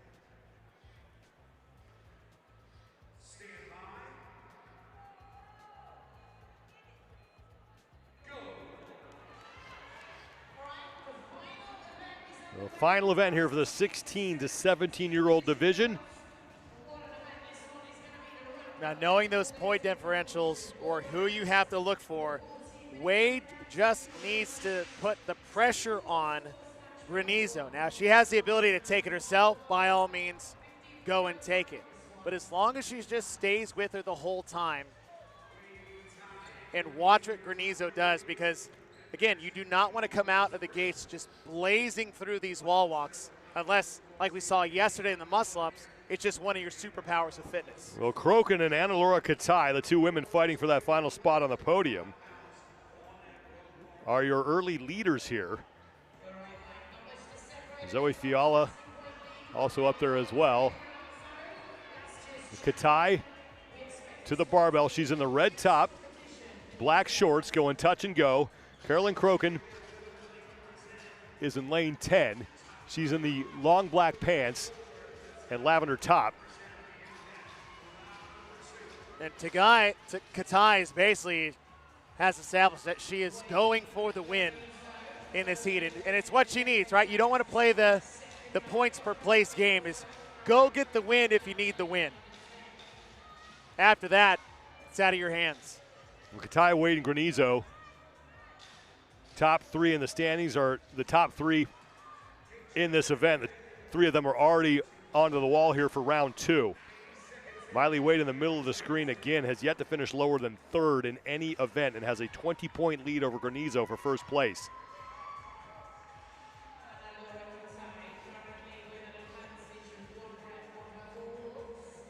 Katai's on the right. She's now through 5 of her 6 reps. And looking to be the first woman to the barbell again here in round 2. And she is done. And she will head to the barbell. Katai, again, a 39-point lead on Carolyn Crokin for that 3rd and final spot. So it's Wade, Katai, and Granizo. Top 3 in the middle of your screen, leading here at the halfway point of event number 8. Katai is done. Hustles back to the rope to start round 3. Here comes Miley Wade. And now Granizo's finished. Into round number 3. And we're not even to the 3-minute mark yet. No, but Wade might have just passed Katai on that second climb. Carolyn Crokin in the long black pants and light purple top is working her way up the rope. She's got to get ahead of pretty much everybody in front of her if she wants a chance to make up the deficit that Anna-Laura Katai has put between the two of them. Granizo on her wall walks. Miley Wade and Anna-Laura Katai are your leaders, and Wade is now in the lead. Miley Wade to the barbell to close out round 3. Here comes Anna-Laura Katai. Wade going quick singles. Keeps her hands on the bar as she settles it, so it's about as fast as you can cycle a bar without hanging onto it. Katai is going singles as well, as Miley Wade is into her 4th and final round.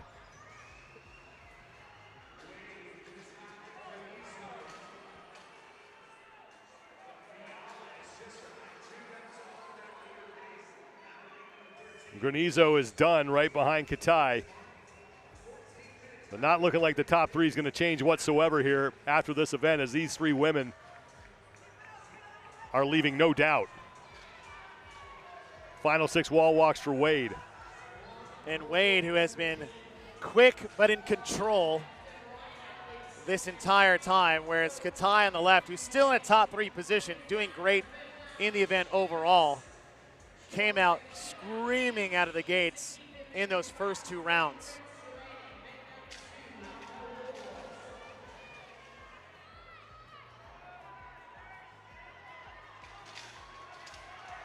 Final rep for Wade before she goes back to the barbell to put the finishing touches on a championship performance.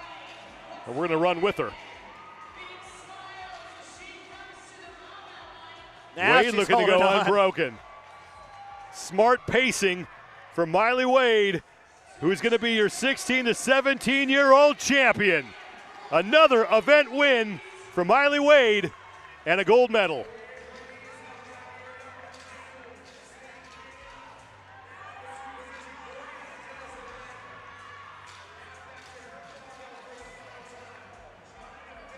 Granizo getting set to finish up. She has 1 rep remaining. Anna-Laura Katai on the left, deciding to go touch and go here in this round as well, as Granizo stumbles over her barbell, but hey, is across the finish. Looks like she's all right. And now Anna-Laura Katai is in as well. You know, will be added to the training program later in the year is jumping over barbells. Caroline Crokin is just about done, looking to keep herself in 4th place. Lane 13, Zoe Fiala came in. And now Crokin is across. We're not even halfway through the allotted time, just to make you feel worse about your fitness here.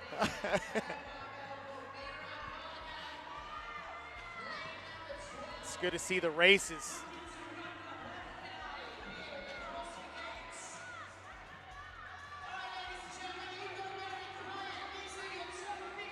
That's lane 12, Ramira Varga. And next to her is Haley Perini. Also down in lane number 1, Sophie Robinson is on her final set of snatches. Robinson is in.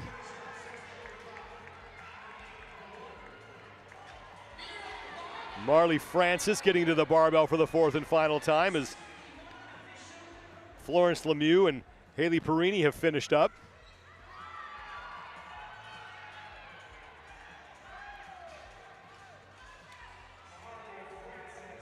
Marley Francis crosses the finish line.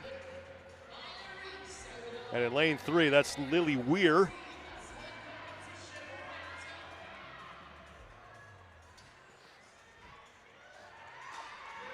And Weir is done. And we only have a couple athletes left on the floor, but both of them are in their final rounds. Ludmila Reese is getting set to finish. Pardon, Reese already finished. That's Costanza Kuruche, who just finished down in lane 15. Aston Bidgood in lane 2, and Kate Johnson in lane 4. Bidgood's across. And Kate Johnson will close us out here. And that will do it for the 16 to 17-year-old competition. And congratulations to Miley Wade, Maria Granizo, and Anna-Laura Katai, your top 3 women in the 16 to 17-year-old division.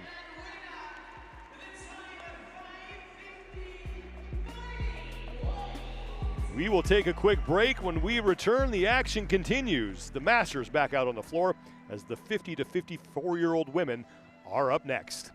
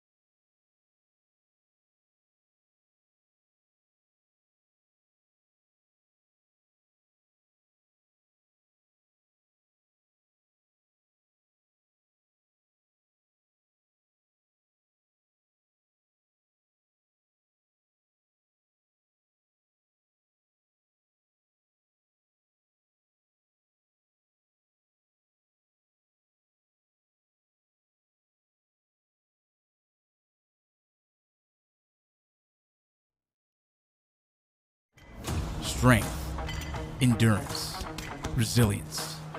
These aren't just words, they're promises. Ones you make every day to protect, serve, and defend. You put in the work, now put it to the test. Because when the mission calls, you answer. Join the mission.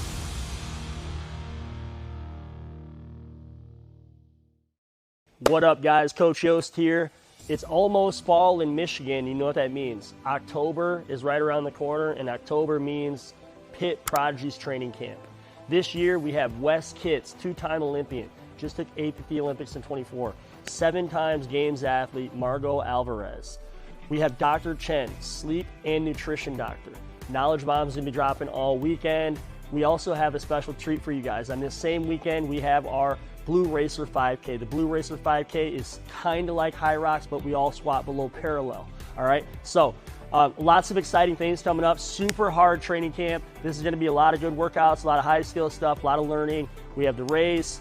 You know we're gonna bring it like we usually do. Housing, food, nutrition, all the stuff. So we'll see you guys in October. Go to pitprodigies.com, get yourself signed up. See you soon.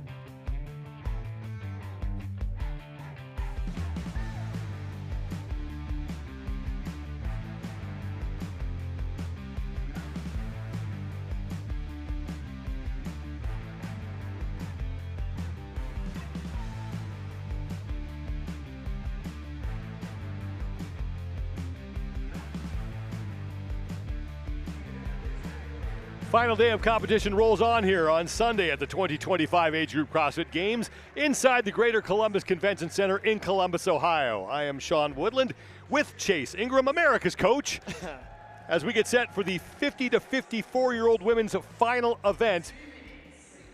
Event number 8. We'll get to that in a second, but before we do, here are the overall standings. Jen Dieter sits atop the overall leaderboard with 538 points. Lisa Menchetti currently sits in second. She is 4 points up on Kim Purdy for that position, and Purdy has a 20-point lead on Amy Meyring for the third and final spot on the podium. Event number 8, 4 rounds, rope climbs, wall walks, and snatches. And as we've seen in every heat so far, it is all about the wall walks this morning. 2 rope climbs at 15 feet, 4 snatches at 105 pounds. And I could give my coaching cue for the day: pace your way through the wall walks. It's not the first one off the wall. It is the first one to it in the last round. Now, unless you have wall walks in the bag all day, every day, by all means, go as fast as you want. But if not the case, pace it out early and close hard late.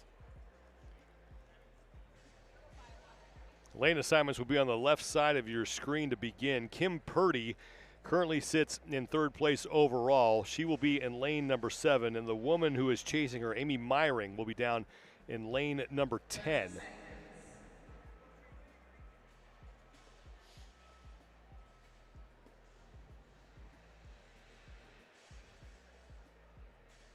Jen Dieter, your overall leader, will be in lane number 8, right in the middle of the floor. 10 seconds. My last one, I promise. Trying to quit. Stand by. Go. The final event for the 50 to 54-year-old women has begun. We start with the 2 rope climbs. Staying smooth on these. There's really not a good way to race, just 2 rope climbs. You're not going to leave too much time on the table, but you can be out of control. Miss a foot grab, over pull early. All of those things add up throughout the course of the event. Gabby Purdy, Ackerman, and Meyring all among the women to get done with those first 2 rope climbs. First, there's Jen Dieter in the light blue top. She's your overall leader. She has a 27-point cushion on Lisa Menchetti for that top spot.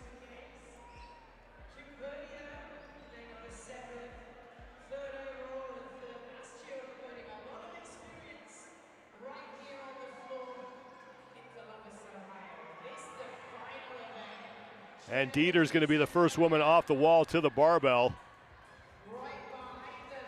Lisa Menchetti right behind her. And Kim Purdy's there as well.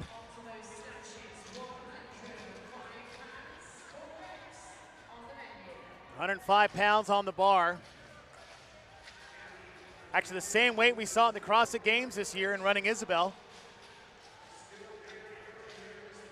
Dieter advances the barbell, heads back to start round number 2.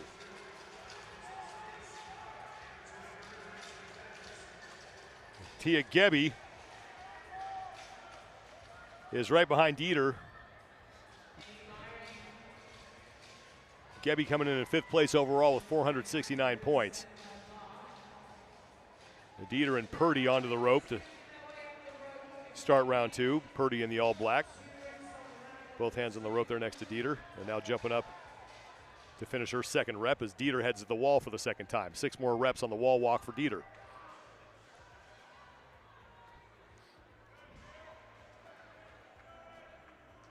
Menchetti moving back to the wall. Menchetti second place. Only 4 points up on Kim Purdy for that spot, though. And Purdy's on the wall in this second of 4 rounds as well. Not wasting much time at the bottom. The big thing you'll see a lot of athletes struggle with is breathing during the movement. A lot of times you'll hold your breath because your body's under tension, but breathing during that allows your body to really, it really does help the muscles, because the less you breathe, the less oxygen you get and the more you're using when you're doing these movements. So breathing through the process is a big, important piece to the wall walk. Jen Dieter onto the barbell. Menketti and Meyering.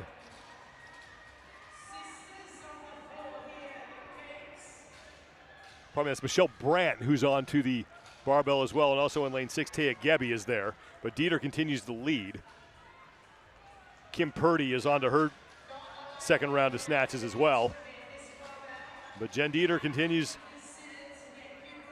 to lead here halfway through the event and getting closer to a championship in the 50 to 54-year-old division.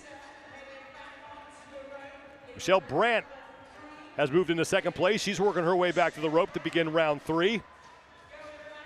And Dieter is already done with her first of 2 rope climbs here in round 3.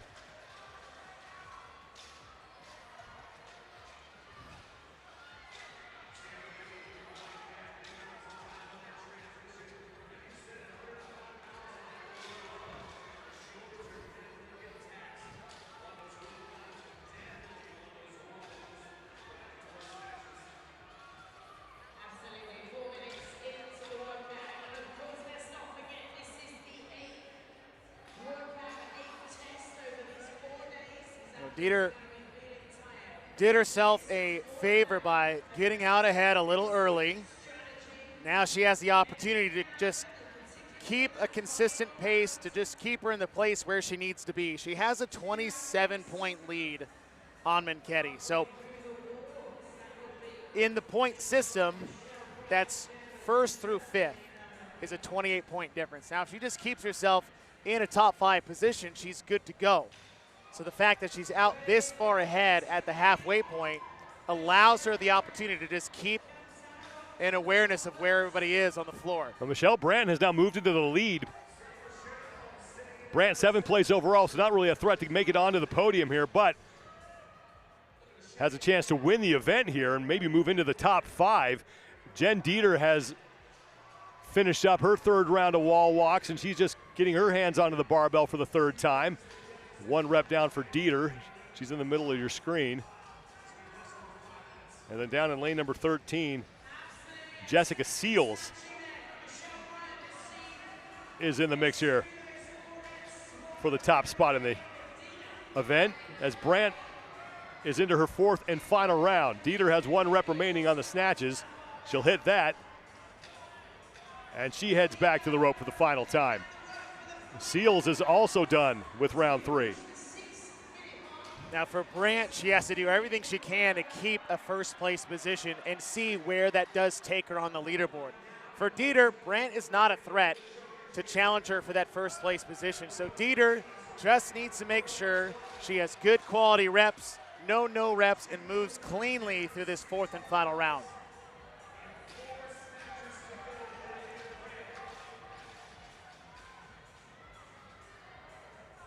Well, Jen Dieter is on her 2nd and final rope climb, as Michelle Brandt is already through 1 wall walk on the left side of your screen in her final set of 6. And she's got a good pace going here to Brandt. This is where she's been able to take the lead on Dieter. Yeah, she made a big move on the wall walks. And we said that every heat coming in is that if you have the ability to push the wall walks, use that. That is a weapon in this event. You can even afford to take bigger breaks between rope climbs, slow singles on the bar. If you can smash the wall walks, it is totally worth using that strength to have success in this particular final. Michelle Brandt to the barbell for the final time.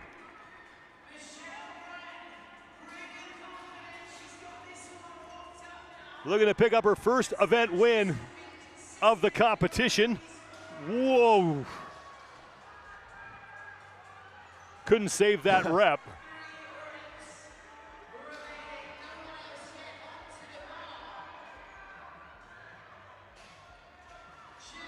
Now 2 reps remain for Brandt. Jessica Seals has gotten to the barbell, so she's moved ahead of Dieter. As Seals is at the far end of the floor. The bar got a no rep touching the head Brandt still with 2 reps to go. Seals now is on her final rep down in lane 13, so Seals is going to win the event as she steps across the finish line. That's it. And now Brandt is in. Dieter's on the barbell.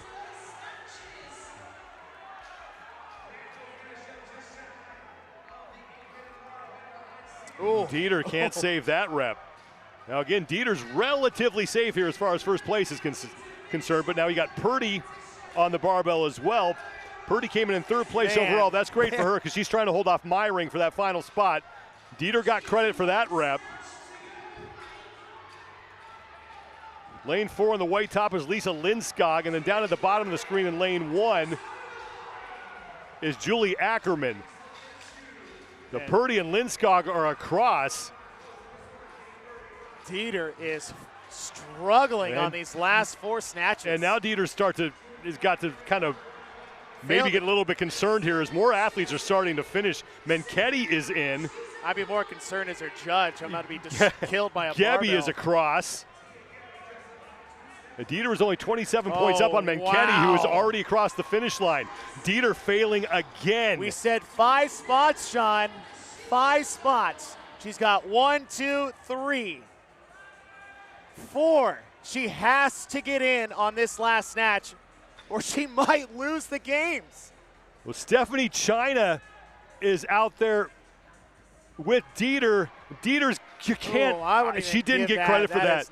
That was not a rep. Stephanie China. Good on the judge. That was the right call. Good on the judge. What a call. Dieter's just got to sit.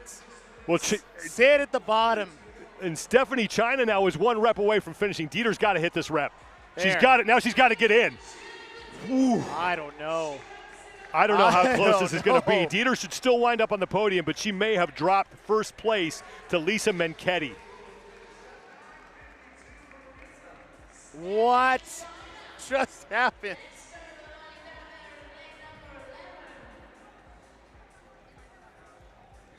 Maritza Merambio is in. We still have a couple of athletes out there. So let's try to sort through this. Menketti finished 5th. That's going to be good for 72 points.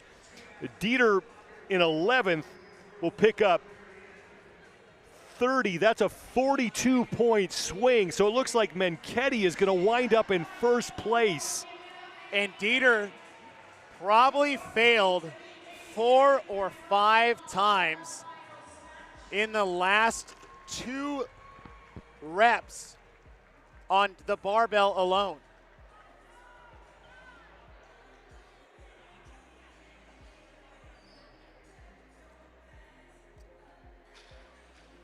Ro Morea is in lane 2. She's the woman working on her wall walks. Amy Meyring, who is in 4th place coming in, was trying to get herself onto the podium. Now just trying to keep a spot inside the top 5. But Jen Dieter may be losing out to Lisa Menketti for first place overall.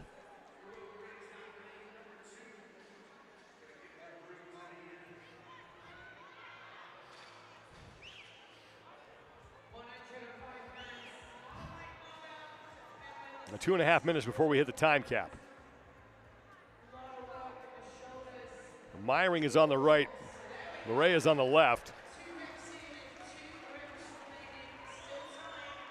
And now Morea hustling to the barbell. She has 4 reps left.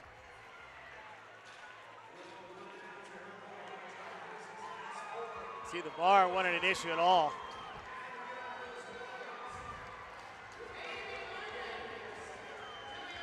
So now Meyring is in, and that'll leave Ro Morea as the last woman out there, and now she is across, but going to see a big change, I think, in the top 3, and it could be Lisa Menketti, who is your champion. We have to wait until the final results, but it looks like she did enough to leapfrog Jen Dieter. Again, that is unofficial. You can go to competitioncorner.net to check out all the results and leaderboards. So we'll have to wait to see how this one plays out. But we are far from done. The 45 to 49-year-old women are coming up next. We're going to take a quick break. We'll be back here at the Greater Columbus Convention Center for the 2025 Age Group CrossFit Games.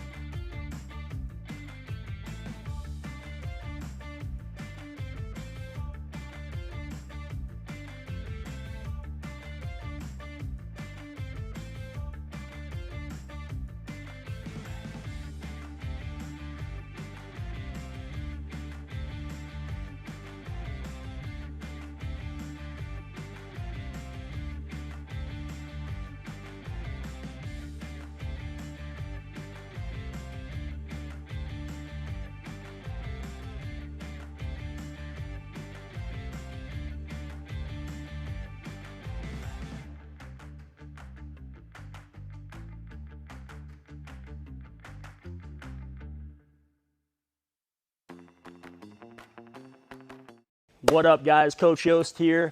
It's almost fall in Michigan. You know what that means. October is right around the corner, and October means Pitt Prodigies training camp. This year, we have Wes Kitts, two-time Olympian, just took 8th at the Olympics in 24, 7 times Games athlete Margot Alvarez. We have Dr. Chen, sleep and nutrition doctor. Knowledge Bomb's gonna be dropping all weekend. We also have a special treat for you guys. On this same weekend, we have our Blue Racer 5K. The Blue Racer 5K is kind of like High Rocks, but we all squat below parallel, all right? So lots of exciting things coming up, super hard training camp. This is gonna be a lot of good workouts, a lot of high skill stuff, a lot of learning. We have the race. You know we're gonna bring it like we usually do. Housing, food, nutrition, all the stuff. So we'll see you guys in October. Go to pitprodigies.com, get yourself signed up. See you soon.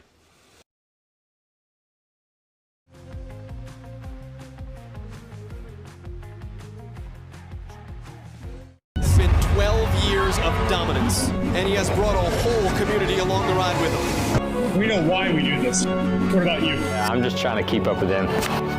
When there's a difficult task at hand, I can always tackle whatever that is. We're choosing to build a better future. Yeah, man, athletes are fit, but that's only one part of who we are. Their values and my values align with each other. I follow Mayhem because I know it'll get me ready. When I couldn't do anything at all, Mayhem helped me start. If you're ready, there's a spot for you.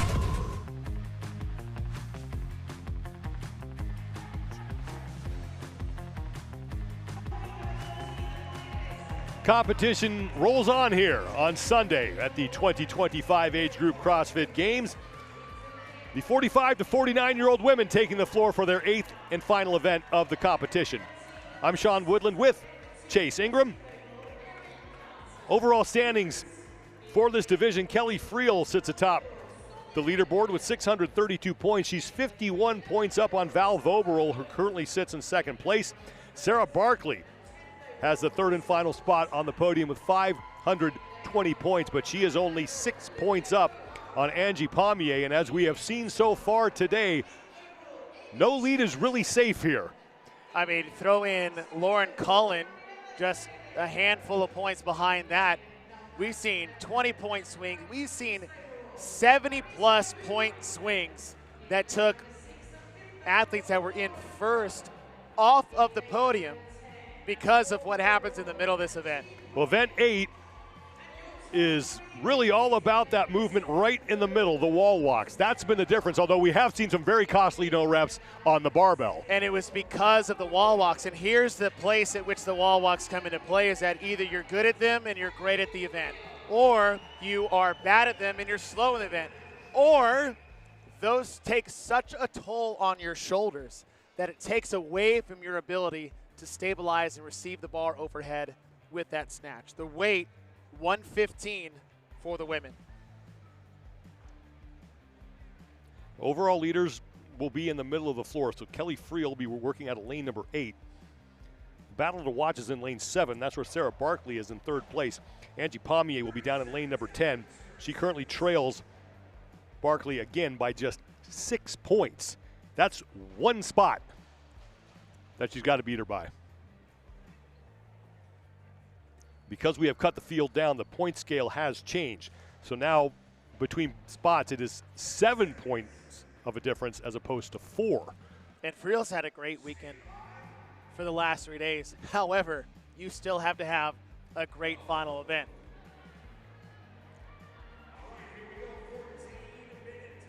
We just saw Dieter lose her first place position, which would you think is a comfortable 27-point lead? On a 30-person field, it would have been a different story, but now with the different point scale, it really opens things up here in this final event. Overall leader Kelly Friel, one of the first women to get to the opening 6 wall walks here. Amy Chapatin was also there as well, along with Val Voberl and Aaron Carter.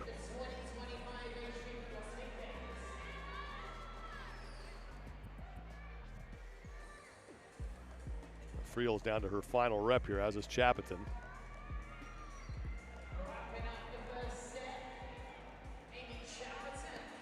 And Chapatin and Friel to the barbell together. Here comes Val Voberl on the right side of your screen. Friel hit a double. Now Sarah Barkley's onto the barbell as well. She's down there in lane 7. And 115 is the weight. Friel's now done. She's into round 2. She gets right to work on her second round of rope climbs. Val Voberl with 1 rep remaining. And we know Val's going to handle the gymnastics well. She always has in her career. She just needs to manage her work on the barbell. She might be able to lose a couple of places in the first round, second round, but with her proficiency in the gymnastics and I would say patience with the barbell should bode well for Val Voberl. Amy Chapatin's on the right. She is currently in second place here in this event as Friel is back onto the wall and already onto her second of 6 reps. Val Voberl is now done with her rope climbs and will join Friel and Chapatin and now Barkley on the wall.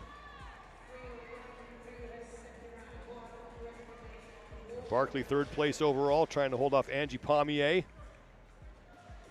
for that spot on the podium. As now Kelly Friel is done with her second set of wall walks and returns to the barbell to close out round number 2.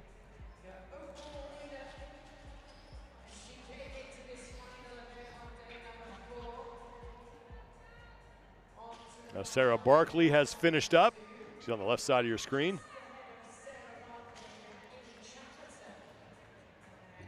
Barkley able to save that rep. Here comes Val Voberl, top 3 women in the standings, onto the barbell now. Amy Chapatin on the far right side of your screen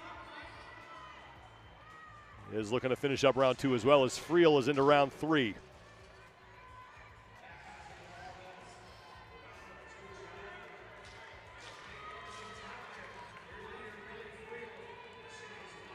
Barkley is done and has now moved herself into second place ahead of Voberl and Chapatin. Final rep for Val Voberl and for Chapatin. They both have advanced their barbells and head back to the rope. Friel, meanwhile, onto the wall, has just started her 3rd round of 6 wall walks.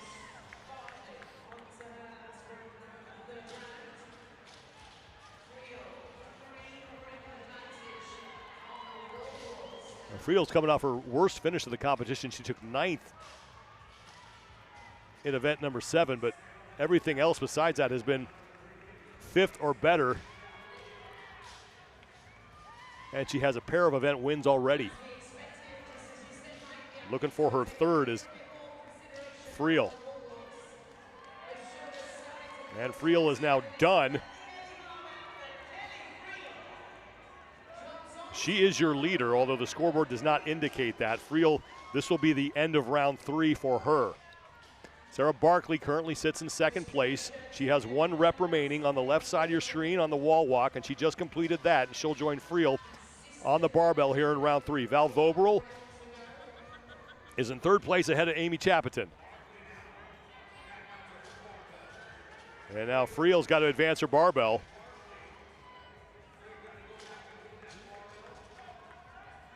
And she is into the 4th and final round. Val Voberl is done with her wall walks, and you got to give Val Voberl credit again for one of the best ideas I've heard in a while. Every competition, especially this competition, should have an old school PR bell on the floor. Yeah, for a heavy lift or a max lift, any type of 1-rep max, it's cool to see the big weights out there, but even those big weights from those athletes may not be their best ever. It's just the best in the field. But it'd be really neat to celebrate athletes who are PRing on the competition floor. Yeah, bring a little bit of the affiliate out to the competition floor. I think that'd be a great way to do that. And Voberl on her final rep in round 3. She locks that out, and she'll join Barkley and Friel in round 4. Barkley's on the left, heading up the rope for the 2nd and final time here in round 4. Friel has had a great pace here and has led from the outset in this event, and she has now just 2 reps remaining. The scoreboard does not indicate it, but Kelly Friel is indeed your leader here in this heat. Voberl done with her 2 rope climbs. She's back to the wall with Barkley and Friel. These are the top 3 women in the overall standings, looking to keep themselves on the podium here.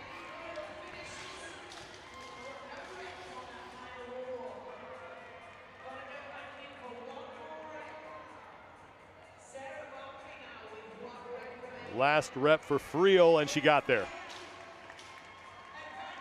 Kelly Friel to the barbell, looking to lock up a championship with 4 final snatches.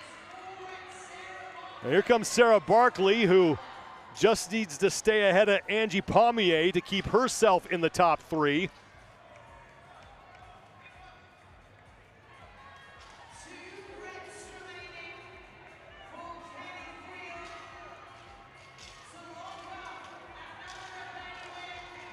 This would be her 3rd event win in the competition. And that rep locks up the championship for Kelly Friel in the 45 to 49-year-old division.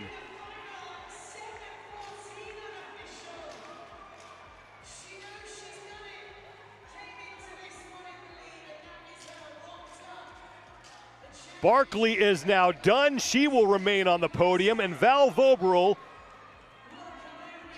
looks to keep herself in 2nd place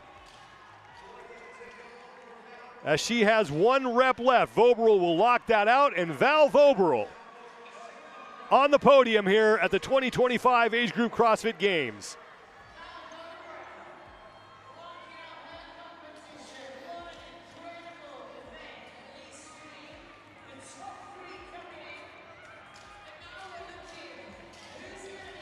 Amy Chapiton has also finished up.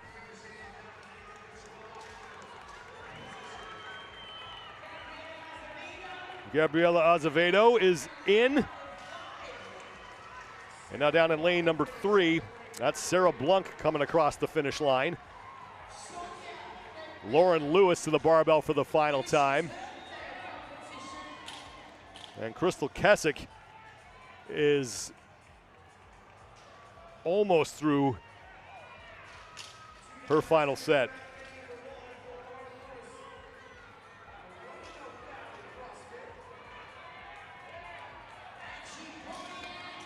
So Val Voberl winds up on the podium. despite having surgery scheduled next week for a torn ligament in her thumb that she's been competing with all weekend. Wow. Teachers are just tough, man. I'm like, You got to deal with all those a-hole kids all that's day. right. I mean, I saw the effect it had on my mother. I know who I was. Yeah. Shout out to all the teachers out there doing great work.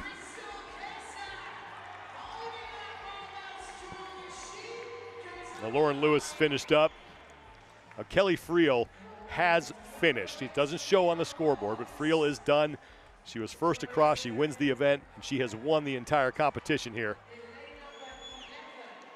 And now in lane 2, Erin Carter trying to close things out. Lane 6, that's Lauren Cullen in the all black.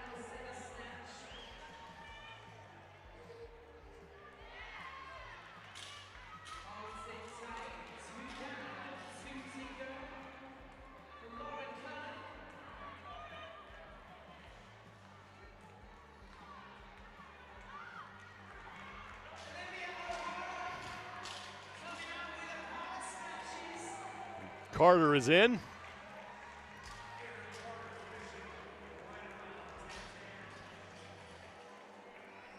And now Cullen is across.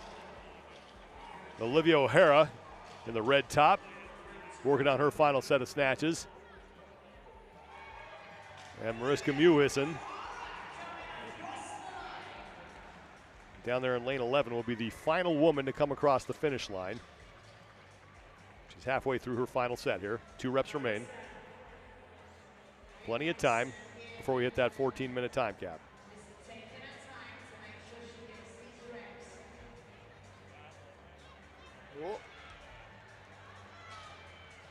Good save.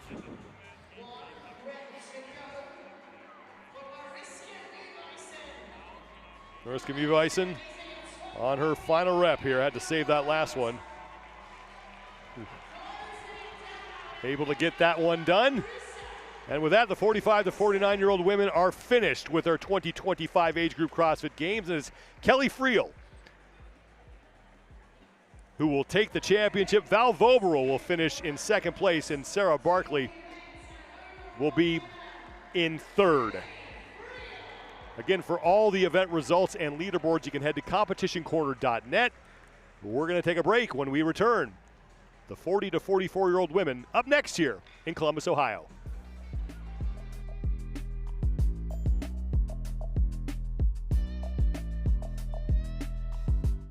What up, guys? Coach Yost here. It's almost fall in Michigan. You know what that means. October is right around the corner, and October means Pitt Prodigies training camp. This year, we have Wes Kitts, 2-time Olympian, just took 8th at the Olympics in 24, 7 times Games athlete Margot Alvarez. We have Dr. Chen, sleep and nutrition doctor. Knowledge Bomb's gonna be dropping all weekend. We also have a special treat for you guys. On this same weekend, we have our Blue Racer 5K. The Blue Racer 5K is kind of like High Rocks, but we all squat below parallel. All right, so lots of exciting things coming up. Super hard training camp. This is going to be a lot of good workouts, a lot of high skill stuff, a lot of learning. We have the race. You know we're going to bring it like we usually do. Housing, food, nutrition, all the stuff. So we'll see you guys in October. Go to pitprodigies.com. Get yourself signed up. See you soon. Maybe you were born with this fire, or someone stoked it in you. But at some point you decided, when others walk, you run. When they rest, you keep going. And when they give up, you're just getting started. What makes you compete is why you'll thrive. Apply now.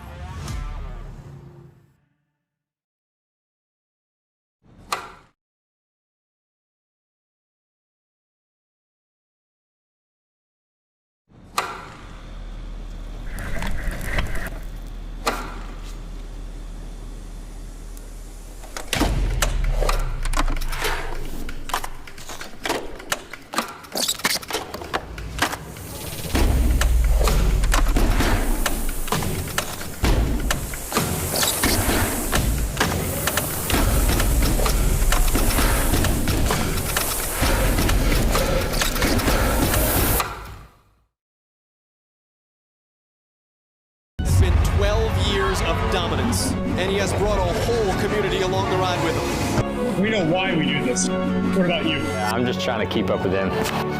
When there's a difficult task at hand, I can always tackle whatever that is. We're choosing to build a better future. Yeah, man athletes are fit, but that's only one part of who we are. Their values and my values align with each other. I follow Mayhem because I know it'll get me ready.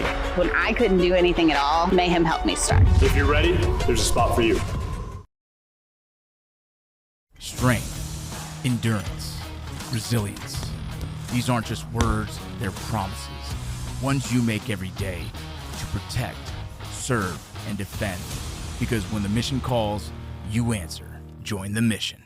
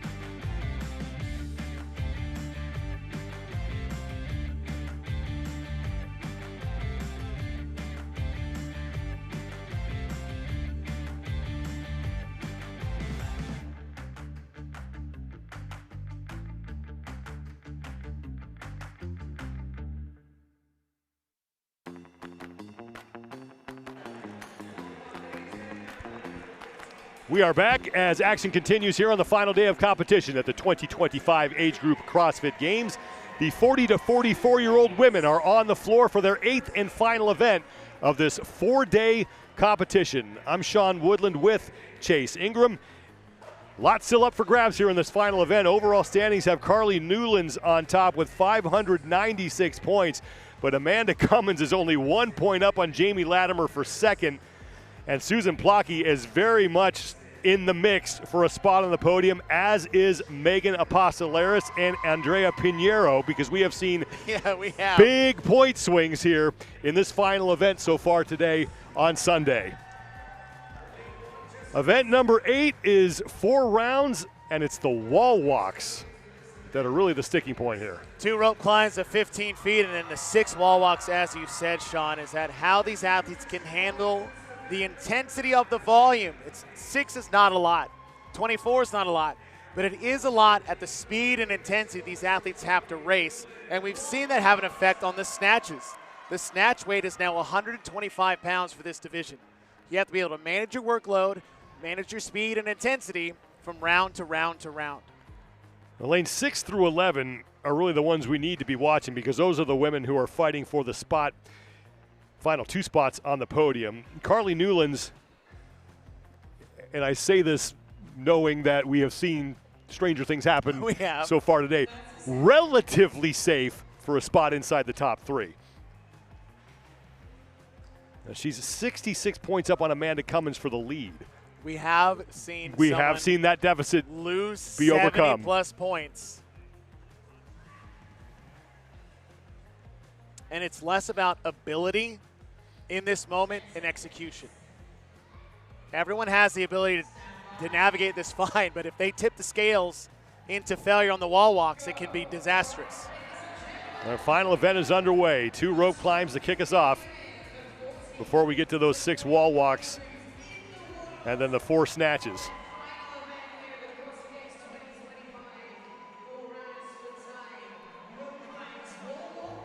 $125 pounds on the barbell out there. And Janine Shillington is the first woman to her wall walks. Shillington's down there in lane 14, but again, the battle for the podium is going on in lane 6 through 11, right in the middle of the floor. And Jamie Latimer towards the front of the pack here. She's the woman who currently occupies that 3rd and final spot on the podium. Only 27 points up on Susan Plocky for that spot.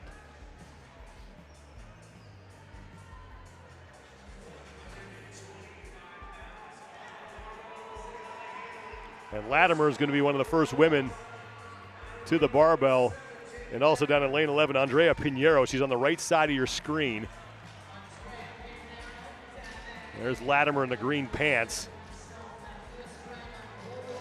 Next to her is Carly Newlands, the overall leader in the long black pants. And Newlands 1 rep back. And now Newlands is done, along with Pinheiro. Now Pinheiro has an outside chance of making it to the podium. She's got 482 points. That's 68 points she's got to make up to get there.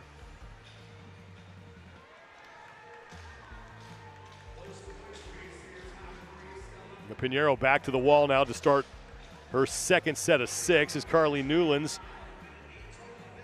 has closed out her 2nd round of rope climbs. That's a lot of arms on the rope climb. If you have the ability to use your feet, as these are not legless, essentially you should be thinking, I'm climbing the rope with my legs. My hands are just there to let me secure my feet. Bent arms the entire time is a poor position to be in, especially when it's coupled with wall walks and heavier snatches. Pinheiro on the right side in the long black pants. She's got the headband on. Just closed out another rep on her wall walks. Has now 1 rep remaining, and she will head back to the barbell to finish up round number 2. So again, Pinheiro has got to make up a lot of ground on Jamie Latimer to get herself onto the podium. Latimer is now done with her set of wall walks. She's in the green pants, left to center of screen, and Carly Newlands in the all black, the overall leader to the barbell as well. And we've seen also is that out first early has not really translated to first to the finish.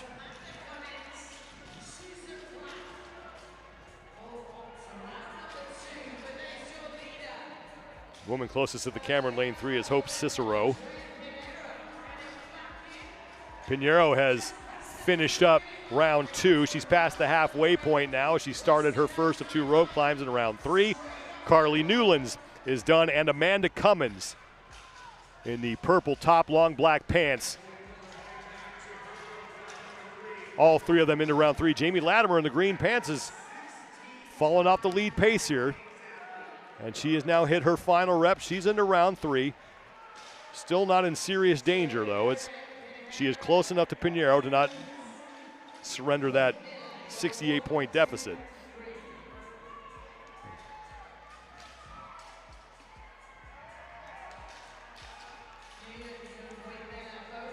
Pinheiro is your leader still. Now halfway through this 3rd set of 6 wall walks. Carly Newlands and now Rebecca Voigt-Miller has moved towards the front.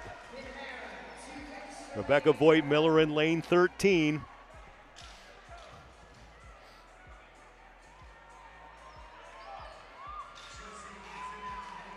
And that's a benefit for Miller being on that side, just a lane apart from Pinheiro. Andrea Pinheiro walking back to the barbell. She is now in the lead here in the latter part of round 3 of 4.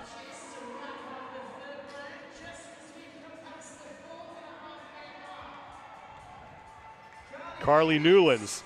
And there's Rebecca Voigt-Miller on the right side of the screen in 3rd place right now in this event behind Pinheiro and Newlands. And now Amanda Cummins is on the barbell.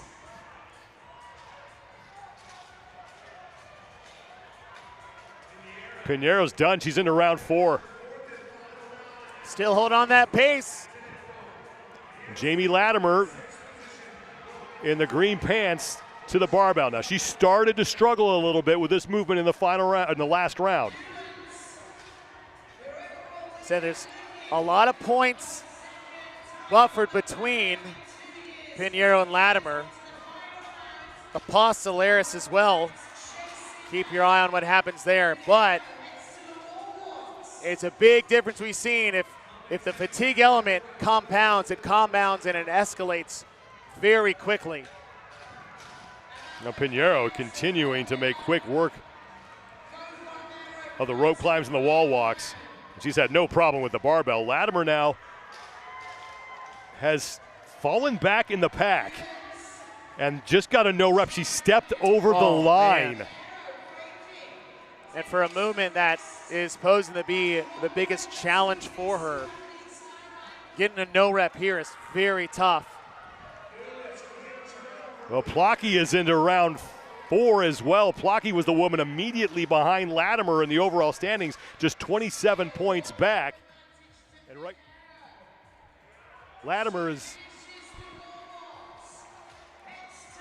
now through her final rep. Here comes Pinheiro to close out her event. And Pinheiro has an outside chance of making it onto the podium.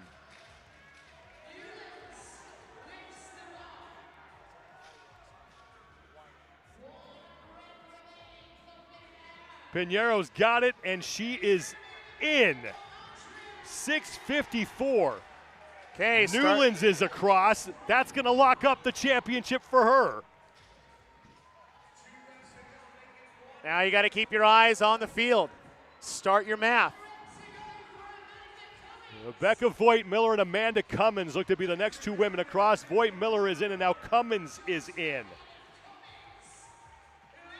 Susan Plocky is now on to the barbell for the final time. Plocky is in lane 10. She's in the long gray pants, and she's the woman who is trying to get herself onto the podium ahead of Jamie Latimer.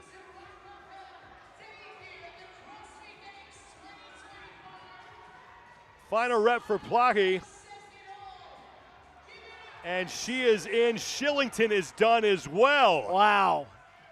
And squeezing 1 second ahead of Shillington is huge for Plocky. Meanwhile, in lane 6, Megan Apostolaris is on the barbell for the final time. And in lane number 3, closest to the camera, Hope Cicero. Sheena Hammer onto the barbell. Jamie Latimer has fallen way back, and she is probably going to fall off the podium here.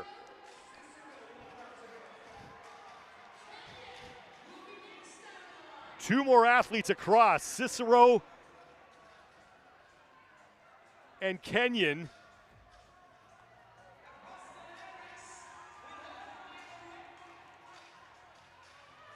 And I think that's going to be it for Jamie Latimer, as 2 more women are now across. Latimer shaking it out. Sheena Hammer's in the pink. She has 1 rep remaining. Latimer able to save it, and now she's across just ahead of Hammer. That's 12th. That's 23 points.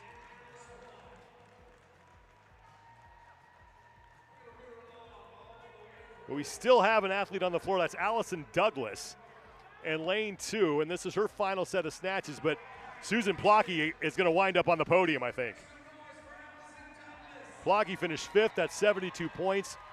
She only needed to make up 27 on Latimer. Latimer takes 13th for 16 points.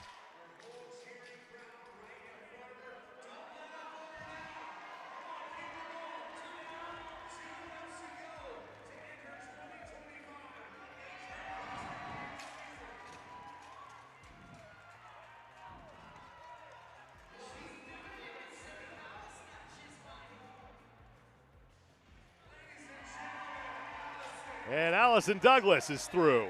And with that, The 40 to 44-year-old women are done. There's Tim Paulson congratulating Allison Douglas, but it's going to be Carly Newlands who is your champion in this division. Amanda Cummins, I think, has done enough to keep herself on the podium.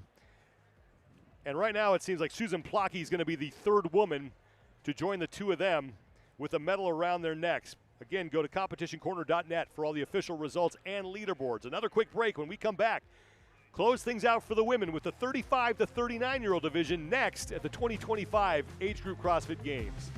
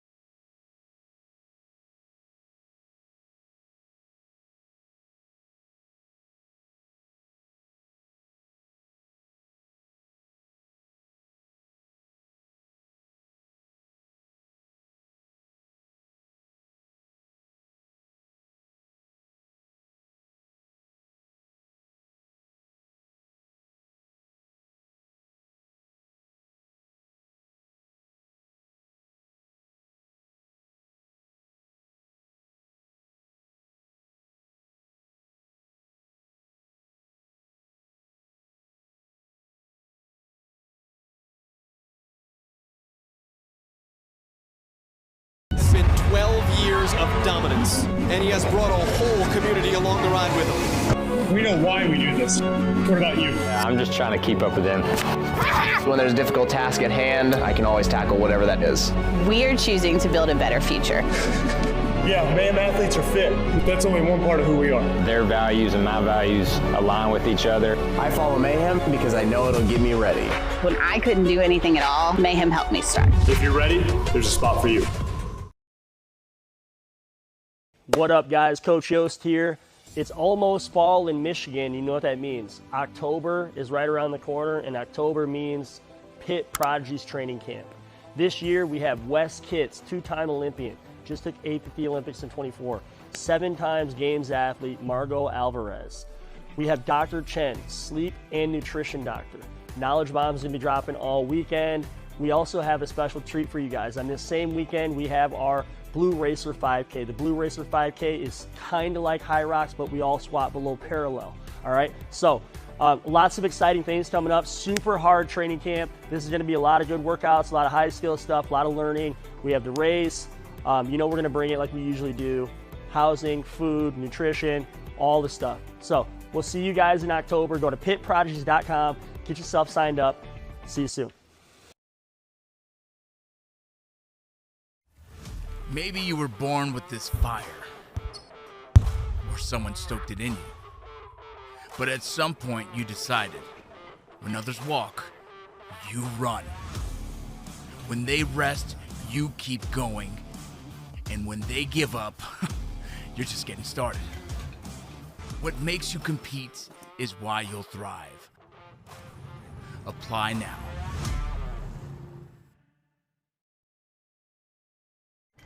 Strength, endurance, resilience. These aren't just words, they're promises. Ones you make every day to protect, serve, and defend. You put in the work, now put it to the test. Because when the mission calls, you answer. Join the mission.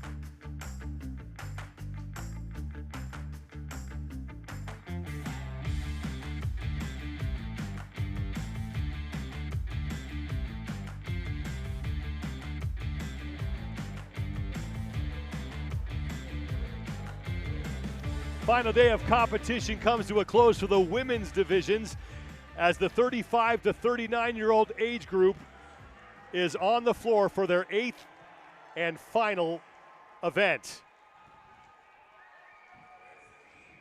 Sorry, I got a little dizzy there. I'm Sean Woodland with Chase Ingram.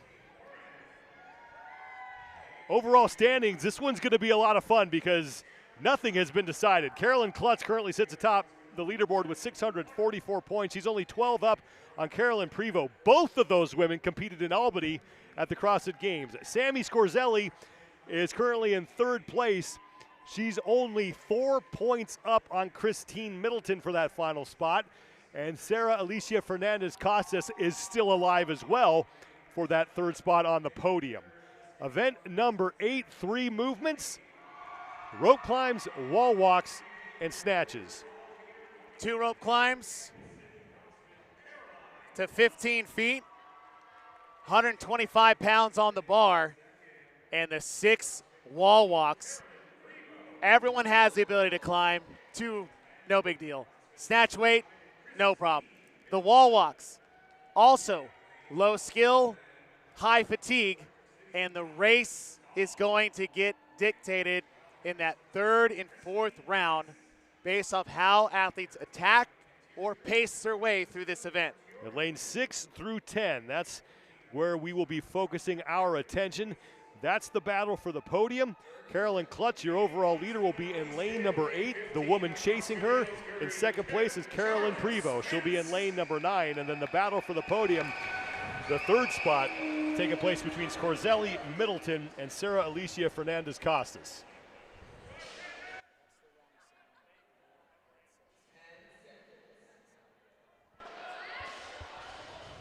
Stand by. Go! The final event is underway. We start with the 2 rope climbs. Smooth on the rope climbs.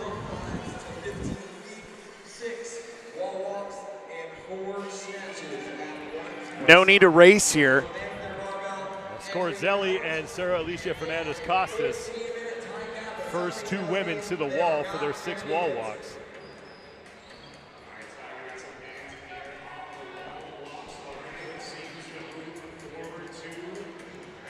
See a lot of the ability to pace through this. Absolutely vital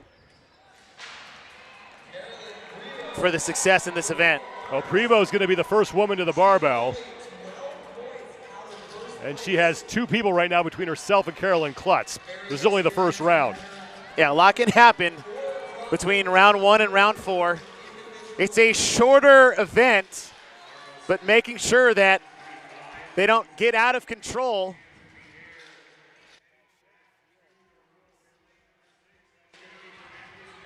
Sarah Alicia Fernandez-Costas and Carolyn Prevost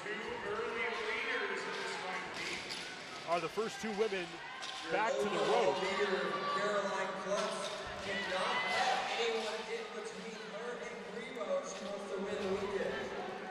Now, Christine Middleton currently sits in 3rd place. The Klutz is working her way up. Now Klutz has just got to stay close to Prevost to not surrender those 12 points and give up first place in the standings.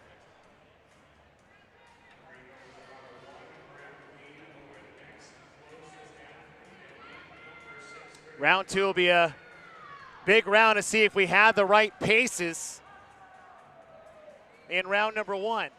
Well, for Prevost to make up those 12 points, she only has to beat Klutz by 1 spot.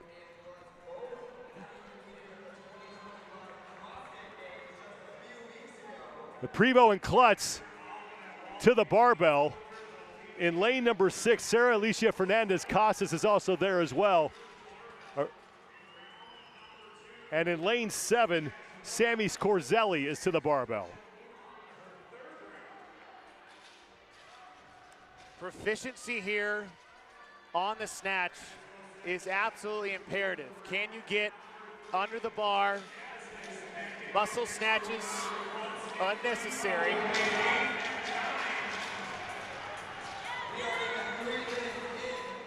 Klutz and Prevost into round 3. Sarah Alicia Fernandez-Costas is in lane 6. And she is your leader right now. She came in 5th place overall. 18 points back of Scorzelli for a spot on the podium.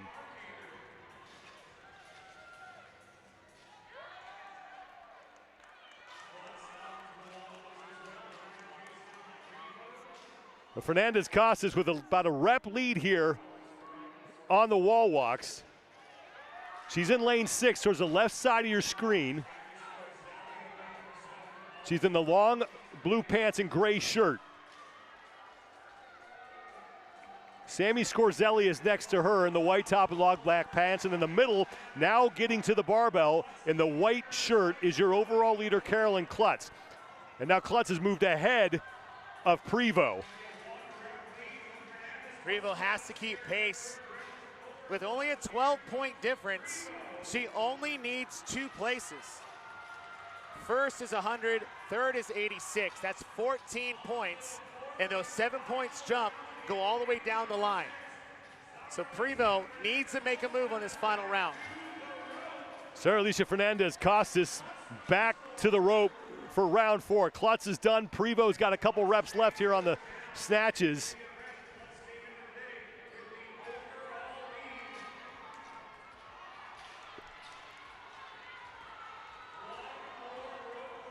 Fernandez-Costas is now done with her 4th set of rope climbs. Carolyn Klutz is halfway through.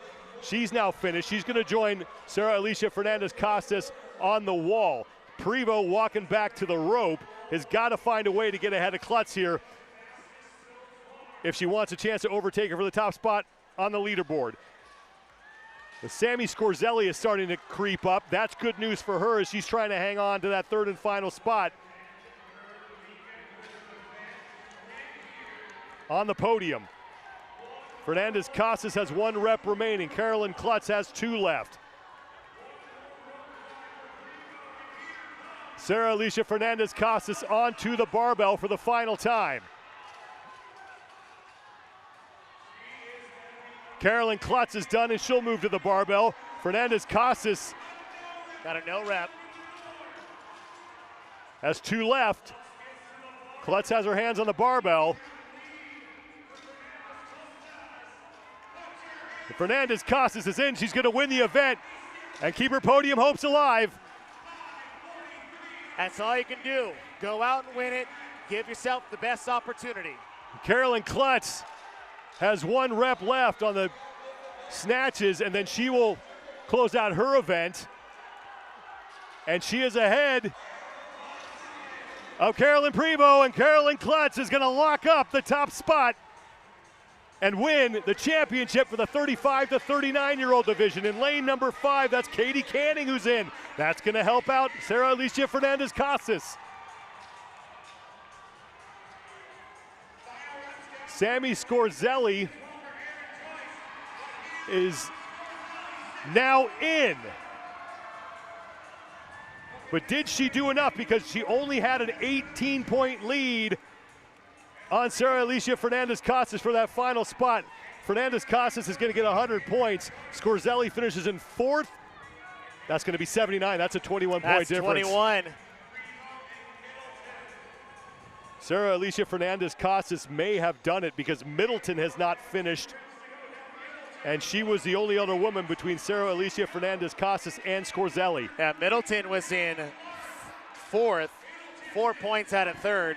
Costas, as you said, was 18, but with Costas doing exactly what she needed to do. She needed a win, and she needed help, and she needed 18 points. Kelly Clark, meanwhile, in the red pants is across the finish line. Carolyn Prevost has gotten herself in. And Prevost trying to stay in 2nd place. But Sarah Alicia Fernandez-Costas with that win looks like she did enough to put herself in the top 3.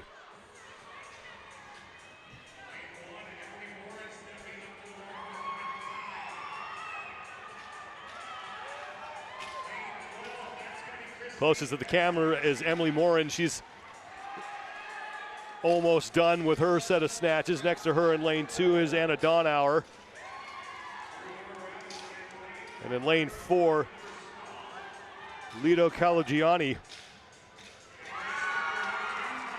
is just about done. And now Morin is across. No rep there in lane 2 from Donauer.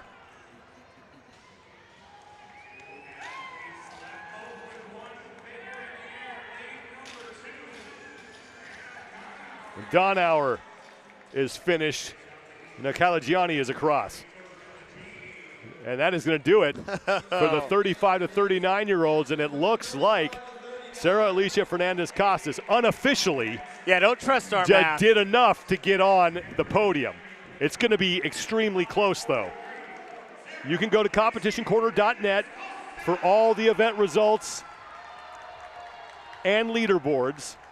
It does look like Carolyn Klutz is going to be your champion here, but we'll figure out who is going to join her on the podium. We have another break, about 20 minutes. When we return, the men take back over. The 16 to 17-year-old boys will close things out as competition continues on the final day here at the 2025 Age Group CrossFit Games.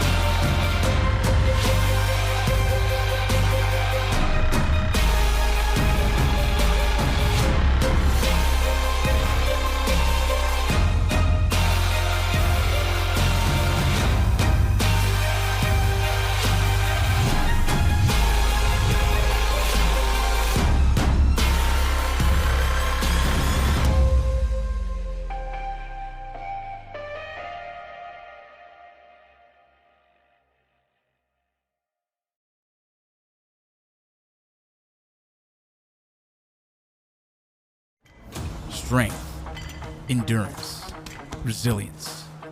These aren't just words, they're promises. Ones you make every day to protect, serve, and defend. You put in the work, now put it to the test. Because when the mission calls, you answer. Join the mission.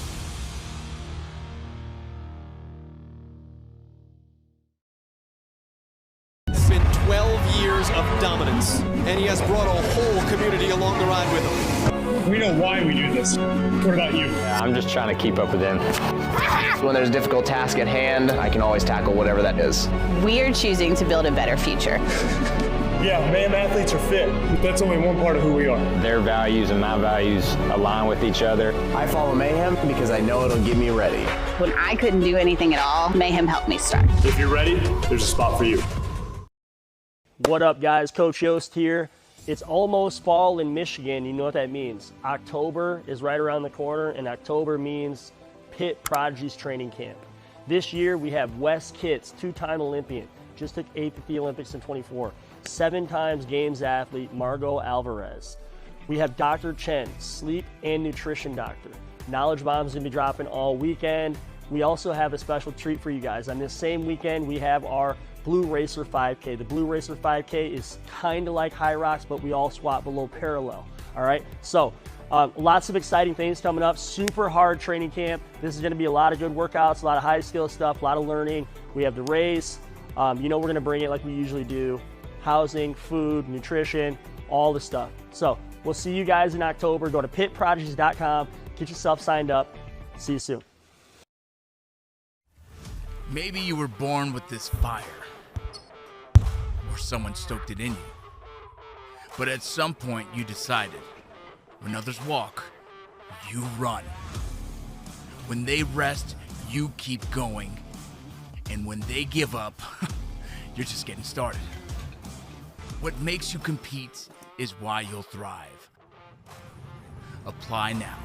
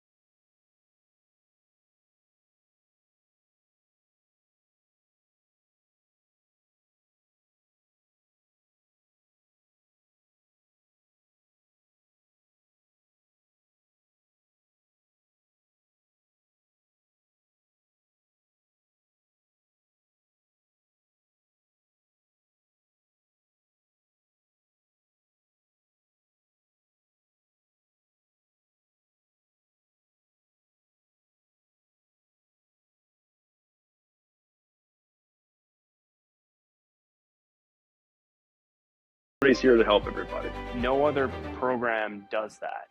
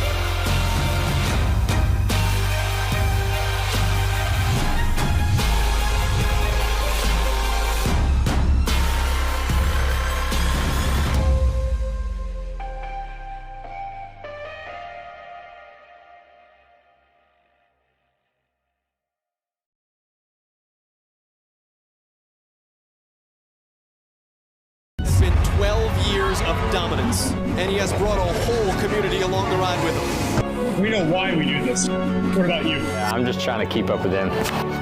When there's a difficult task at hand, I can always tackle whatever that is. We're choosing to build a better future.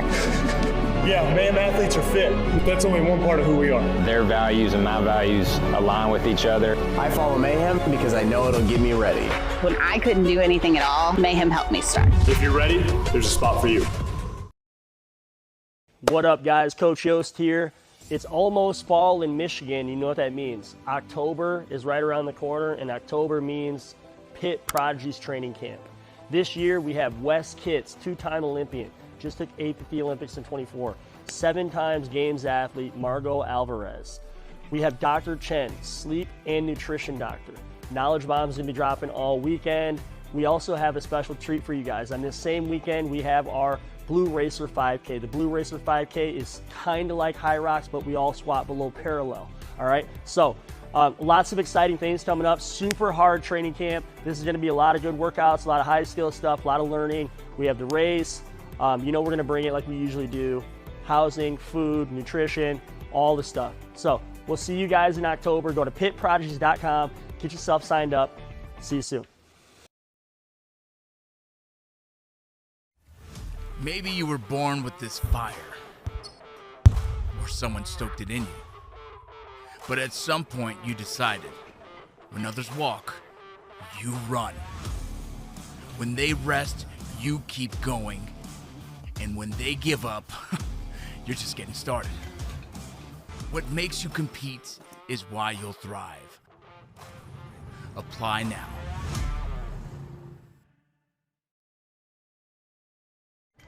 Strength, endurance, resilience. These aren't just words, they're promises. Ones you make every day to protect, serve, and defend. You put in the work, now put it to the test. Because when the mission calls, you answer. Join the mission.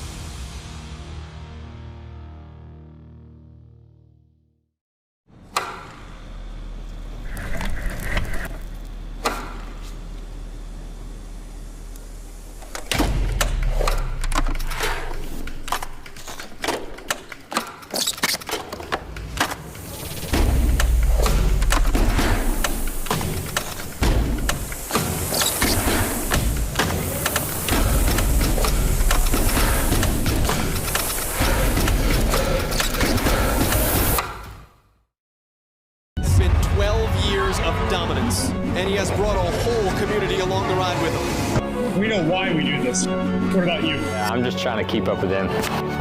When there's a difficult task at hand, I can always tackle whatever that is. We're choosing to build a better future.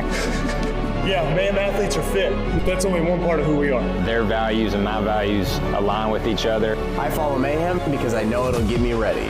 When I couldn't do anything at all, Mayhem helped me start. If you're ready, there's a spot for you.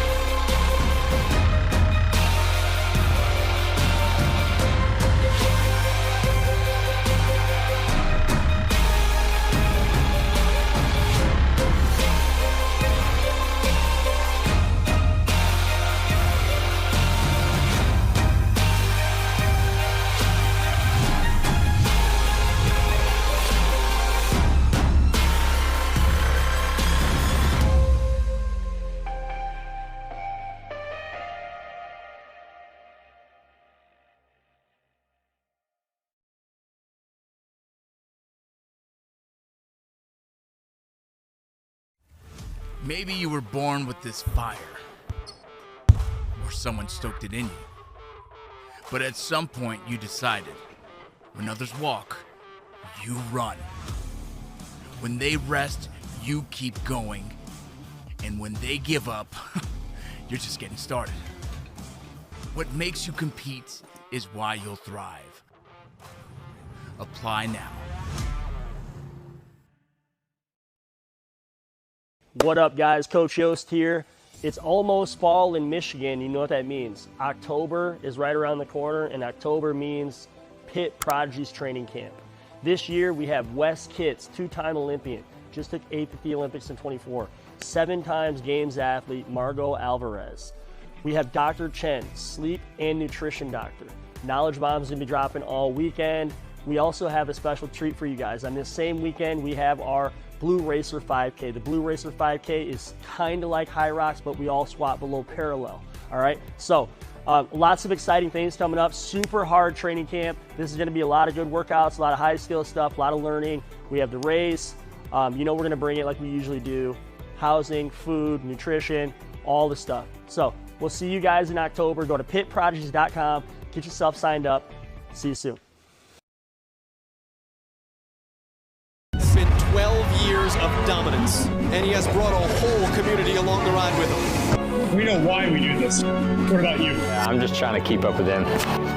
When there's a difficult task at hand, I can always tackle whatever that is. We're choosing to build a better future. Yeah, man, athletes are fit. That's only one part of who we are. Their values and my values align with each other. I follow Mayhem because I know it'll get me ready.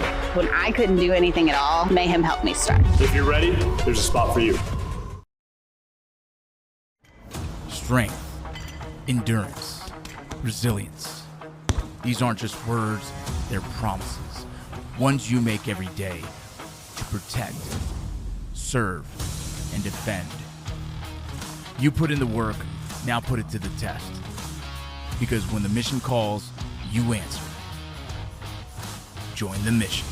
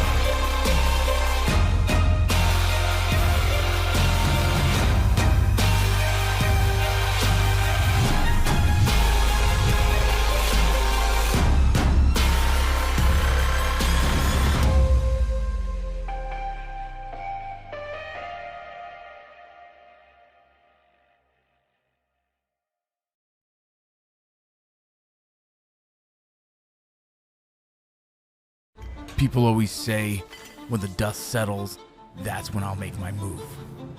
Not you, though. The dust, that's where you live. You love the excitement, the energy, the grit. Because you know, without a shadow of a doubt, the dust may settle, but you never will. And neither do we. Join now.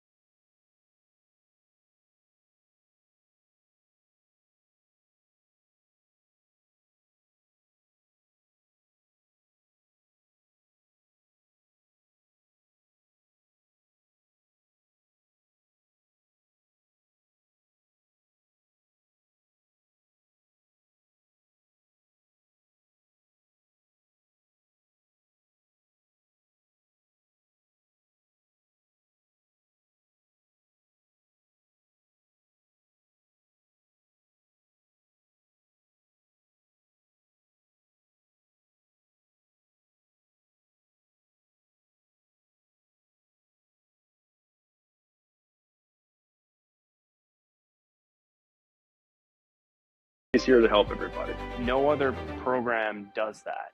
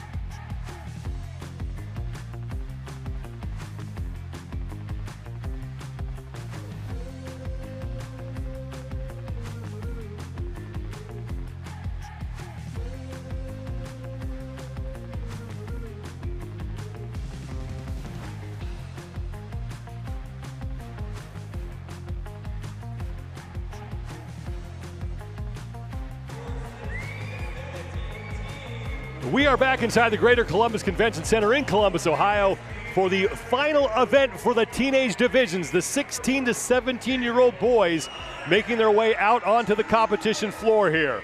Thanks for joining us, everybody. I'm Sean Woodland with Chase Ingram.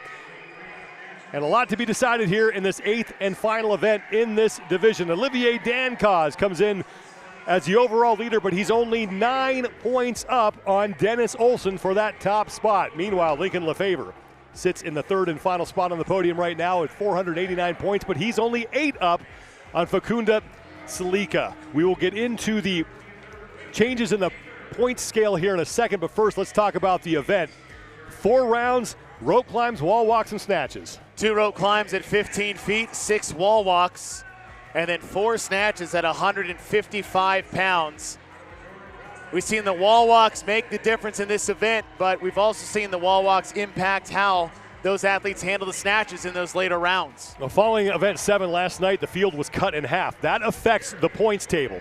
Instead of 4 points now between each spot, we now have 7. That means you can make up bigger deficits much more easily here in this final event.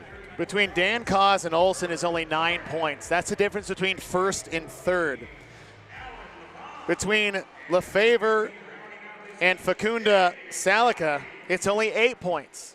So only 2 spots they need to make those jumps, either for first place or a podium finish. And in case you have not been with us throughout the day, we have seen pretty big deficits get wiped away very quickly here in event number 8. Seen deficits up to 70 points be lost from coming in a first place position and not leaving off the podium. Lincoln Lefebvre, who is in 3rd place right now, will be in lane number 7. Facundo Salika, the man only 8 points back of him, will be in lane 10. And then the battle for the top spot will be between Olivier Dancause in lane 8 and Dennis Olson in lane 9. And we are underway. 14-minute time cap in this event, not going to need it. Not going to need it, but it's also not a 4-minute event. Some of these guys, I'm looking at legless rope climbs, which this is not, the tiebreaker is not the first 2 rope climbs in this event. A couple athletes wildly out of control. This is a shorter event, but at the same time, this is not a sprint by itself. Kulani Subiono is your early leader here. Subiono in 8th place overall with 416 points. He's off the wall and onto the barbell. Subiono down in lane number 12, right side of your screen. More men getting to the barbell for the first time. In lane 7, Lincoln Lefebvre is there. Olivier Dancause, your overall leader, is still on his wall walks. Ooh. And he is now just getting to the barbell. Now, I did say these boys are screaming out of the gates, finishing the round at about 105. That could be a pacing thing. Subiono, your leader right now in this event. As we are into the second of 4 rounds, he threw 2 of his 6 wall walks. Subiono in the middle of your screen in the dark shorts, white socks, and gray shoes.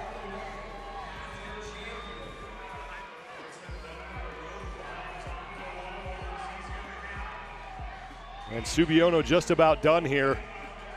And he will move back to the 155-pound barbell, and he's opening up a lead in round 2. Well, they went touch and go in the first round, opting for singles in the second.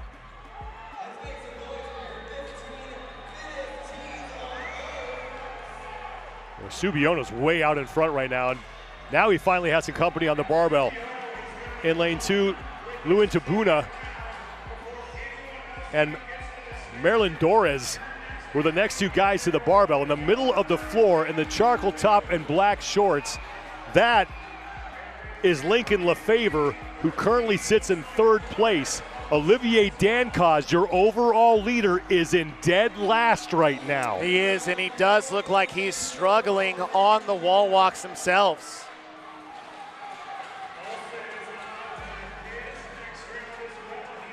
Subiono still your leader.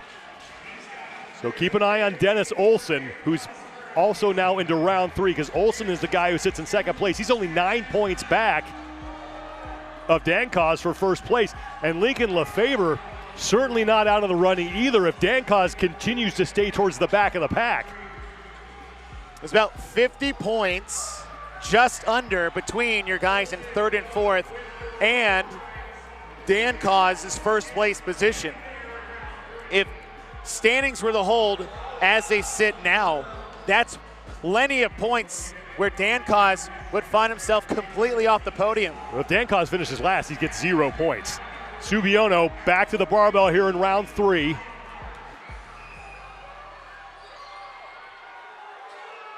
And Olivier Dancause is still in the back here. Dennis Olsen, meanwhile, is moving up. Lewin Tabuna and Marilyn Dorez are back on the barbell with Subiono. Those are your top 3. And now in lane 14 at the far end of the floor, Alan Lafon is to the barbell. In lane 11, Jeremy Jordan. Dennis Olsen is on the barbell. This is big for Olsen. Olsen's in the middle of the floor. Just completed a snatch in the charcoal shirt and the black shorts. Olsen only needed 2 places between him and Dancause to move from 2nd to 1st. Subiono is into round 4. Dancause just getting off the wall. He's still towards the back here.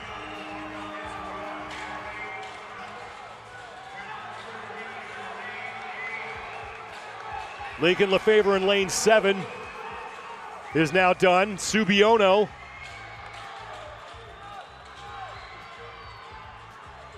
and Dorez, your top 2 in this event right now.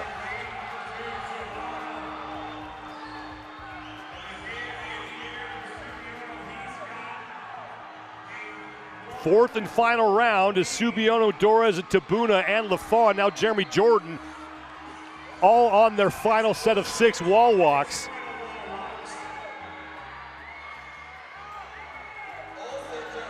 I think Olivier Dancause actually may have gotten a no rep on a rope climb. He did, but he didn't come back down. He had missed the touch, and thankfully he stayed on the rope.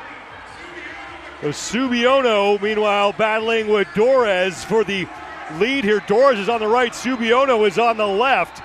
155 pounds here. Subiono is not going to be able to hold off Dorez. Dorez sneaks ahead of him to get the event win, and now Subiono is in. Alan Lafon looking to be the next man across. He's in the background there on the snatches. In lane 2, it's Lewin Tabuna who beats Lafon across, and now Jeremy Jordan barrels over the finish line. Lafon up and over the barbell, and he's in. And Dennis Olsen is there with Lincoln Lefevre. They're right in the middle of the floor. Lefevre going with the squat snatch. You got another man coming in. Fernando Salica's across, Lefevre diving through. And Olsen is in. But look at Dankos. He's right there. Dankos is across. What a charge from Olivier Dankos. But he just got sniped by Martin right by 0.8 seconds.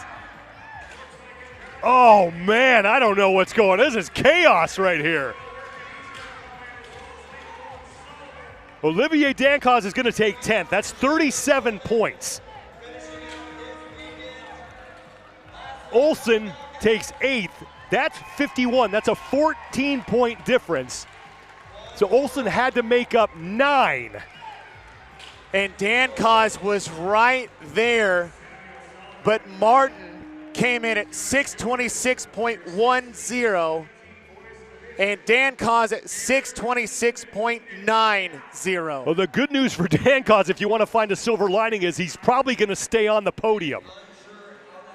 Because early on, it looked like he was going to fall completely off of it. He was in dead last.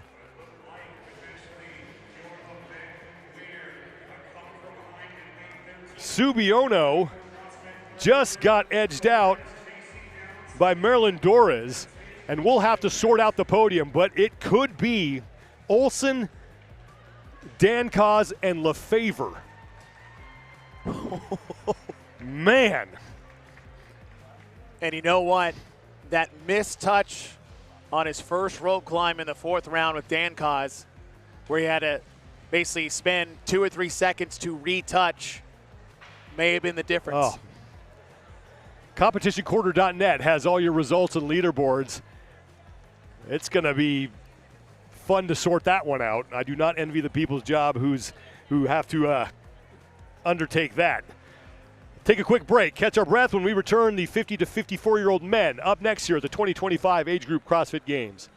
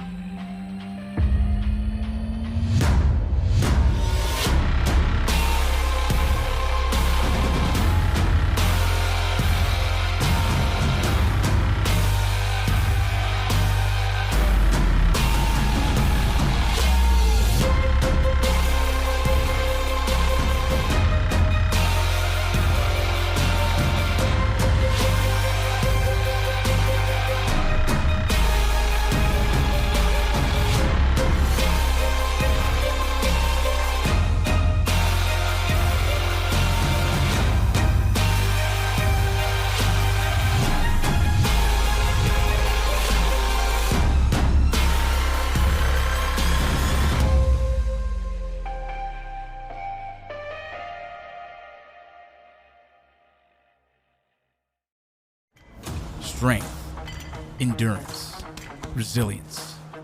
These aren't just words, they're promises.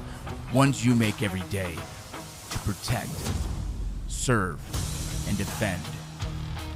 You put in the work, now put it to the test. Because when the mission calls, you answer. Join the mission.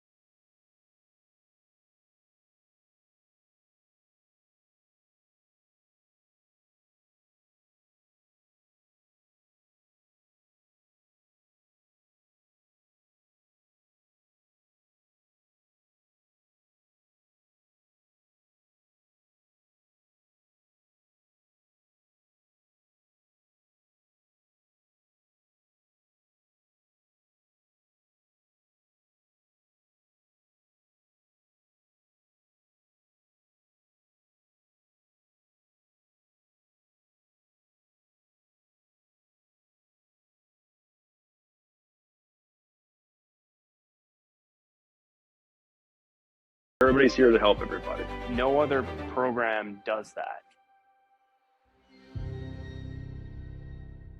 People always say, when the dust settles, that's when I'll make my move. Not you, though. The dust, that's where you live. You love the excitement, the energy, the grit. Because you know, without a shadow of a doubt, the dust may settle, but you never will. And neither do we. Join now. It's been 12 years of dominance, and he has brought a whole community along the ride with him. We know why we do this. What about you? I'm just trying to keep up with him. When there's a difficult task at hand, I can always tackle whatever that is. We're choosing to build a better future. Yeah, man, athletes are fit, but that's only one part of who we are. Their values and my values align with each other. I follow Mayhem because I know it'll get me ready.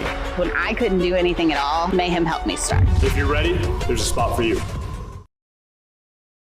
What up, guys? Coach Yost here. It's almost fall in Michigan. You know what that means. October is right around the corner, and October means Pitt Prodigies training camp. This year, we have Wes Kitts, two-time Olympian, just took 8th at the Olympics in 24, 7 times Games athlete Margot Alvarez. We have Dr. Chen, sleep and nutrition doctor. Knowledge Bomb's gonna be dropping all weekend. We also have a special treat for you guys. On this same weekend, we have our Blue Racer 5K. The Blue Racer 5K is kind of like High Rocks, but we all swap below parallel, all right? So lots of exciting things coming up, super hard training camp. This is gonna be a lot of good workouts, a lot of high skill stuff, a lot of learning. We have the race. You know we're gonna bring it like we usually do. Housing, food, nutrition, all the stuff. So we'll see you guys in October. Go to pitprodigies.com, get yourself signed up. See you soon.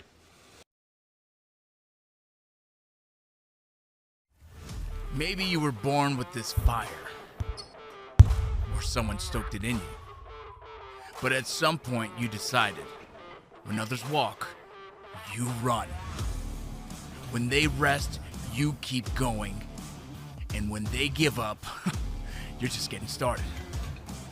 What makes you compete is why you'll thrive. Apply now.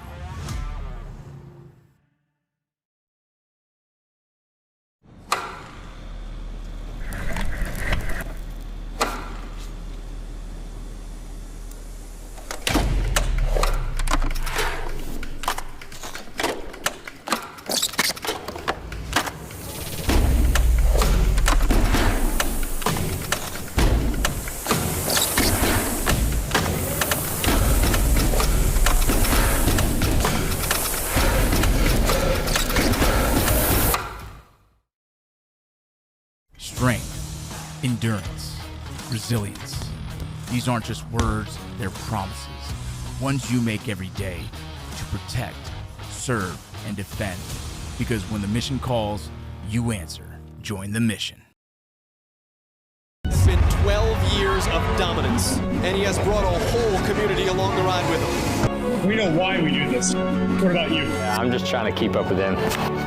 When there's a difficult task at hand, I can always tackle whatever that is. We're choosing to build a better future. Yeah, man, athletes are fit, but that's only one part of who we are. Their values and my values align with each other. I follow Mayhem because I know it'll get me ready.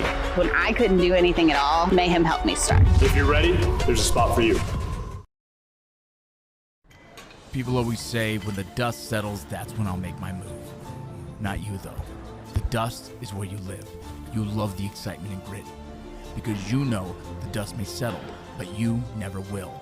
Neither do we. Join now.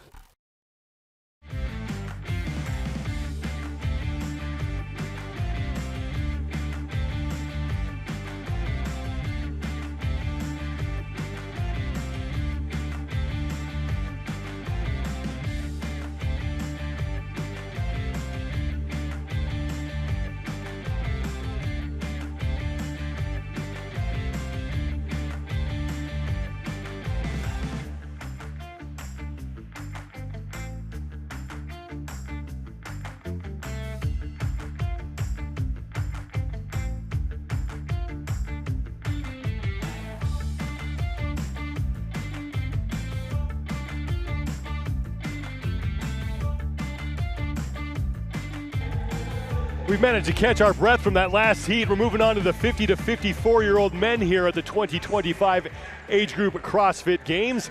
Thanks for being with us on this fourth and final day of competition, everybody. I'm Sean Woodland alongside Chase Ingram.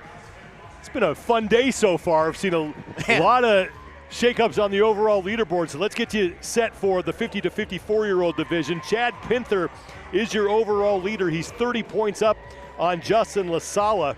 LaSala with 572 points is far from safe. He's only 4 clear of Joel Hughes, who sits in 3rd. And Jeremiah Head sits in 4th place with 517 points. He is well within striking distance given what we have seen so far today. Absolute chaos, and it's really tight 5 through 9 as well. But we've seen 70-point leads gone. We've seen winners off the podium. This is the wildest finish of a final day that I have seen in recent memory, that no lead is safe, nothing is secure, even though it looks like on the leaderboard. Well, Justin LaSala mentioned that he's only 4 points clear of Joel Hughes. He's only 30 points back of Pinther for first place, and that is an easily made up deficit in this final event. 4 rounds of rope climbs, wall walks, and snatches. 2 rope climbs of 15 feet, 6 wall walks, followed by 4 snatches at 155. How you manage the middle is the storyline for this final event. It's not the most difficult move, but it can make everything more difficult depending on how you approach this. You start too fast, it will be devastating for those later rounds. Lanes 7 through 10, that's where your top 4 athletes will be working, with Chad Pinther, the overall leader, out of lane number 8. Justin LaSala is in lane number 9. He sits in 2nd. The man he will be keeping an eye on is Joel Hughes. Hughes in lane number 7.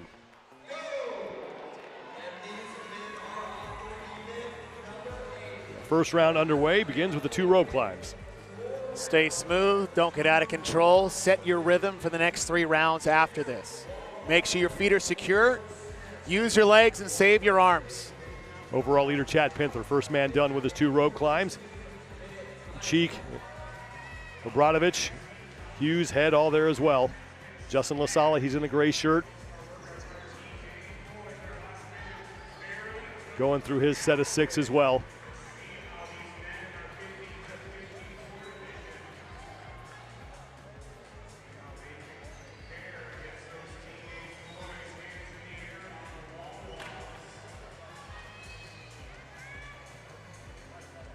Joel Hughes in 3rd place overall is your leader. And Joel Hughes is the first man to the barbell. Next to him in lane 8, Chad Pinther, the overall leader, getting his hands on the barbell, and Jeremiah Head is there as well.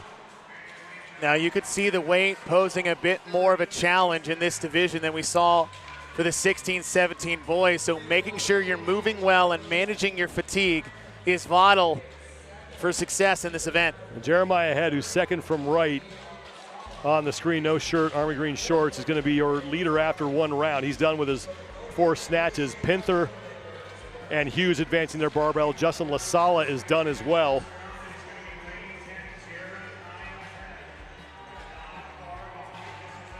Obradovic is there starting round 2. And back to the rope for 2 more climbs. I said Hughes and LaSala, 4 points between them. That's 1 spot with the scoring system with 7-point drops in between. That 30-point jump between Pinther and LaSala, that's a 1st through 6. So 5 positions LaSala will need between him and Pinther, and only 6 between Hughes and Pinther. 30 points in this event might as well be nothing based off what we've seen so far. Now, Pinther and Hughes are your leaders here. Justin LaSala is close behind them. LaSala's in the middle of your screen, the gray shirt, white wristbands, black shorts, just completed a wall walk. Pinther's in the middle of your screen, no shirt, black shorts, and then next to him on the left, right next to the scoring graphic, that's Joel Hughes in the white top. Now Pinther is now in the lead, onto the barbell along with LaSala, Hughes, and Head at the same time. These are your top 4 men in the overall standings.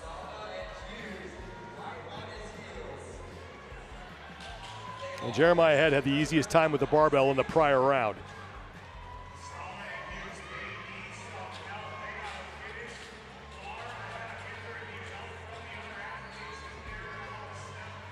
Now as the shoulders get more fatigued, getting underneath that bar to receive it becomes more and more imperative. That muscle snatch will not last for 4 rounds. Hughes and Pinther are done. LaSala and Head are finished, and we're into round number 3.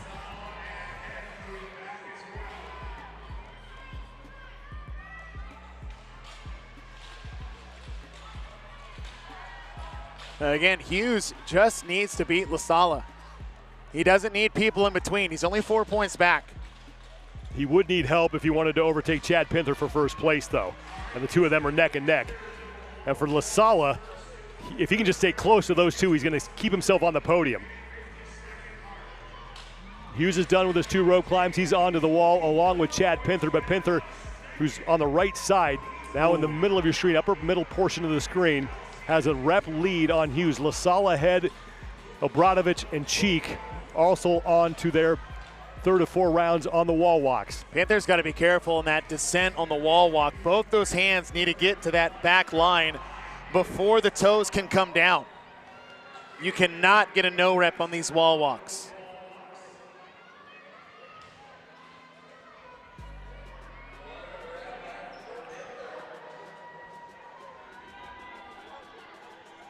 Pinther with 1 to go. Hughes has 2 left.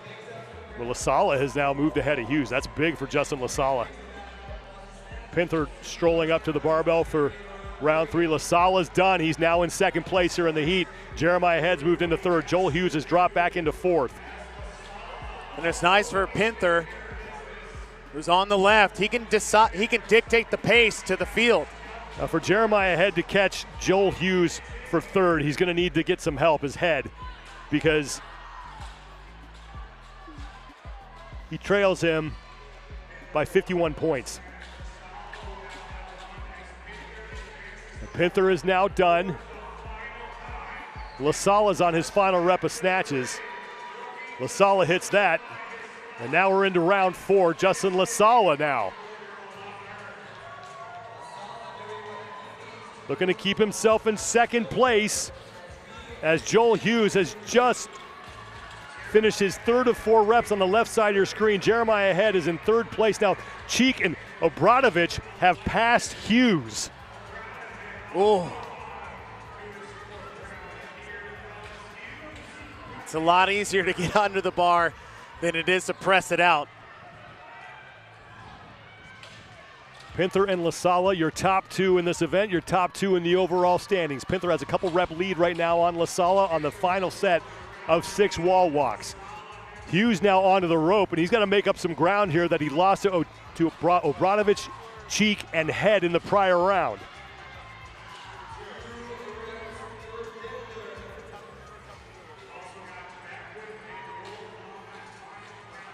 Pinther now halfway done with that round of 6. Again, he's in the upper left-hand part of your screen. Now right side, no shirt, black shorts. Justin LaSala's in the gray next to him, and Pinther's off the wall. Pinther with 4 snatches sitting between him and a CrossFit Games championship.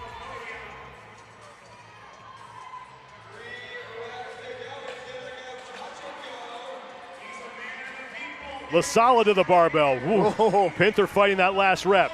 That's smart, taking a break. He does not need to beat Justin LaSala. Pinther, final rep, event win, and a championship for Chad Pinther.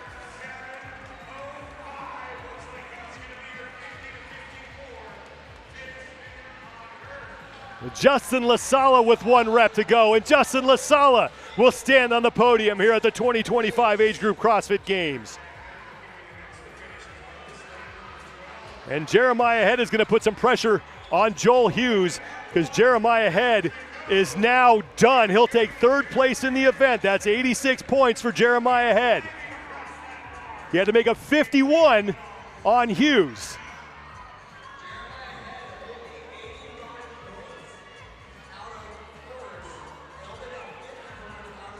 Hughes is chalking up. He's still on the wall.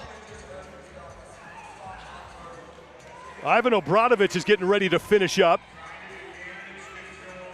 And in lane 1, Dustin Beckwith is now moving to the barbell for the final time. Hughes has to get 11th. No, he has to get 10th in the heat if he wants to keep 3rd. If he gets 11th or worse, he's out. Eric Dupuis is also on the barbell as Hughes is in danger here. In lane 4, Arthur Wolf for the final time to the barbell. He just failed his first rep. He's in the white headband. Beckwith is done. And Dupuis on his final rep as well at the far end of the floor, and now he will cross the finish line. Hughes is walking up to the barbell. Roan Lowe is also on his final set of snatches. Arthur Wolf has 1 rep remaining. Hughes cannot surrender any more ground here. Now Wolf is in. Said he has to get 10th. He's currently sitting 9th. Hughes had to struggle with that rep. He got it overhead, though. And those are some tough snatches for Hughes. And 2 athletes making their way to the bar. Richard Stevenson in lane 2. Oh, Hughes with a fail. Look, if Stevenson and Highland finish this before Hughes, Hughes off the podium. And the Highland is halfway through, as is Stevenson. Hughes has 2 reps remaining as well, and don't forget about Roan Lowe because he's almost done. Lowe is done, and he's in. Hughes is just gutting through those snatches. Stevenson just completed his final rep, and he's across. Last opportunity. Dusty Highland is done, and now Highland is in. And Hughes fails another. So Jeremiah Head is looking to get himself on the podium now. And Hughes got a no rep. He stepped over the line.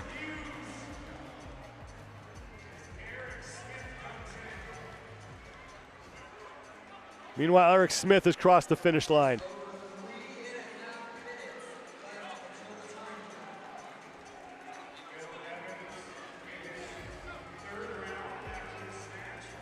With Joel Hughes now, it's just trying to finish because he's going to wind up off the podium. But great effort. Take it from with him. stride. And there's the final rep for Hughes. He'll get across. At least he's smiling about it. But Jeremiah Head, meanwhile, great event for him as he looks to put himself on the podium with Pinther and LaSala. So congratulations to Chad Pinther, your 2025 champion in the 50 to 54-year-old age group. Justin LaSala, we know, will be there on the podium, and it looks like Jeremiah Head will be as well.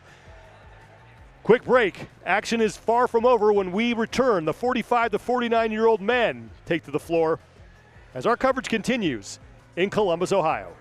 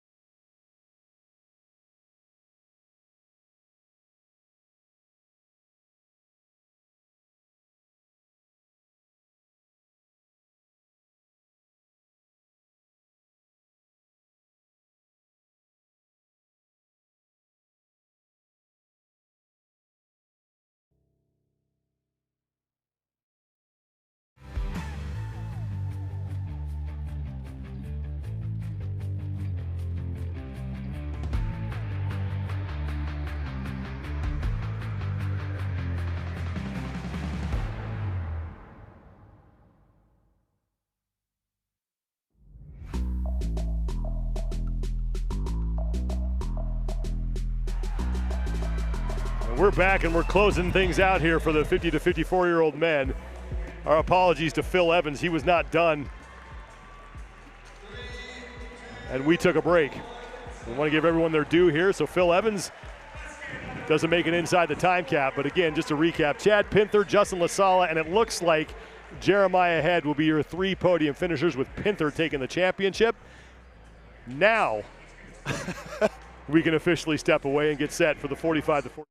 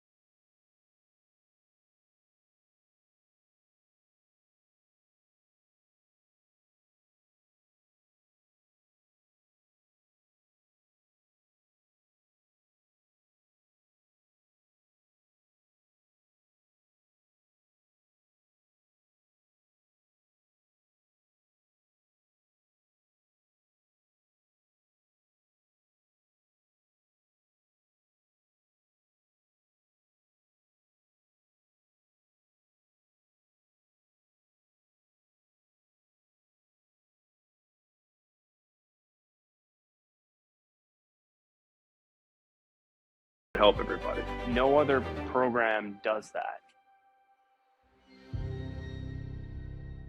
Strength, endurance, resilience. These aren't just words, they're promises. Ones you make every day to protect, serve, and defend. Because when the mission calls, you answer. Join the mission. It's been 12 years of dominance, and he has brought a whole community along the ride with him. We know why we do this. What about you? Yeah, I'm just trying to keep up with him. When there's a difficult task at hand, I can always tackle whatever that is. We're choosing to build a better future. Yeah, mayhem athletes are fit, but that's only one part of who we are. Their values and my values align with each other. I follow Mayhem because I know it'll get me ready. When I couldn't do anything at all, Mayhem helped me start. If you're ready, there's a spot for you.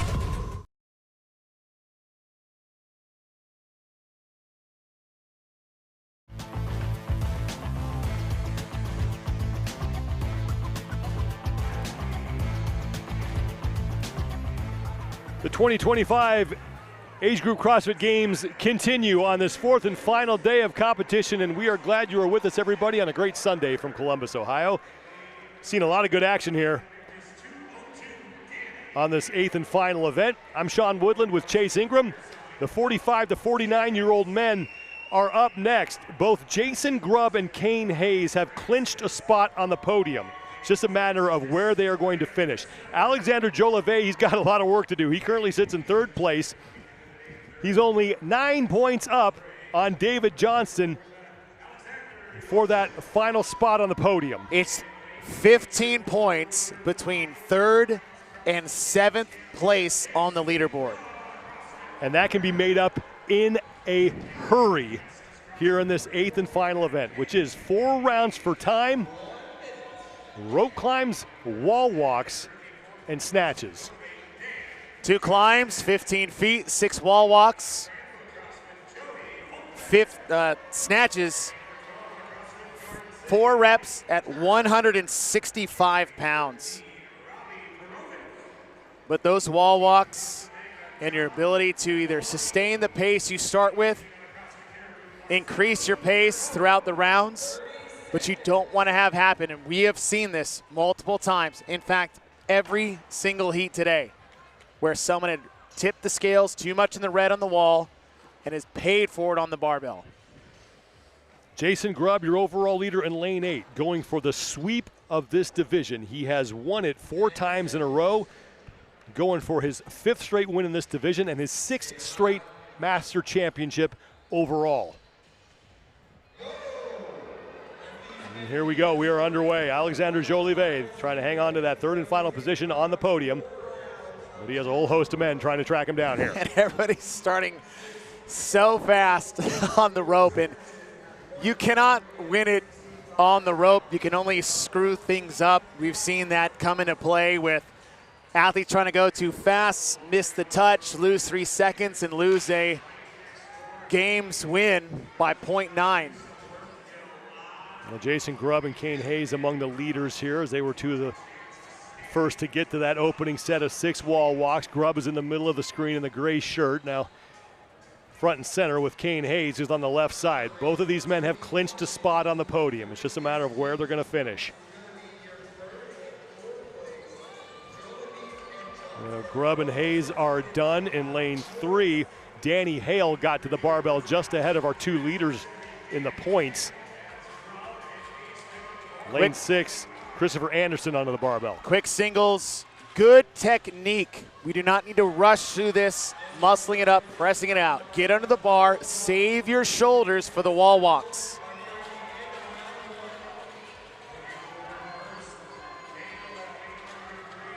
Hale in lane 3 is done. Kane Hayes finished as well. And Joey Hoshman in lane 11, right side of your screen, has finished as well. Hayes now back to the wall walks.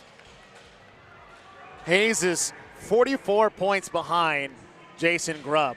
That's the difference between 1st and 6th place, which is 30. Sorry, he's got to get 8th.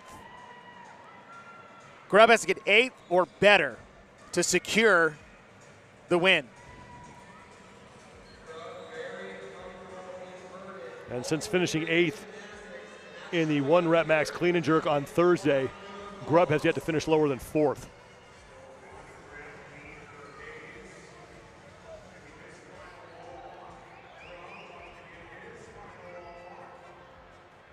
Hayes just got a no rep. But good on him. He didn't even hesitate. He just went right back into the next one. Yeah, Grubb and Hale to the barbell first. Kane Hayes close behind them, and Hale fails his first rep. He's at the far end of the floor from the view. Here comes Hoshman.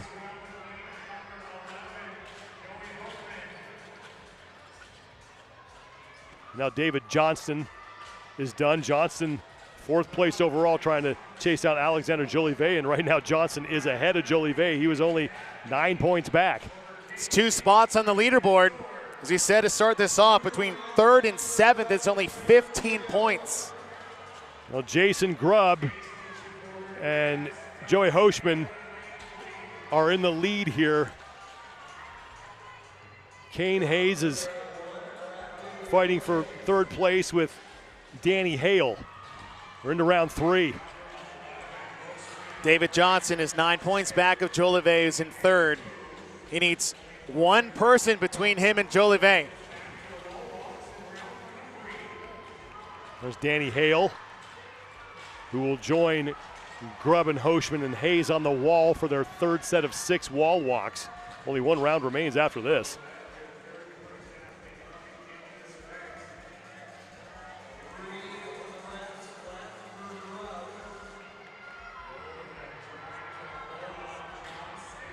Grubb is halfway through that 3rd set. And starting to put some distance between himself and the men chasing him here in this event. And Grubb and Hale, they're on the podium regardless of what happens here. And as Chase mentioned, Jason Grubb just got to finish 8th or better to clinch that top spot. Right now in 1st place in the event.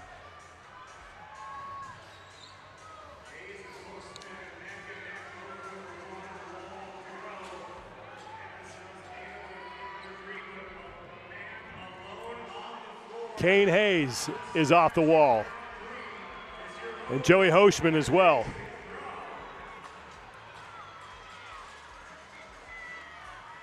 Hoshman was 6th place coming in, 456 points.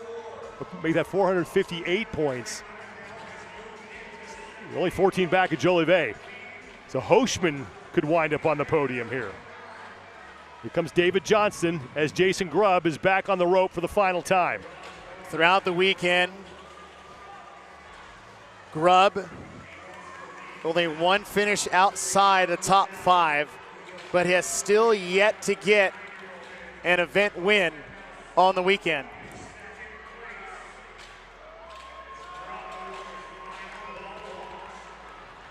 Jason Grubb inching closer to a clean sweep over the last 5 years of this age group. And looking for his 6th straight Masters championship.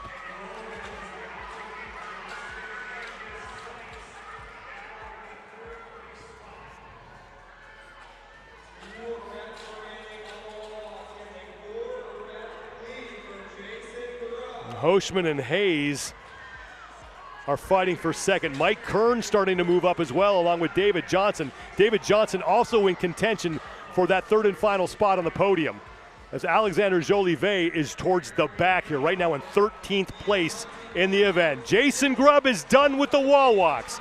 4 snatches between Jason Grubb and a 6th straight championship.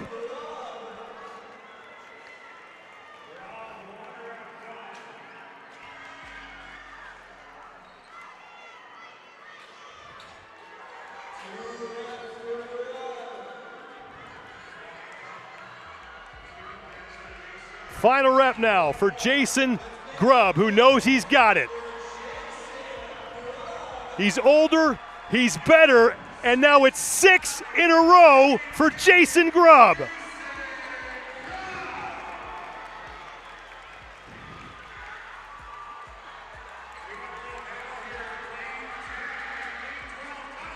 And Mike Kern and David Johnson, along with Kane Hayes, are battling for second place here. Mike Kern has put on a hell of a charge. He's going to get in second place. And now Kane Hayes is across. David Johnson is in, and Johnson could be putting himself on the podium with that performance. 9 points back of Jolivet. And Jolivet's still on the wall.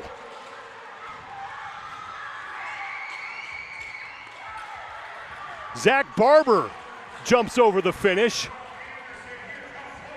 Christopher Anderson is done. Hoshman is in.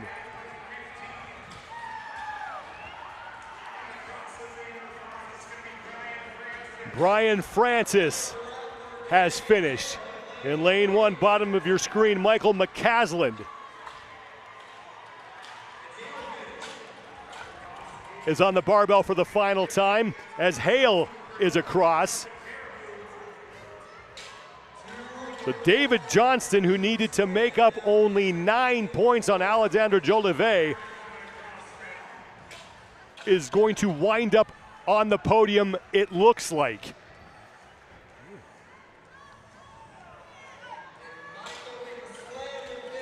McCasland has finished up. And Jolivet is finally on the barbell, and he's trying to keep himself in the top 5 right now. It's going to be tough. We just said coming in, there's only 15 points between 3rd and 7th. It's only 3 spots to get outside the top 15.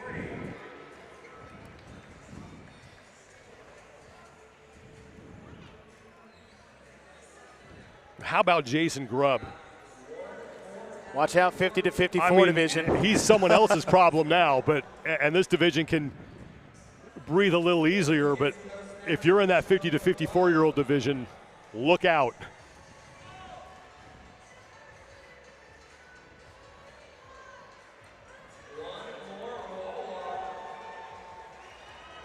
That's Buck Jacobs, who's the last man on the floor here. And he has plenty of time to complete these final 4 snatches.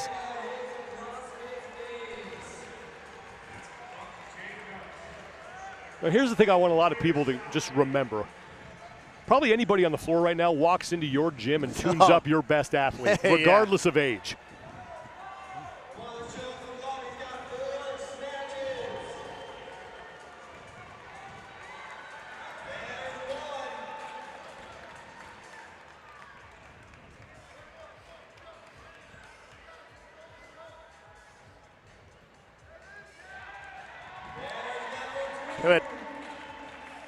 Buck Jacobs sounds like a man driving an old Ford F-150 on a dirt road with a lit cigarette in his mouth and the windows down. That's a guy that if you want something done, you go to Buck Jacobs. He's going to get it taken care of.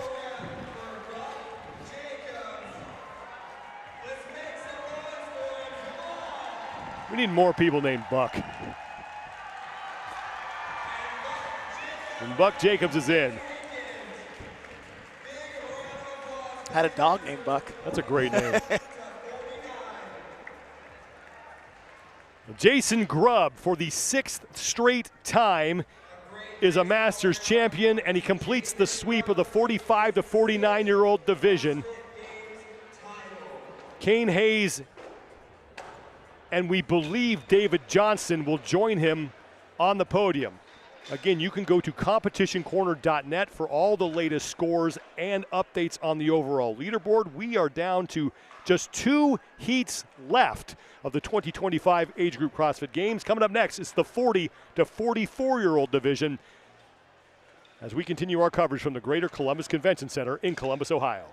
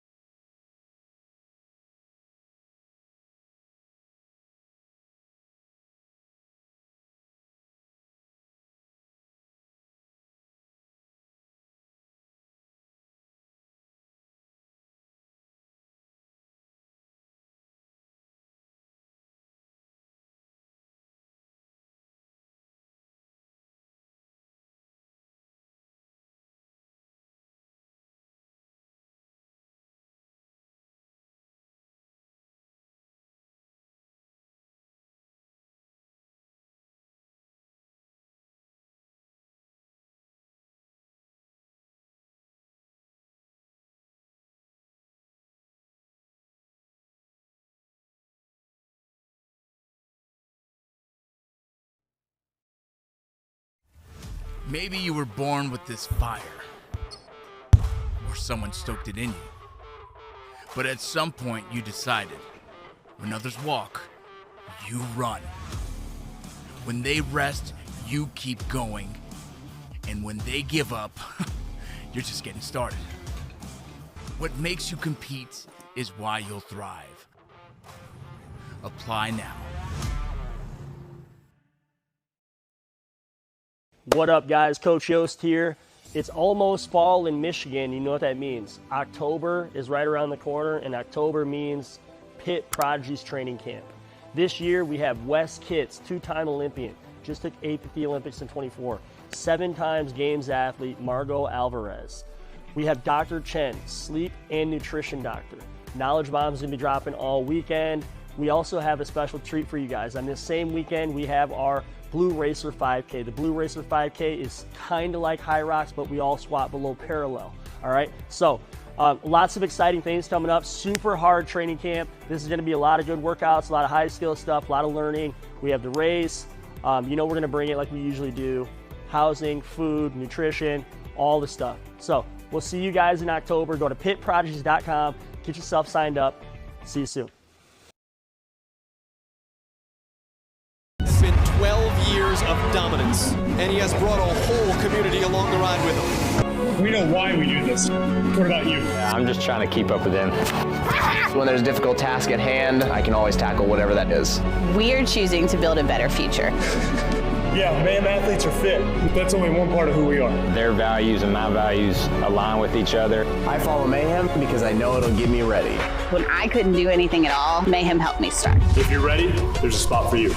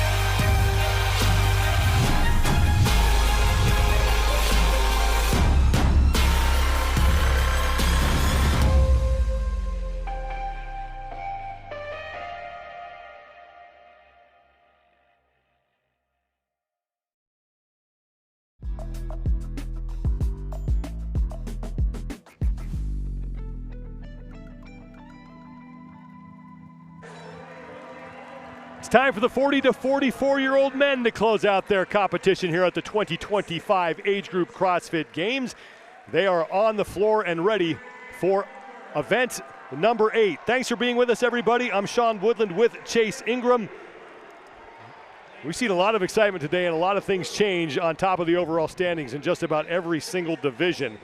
And this one might not be any different. Chicho Casada is your overall leader, but only by 4 points over Rudy Berger.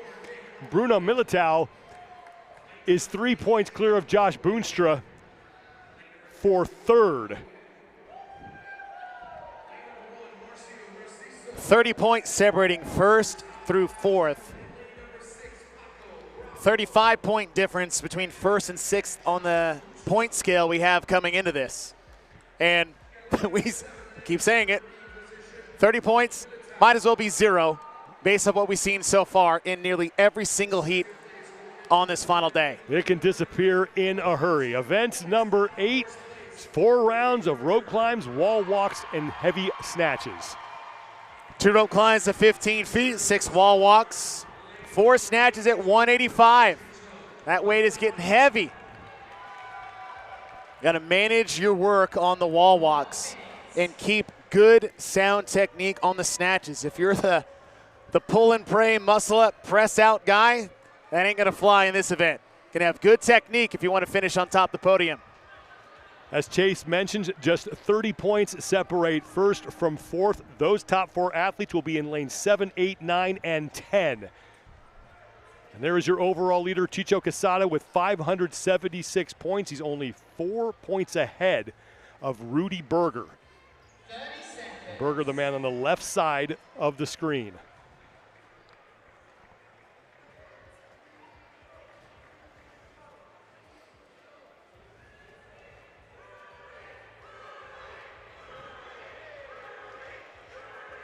Winner take all between Casada and Berger. 7 points between each placement, as opposed to 4, since we have cut the field down to 15 after event 7 last night. First round underway, and it begins with the 2 rope climbs. Focus on the legs. Let your arms take a break. Do not have a mistake on the wall walk. 6 isn't a lot, but 7's much worse, especially when you start getting tired.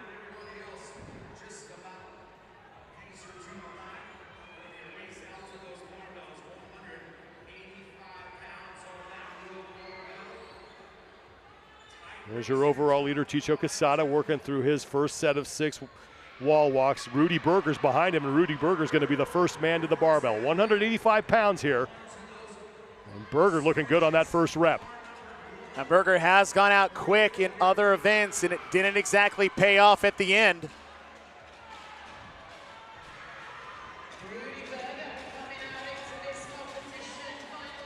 Josh Boonstra also onto the barbell. He's in the light gray top and black shorts as Berger is done with that first round and back to the rope. He only has to finish ahead of Quesada to overtake him for the top spot on the leaderboard.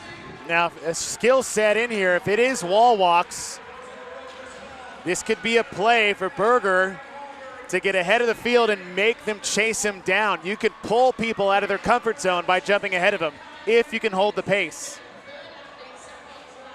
And Quesada's onto the rope. Rudy Berger is 2 reps into his second set of 6 as Quesada joins him on the wall.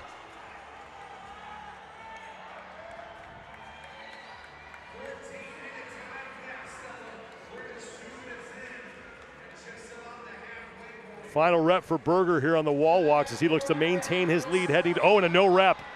A no rep for Berger. He's going to get right back to work. I'm telling you. Quesada's going to be able to cut into the lead, but Berger's still in front here, chalking up his hands and getting to the barbell as Chicho Quesada has 1 rep left. But good on Berger for getting right back to work and completing that rep. But as you said, adds up. It does. Adds up in a big way, especially in the second half of this event. Lane 14, Graham Holmberg is also onto the barbell. He's on the far right side. You can't see him right now, but he's moved himself into second place ahead of Chicho Quesada. Rudy Berger has 1 rep left here. That bar starting to look shaky in that receiving position for Berger. Berger's through, halfway done with the event, back for round 3. Chicho Quesada is done with his 4th rep. And again, all Berger has to do is beat Chicho Quesada, and he's your champion in the 40 to 44-year-old division.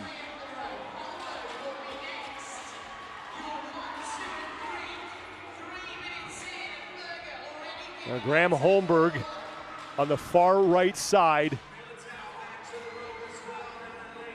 is finishing up his 3rd set of rope climbs. Berger is already onto the wall walks as Quesada has now just closed out his 3rd set.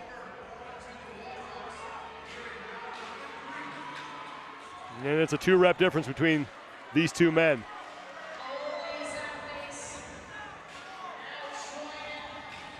And they're pretty much moving at the exact same pace. Now how's the fatigue gonna stack up going into this barbell? Berger is done. Quesada still has 2 reps left.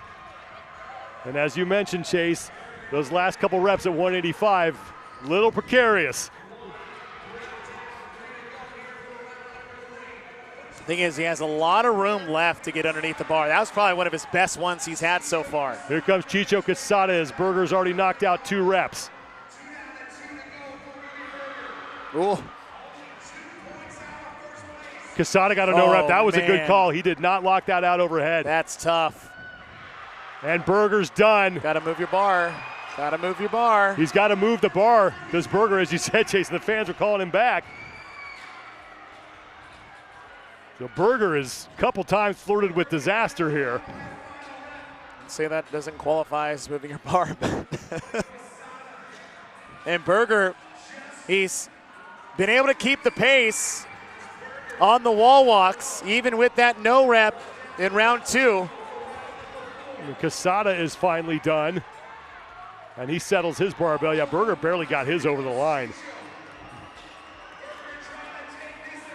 Rudy Berger onto the wall. Quesada to the rope. If this holds, Rudy Berger is going to be your champion.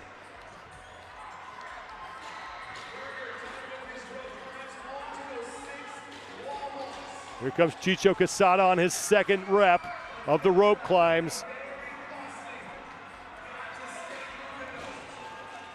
2 remain for Berger.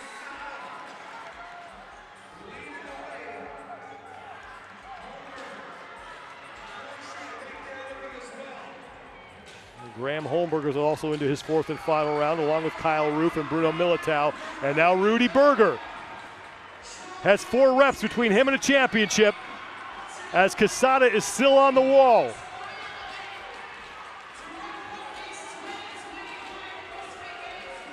He's got time.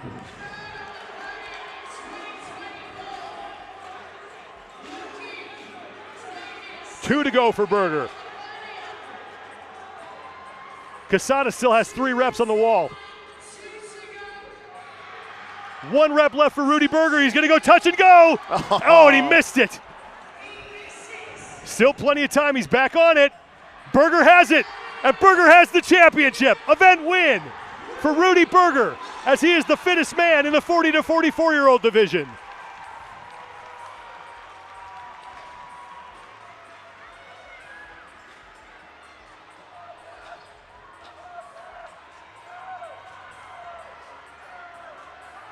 Kyle Ruth is getting set to finish up. He's down there in lane 12 in the tank top.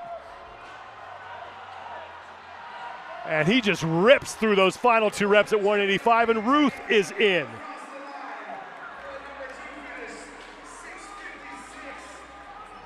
Bruno Militao, who had the final spot on the podium, he's in lane 7. You're looking at him now. If he gets himself across the finish line here ahead of everybody else, he's hanging on to that final spot. Because Josh Boonstra was the closest man to him, and Boonstra is still working through his wall walks. And now a failed rep. Got time.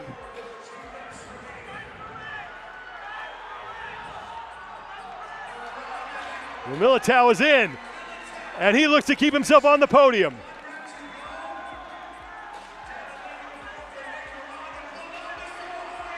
Nick Aranda is through. Graham Holmberg at the far end of the floor has hit his final 2 reps, and the 2010 fittest man on earth has finished.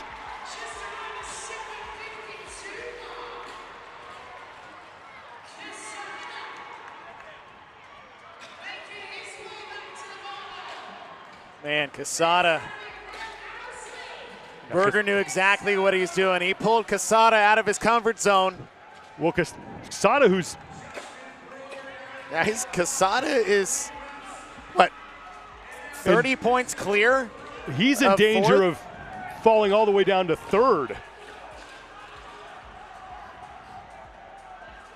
We got Berger first. Militao was in 3rd.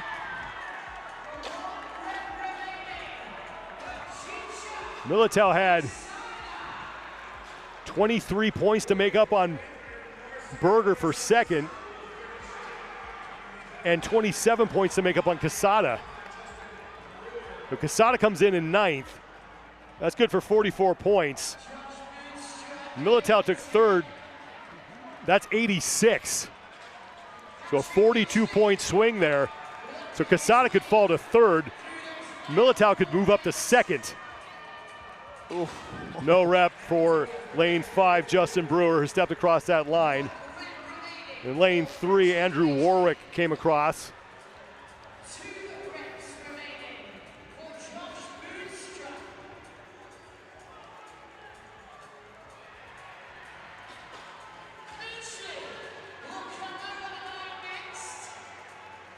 Here's Justin Brewer as Patrick Midgley made it across the finish line, and now Brewer is done. Boonstra dives across. And David Santa Cruz Bjorkstrand is the last man out on the floor, and that was his final rep there in lane 15. And the 40 to 44-year-old division is done. Rudy Berger looks to be your champion. Bruno Militao may have done enough to put himself in 2nd, and I think Chicho Quesada was safe as far as staying on the podium, but we'll have to get that all sorted out. But congratulations to Rudy Berger, who wins the event and wins the championship in the 40 to 44-year-old division. Don't go anywhere. When we return, the 35 to 39-year-olds are up next, and it is a razor-thin margin between the top athletes in the standings. That one's going to be a lot of fun, so stay with us, everybody. We'll be back for the final event of the competition, the 35 to 39-year-old men, up next.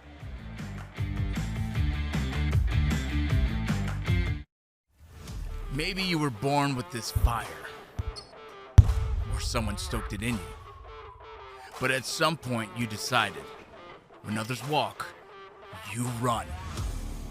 When they rest, you keep going. And when they give up, you're just getting started. What makes you compete is why you'll thrive. Apply now.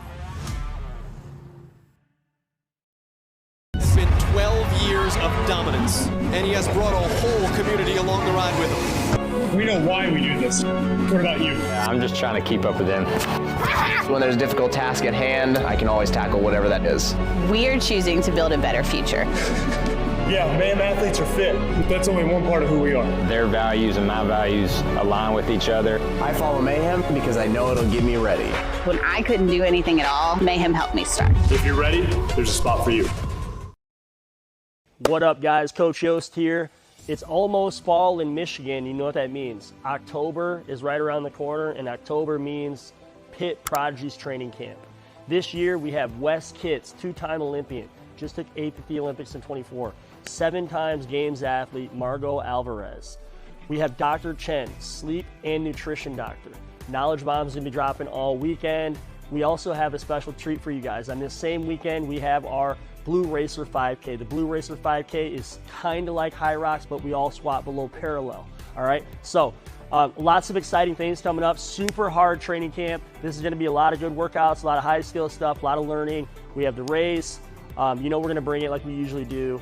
Housing, food, nutrition, all the stuff. So we'll see you guys in October. Go to pitprodigies.com. Get yourself signed up.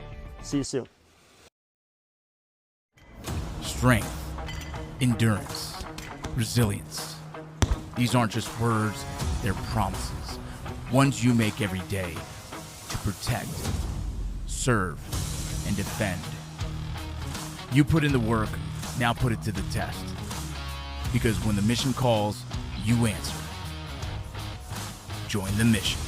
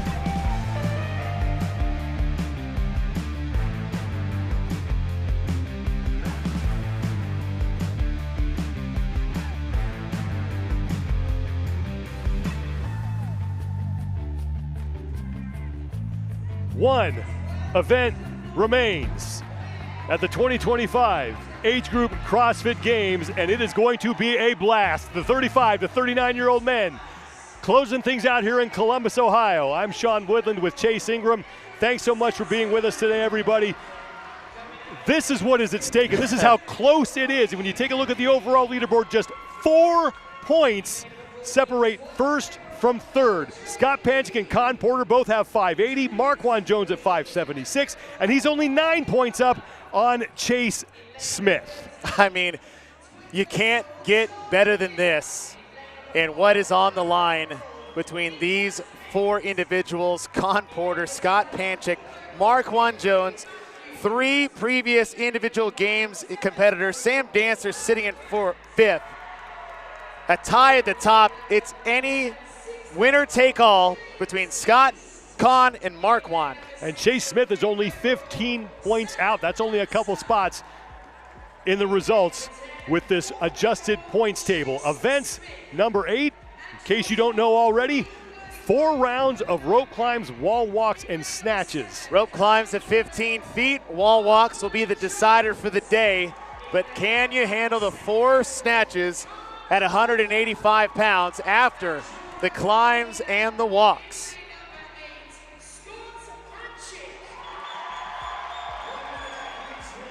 Well, the top 4 men will be in lanes 7 through 10. Scott Panchik, who because of a tie break has the top spot on the leaderboard, will be in lane number 8. Con Porter, who sits in 2nd, will be next to him in lane 9. And Marquand Jones, who's in 3rd, will be in lane 7. And Chase Smith in lane 10 can still put himself on top of the podium. If Chase Smith wants to get on the podium, he needs 2 people not in the top 3 ahead of him and those 3 athletes.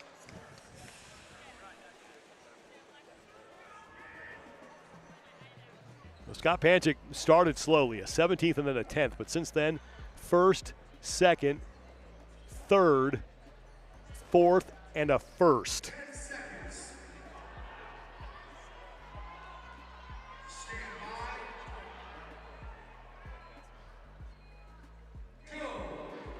Hold on to your butts.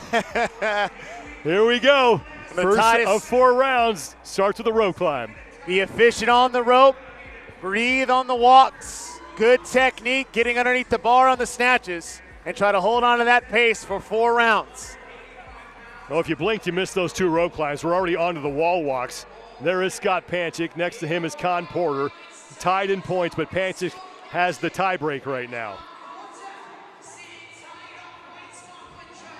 And as you mentioned, Chase, winner take all between the top 3. Only 4 points separating Panchik, Porter, and Jones. It's a 7-point difference between each placing in the results here. And it is so easy to tip the scales in the wrong direction by over-racing the wall walk. Scott Panchik had to adjust his shoe coming off the wall. Porter got that first snatch done ahead of Panchik. Marquand Jones is right there as well.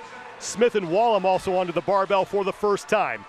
Panchik able to make up that ground, and he'll be the first man to advance his barbell and head back to the rig for round 2. Porter right on his heels. So about being efficient has to do with being very technical. You got to move well to move fast. Panchik and Porter are neck and neck, and now they head to the wall. Con Porter didn't have the best foot grab on his second climb, which just means it puts a lot more stress on the grip and fatigue in the upper body. And Marquand Jones out on the upper right-hand part of your screen, just getting to the wall walks. He's trying to hold off Chase Smith for that 3rd and final spot on the podium. Chase Smith is just outside the left part of your screen in lane 10, and he can see everybody he needs to chase right in front of him the whole time.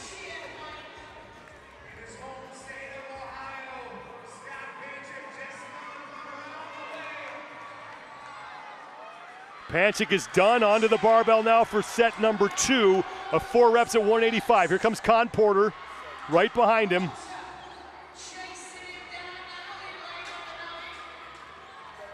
Marquand Jones to the barbell. Panchik with 1 rep remaining. He'll hit that. And we are halfway done. Panchik back to the rope. Con Porter with 1 rep remaining as Panchik gets right to work. Panchik starting to open up a bit of a lead now over Con Porter. They were neck and neck in this last round, and Panchik has a chance to get through his 2 rope climbs before Porter even starts. So smooth on the way down. It's such a benefit if you can descend off the rope quicker and using less grip and less arms to get down.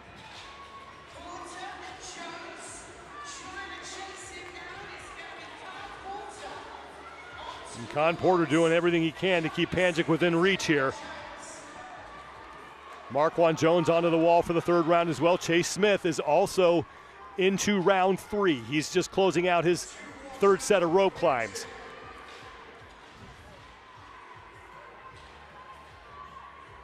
Panchik on his final rep. Scott Panchik back to the barbell. 4 more reps at 185 for Panchik.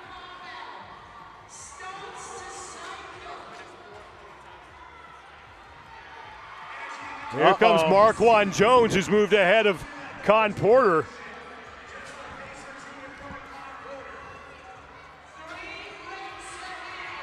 Panchik into the final round. Panchik is pushing himself right to the limit to stay ahead of Con and Marquand. The lead has gotten bigger with every round. Panchik got through just about his 2nd rope climb before Porter was able to start.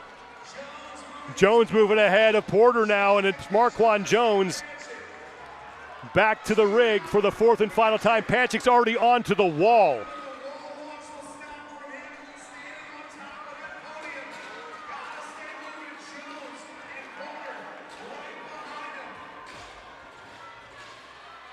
Con Porter, 2nd and final rope climb here. Now for Porter, he's got to start thinking about Marquand Jones. But the problem is, do you make the move here on the wall, or do you try to save something for the last 4 snatches? Everyone's been doing singles. If you have a little touch and go left in you, it might be worth it not trying to catch him on the wall walks if you know you can handle that last barbell. Panchik to the barbell for the final time.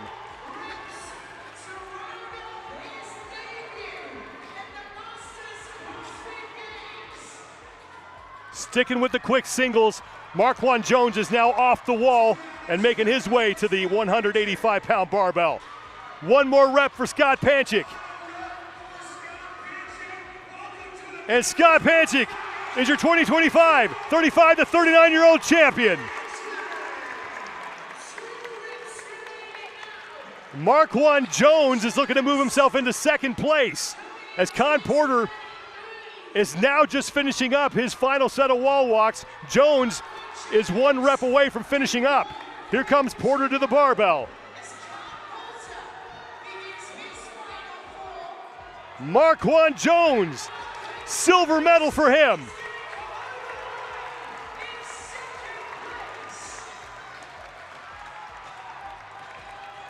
Well, down there in lane 3 is Bobby Wallum. He's not a factor in the podium right now, so Con Porter is still safe as far as keeping himself inside the top 3.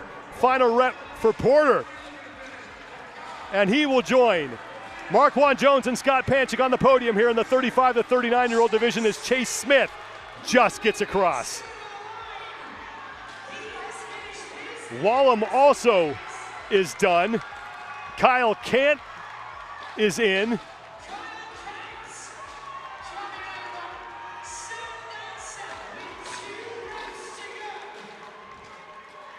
Sam Dancer in the middle in the white tank top.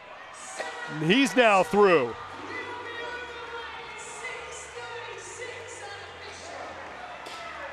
Down in lane number 1, Eric Thomas is done.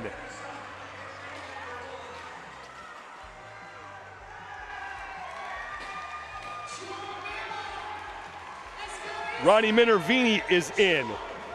O.J. Keene also finished up. Nicholas Hecht is across.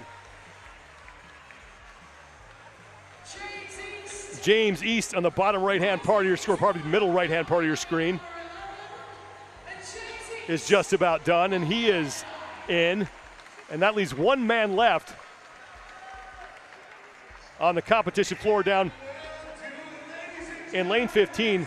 Angaru Setien is the last man out there. And he's making his way to the barbell for the final time.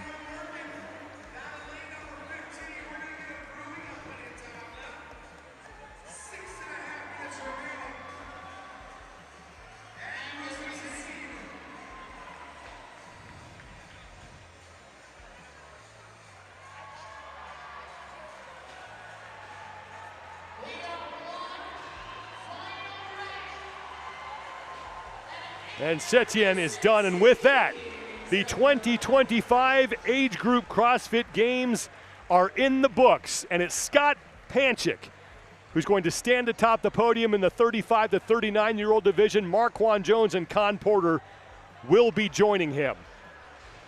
Our coverage is not done. Stick around. We will have the podium ceremony for you here and we from have Columbus, Ohio. And we got a lot to figure out. There's a lot to figure out. So what you think the podium is may not be what it was when we come into Sunday, and for a lot of different divisions. CompetitionCorner.net. That's where you can find the latest results and the final leaderboards. That's going to do it for me and Chase. Thanks so much, everybody, for being with us. Chase, thanks so much, man. It's always a pleasure working with you, brother. Good to be back. Good to be back together. Really appreciate Bob Jennings and the whole crew here giving us the opportunity to do this. Absolute blast. Stick around. Podium ceremony coming up next here from Columbus, Ohio.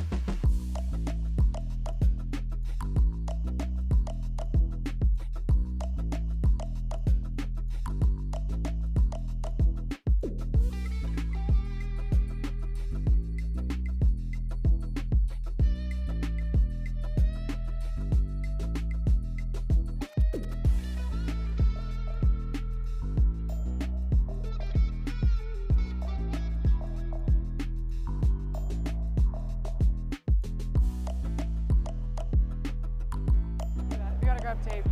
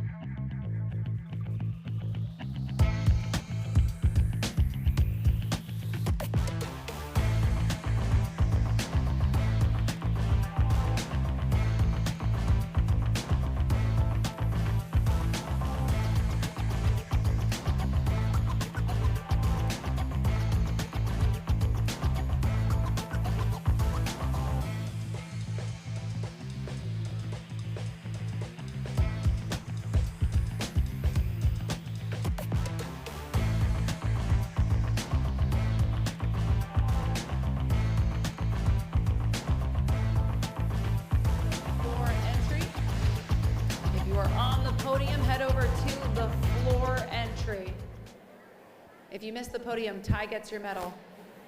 You're going to want to be there.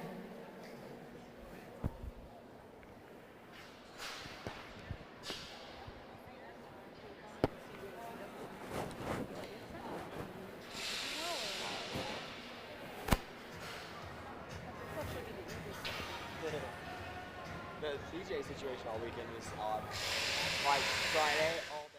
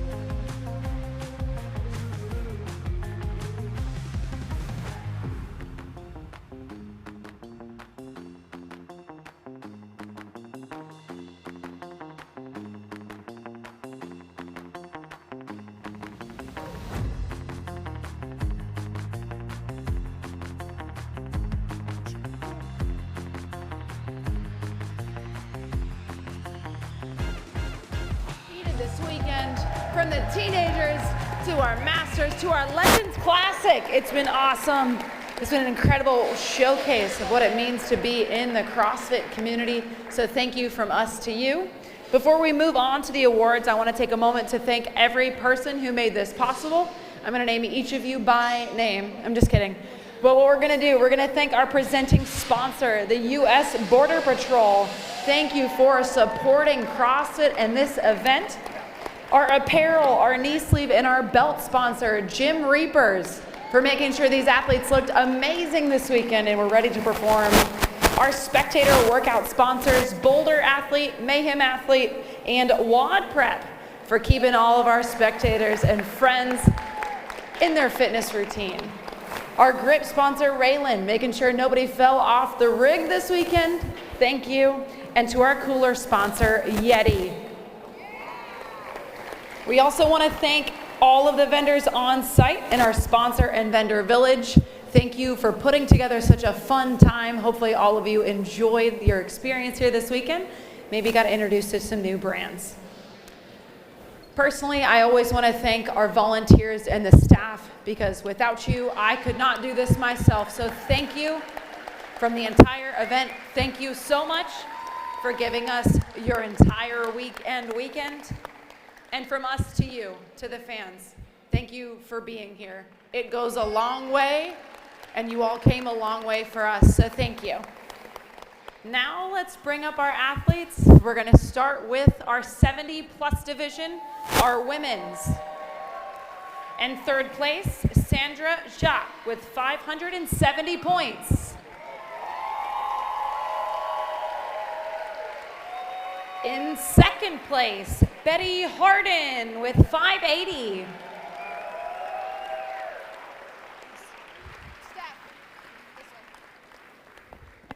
And in first, Polly McKinstry with 700 points.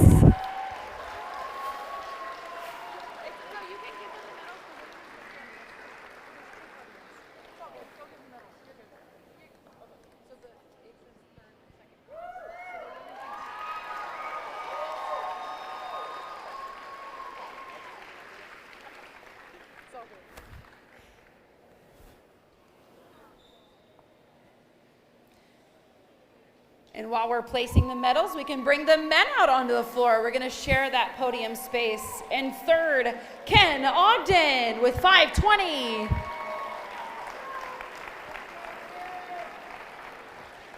In second place from CrossFit, Torian Lou Wynn.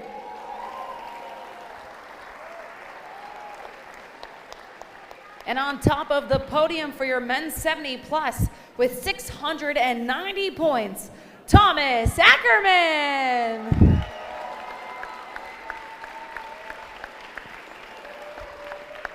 Give it up for your 70+ division, men and women.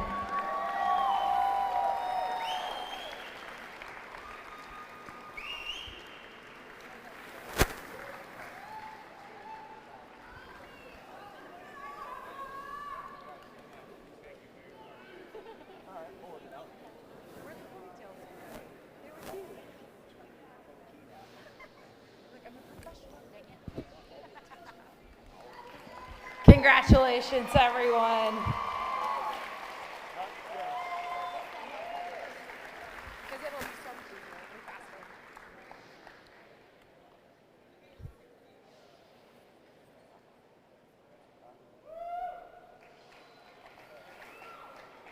All right, bringing up next our 65-69 division women's. In third place from CrossFit Intent, Pam Kusar.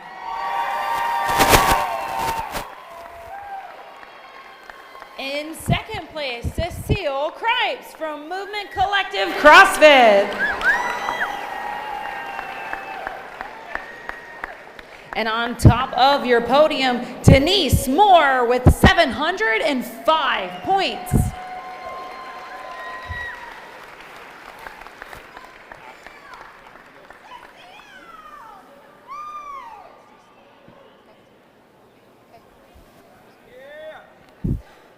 We'll bring our men out onto the floor. In third, Ron Wilson. In second place, Greg Beams. And in first place with the most performance that is impressive that I've seen, with 7 top 5 finishes, Mitchell Taylor.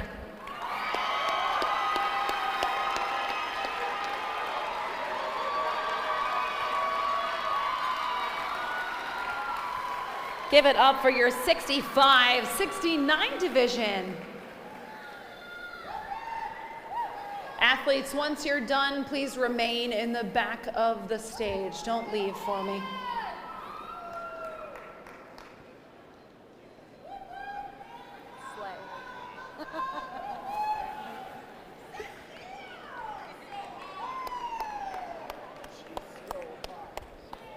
I love it. I'm here for Cecile.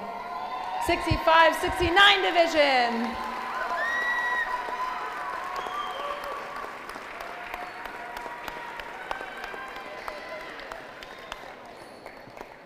Thank you, athletes. Please remain in the back of the stage for me. We're going to bring out our women's 60-64. In third, Christy Pruitt.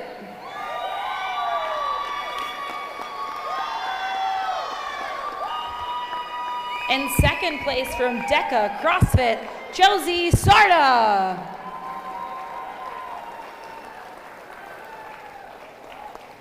And in first place with 703 points, Lori Masheshnik.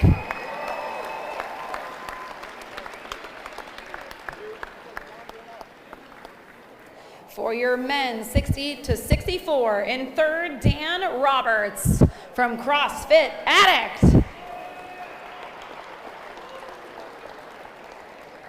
In second place, David Powell from CrossFit Illuminate.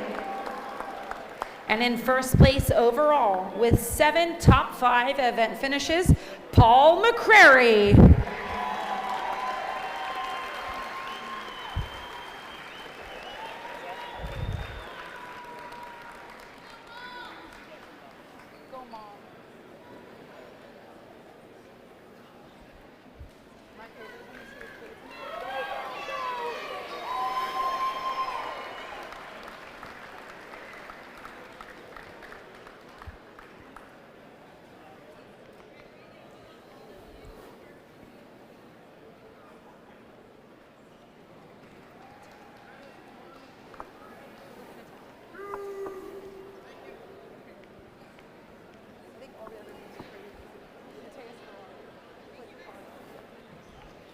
Congratulations. Coming up next, we're going to bring out your 55-59. In third place for our women, Dana Mather from CrossFit 77. In second place with 586 points, Lee Coates.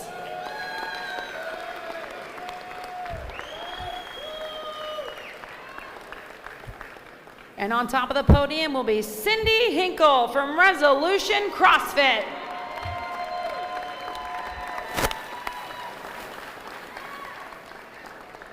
For your men's 55-59, third place from CrossFit Counterculture, Sean Patrick.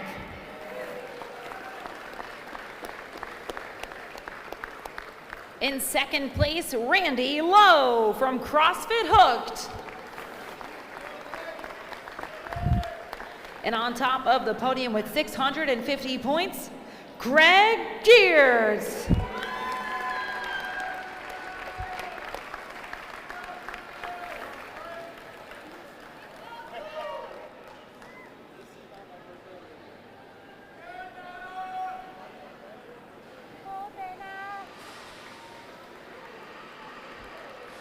Give it up one more time for your 55-59 division.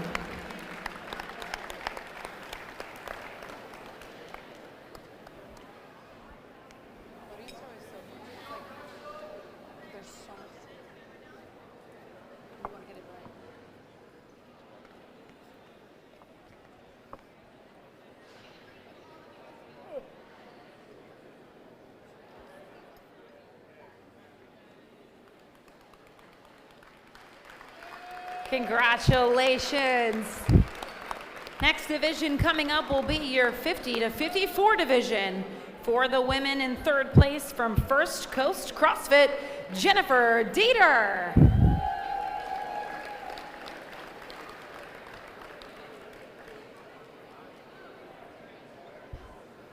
There she comes.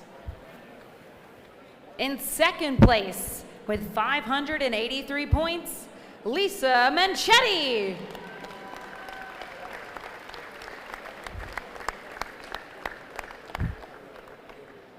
And on top of the podium for your women is Kim Purdy with 593 points.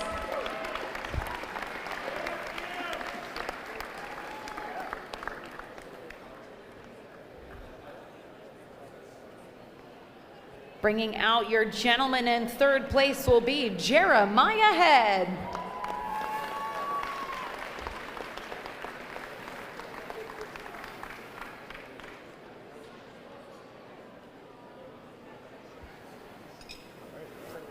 One more for Jeremiah Head.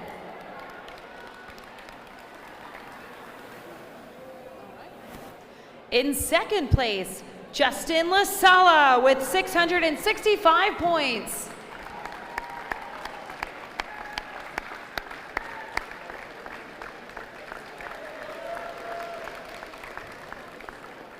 And on top of the podium for your men's 50 to 54, Chad Pinther with 702 points. Oh, there's Jeremiah.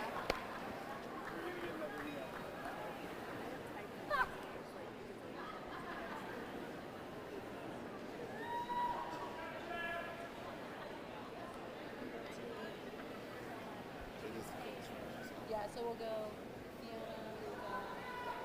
just in order of what I got.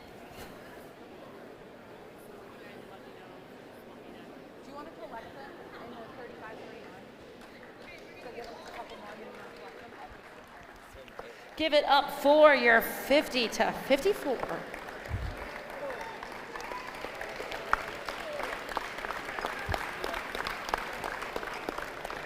Coming up next, your women's 45 to 49. In third place, Sarah Barkley.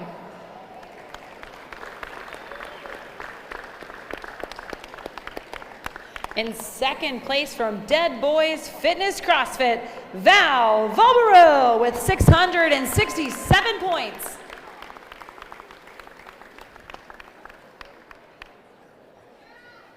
And on top of the podium, with 732 points and 3 event wins, Callie Friel.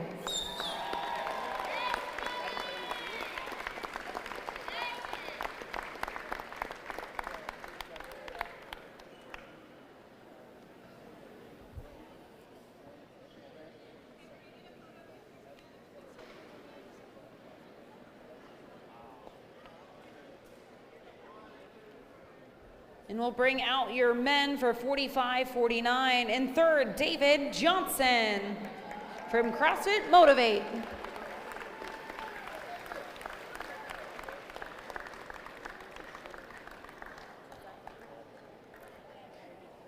In second place from Injustice CrossFit, Kane Hayes with 3 event wins.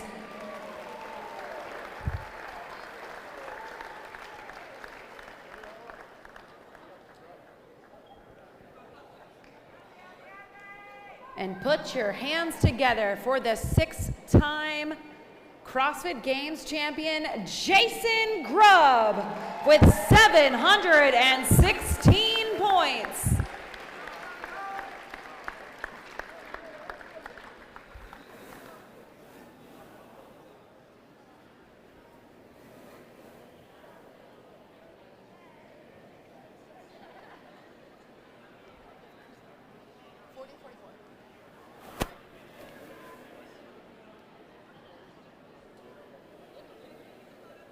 This one's gonna be.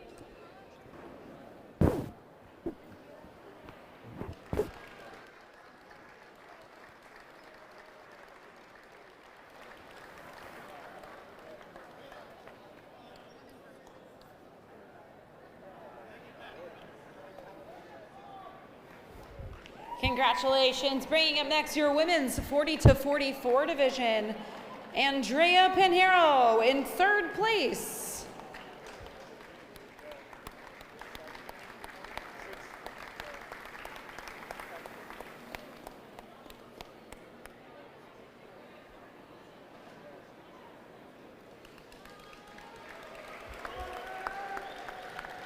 In second place with 609 points and 2 event wins, Amanda Cummins.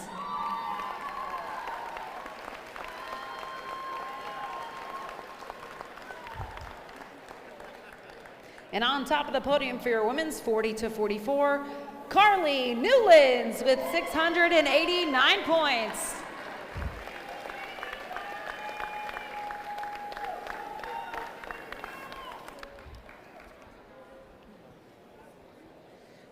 For your gentlemen 40 to 44, in third place, battling it out all weekend, will be Chicho Quesada.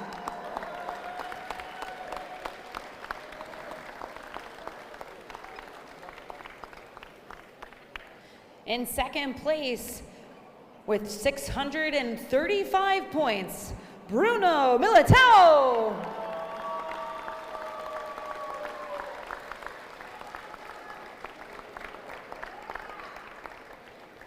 And on top of the podium, with 4 event wins and 672 points, Rudy Berger.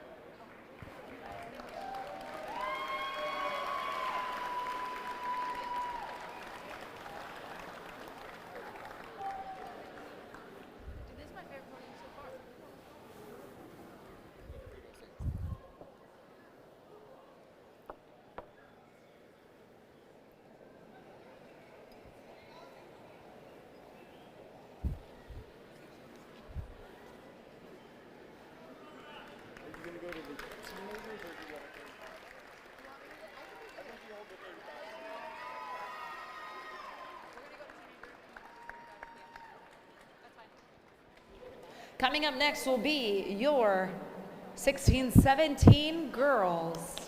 In third place, 599 points, Anna Laura Katai.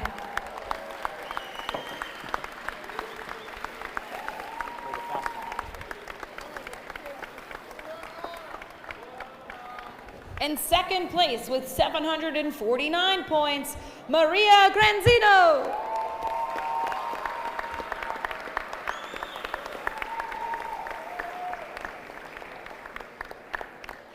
And on top of the podium with 776 points, Miley Wade.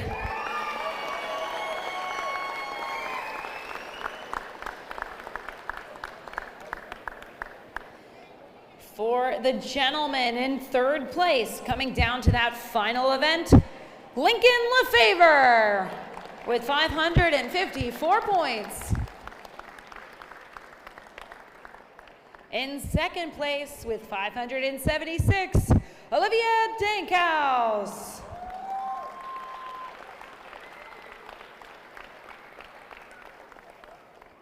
And on top of the podium with 588 points, Dennis Olsen.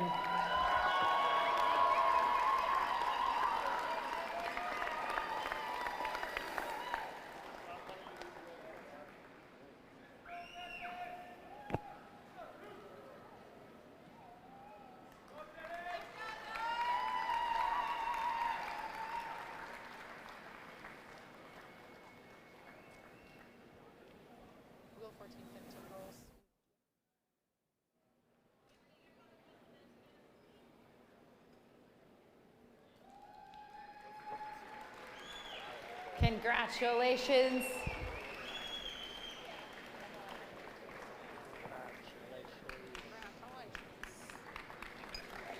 Coming up next are your 14-15 division.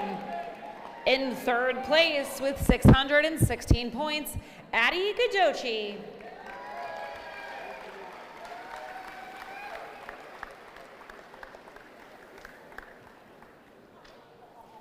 In second place, Roxy Rebane with 629 points.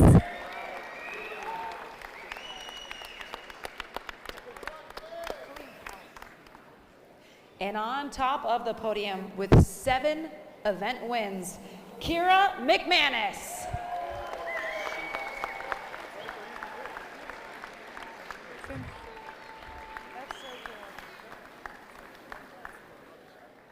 We'll bring up our 14-15 boys next. In third place, Liam Delaney from CrossFit Wintersville.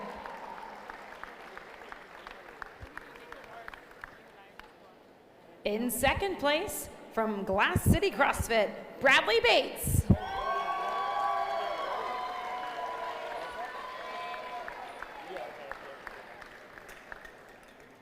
And on top of the podium for your boys, 14-15, Akil Lopez. We should do that and then we'll do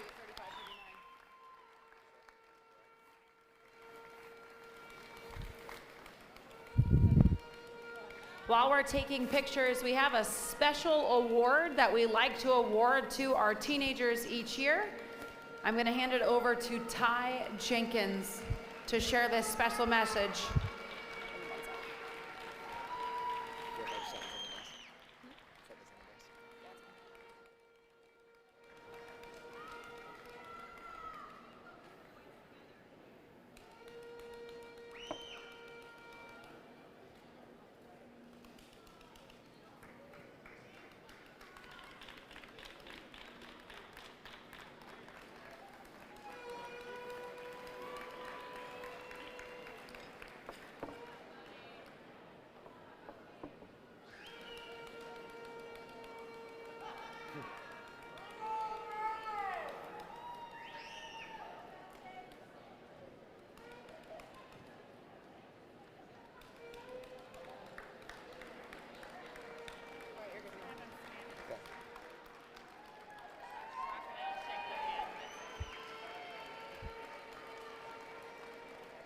Each year in the teenage division since 2020, we have awarded the Jacob Morris Spirit Award to one teenager in each division who exemplifies extraordinary character and shows the spirit of the games. This award is named after Jacob Morris, a 2019 CrossFit Games athlete in the teenage division who died later that year of a sudden cardiac arrest. Jacob is remembered by all who knew him for his love of others and his extraordinary spirit. At the Games in 2019, he was often seen cheering on his competitors to finish or encouraging other athletes in the warm-up area, corrals, and even on the floor. This year's winners of the Jacob Morris Spirit Award, in the 14 to 15 girls division, Fiona Noyes.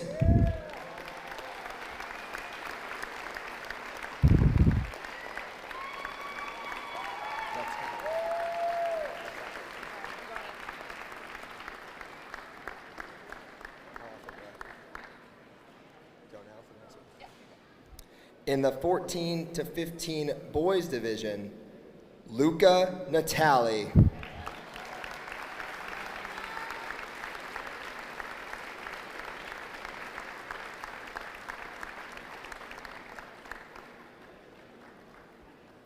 In the 16 to 17 girls division, Marissa Nichols.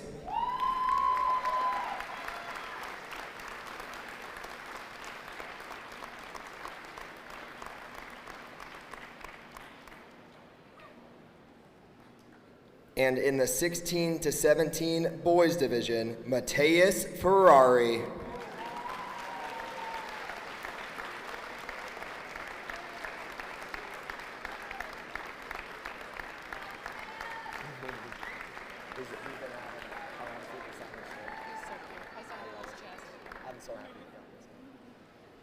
One last round of applause for your Jacob Morris Spirit Award winners. Yeah, she's out there. Okay, cool. All right. Congratulations to our teens. Thank you. We'll see you next season. Now to the 35-39 division. I hope y'all are ready. For your women, in third place, Sarah Alicia Fernandez Costas with 666 points. In second place with 683 points, Caroline Prevost.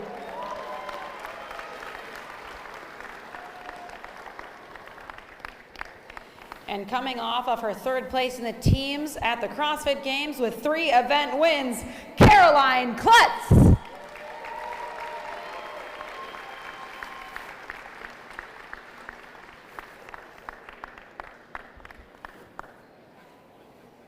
And now for your final three. In third place with 666 points, Con Porter.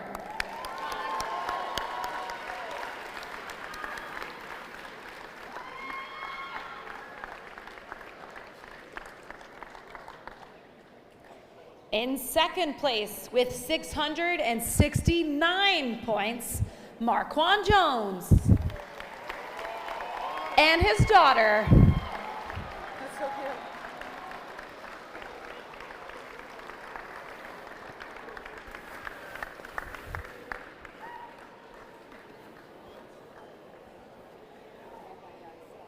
And to be on top of the podium, it'll be none other than Scott Panchik with 680 points.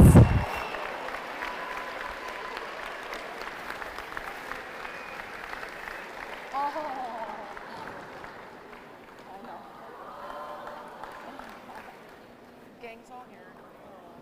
It's so cute.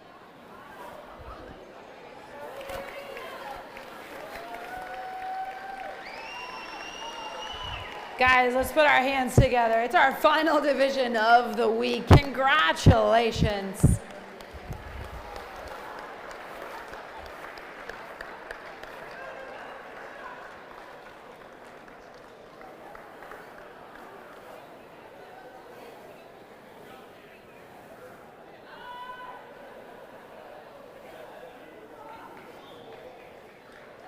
To close it out, to all of our athletes that were on the floor this weekend, whether you left with that hardware and on the podium or not, you should be very proud that you came and showed up this weekend and you competed at the final stage. Thank you for showing up, and thank you to bring your families.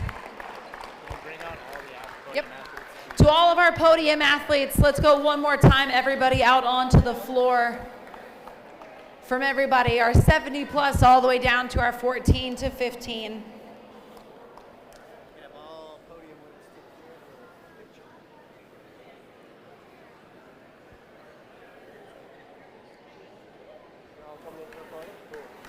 Great job. Thank you. Yeah.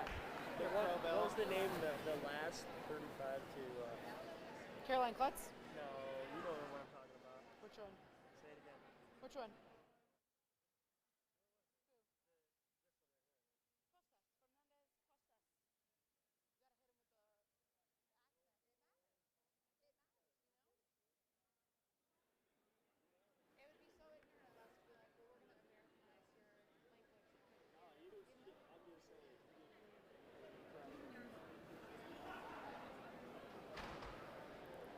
As they're getting into position, let's do it. Let's go one more time. Big hands together for all of our podium athletes here this weekend.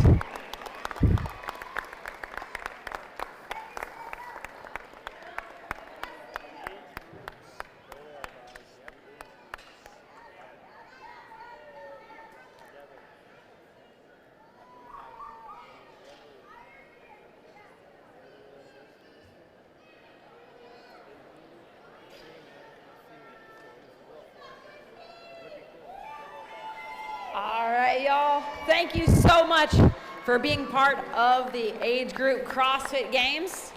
We'll see you again next year in some place, somewhere. And until then, congratulations and continue training.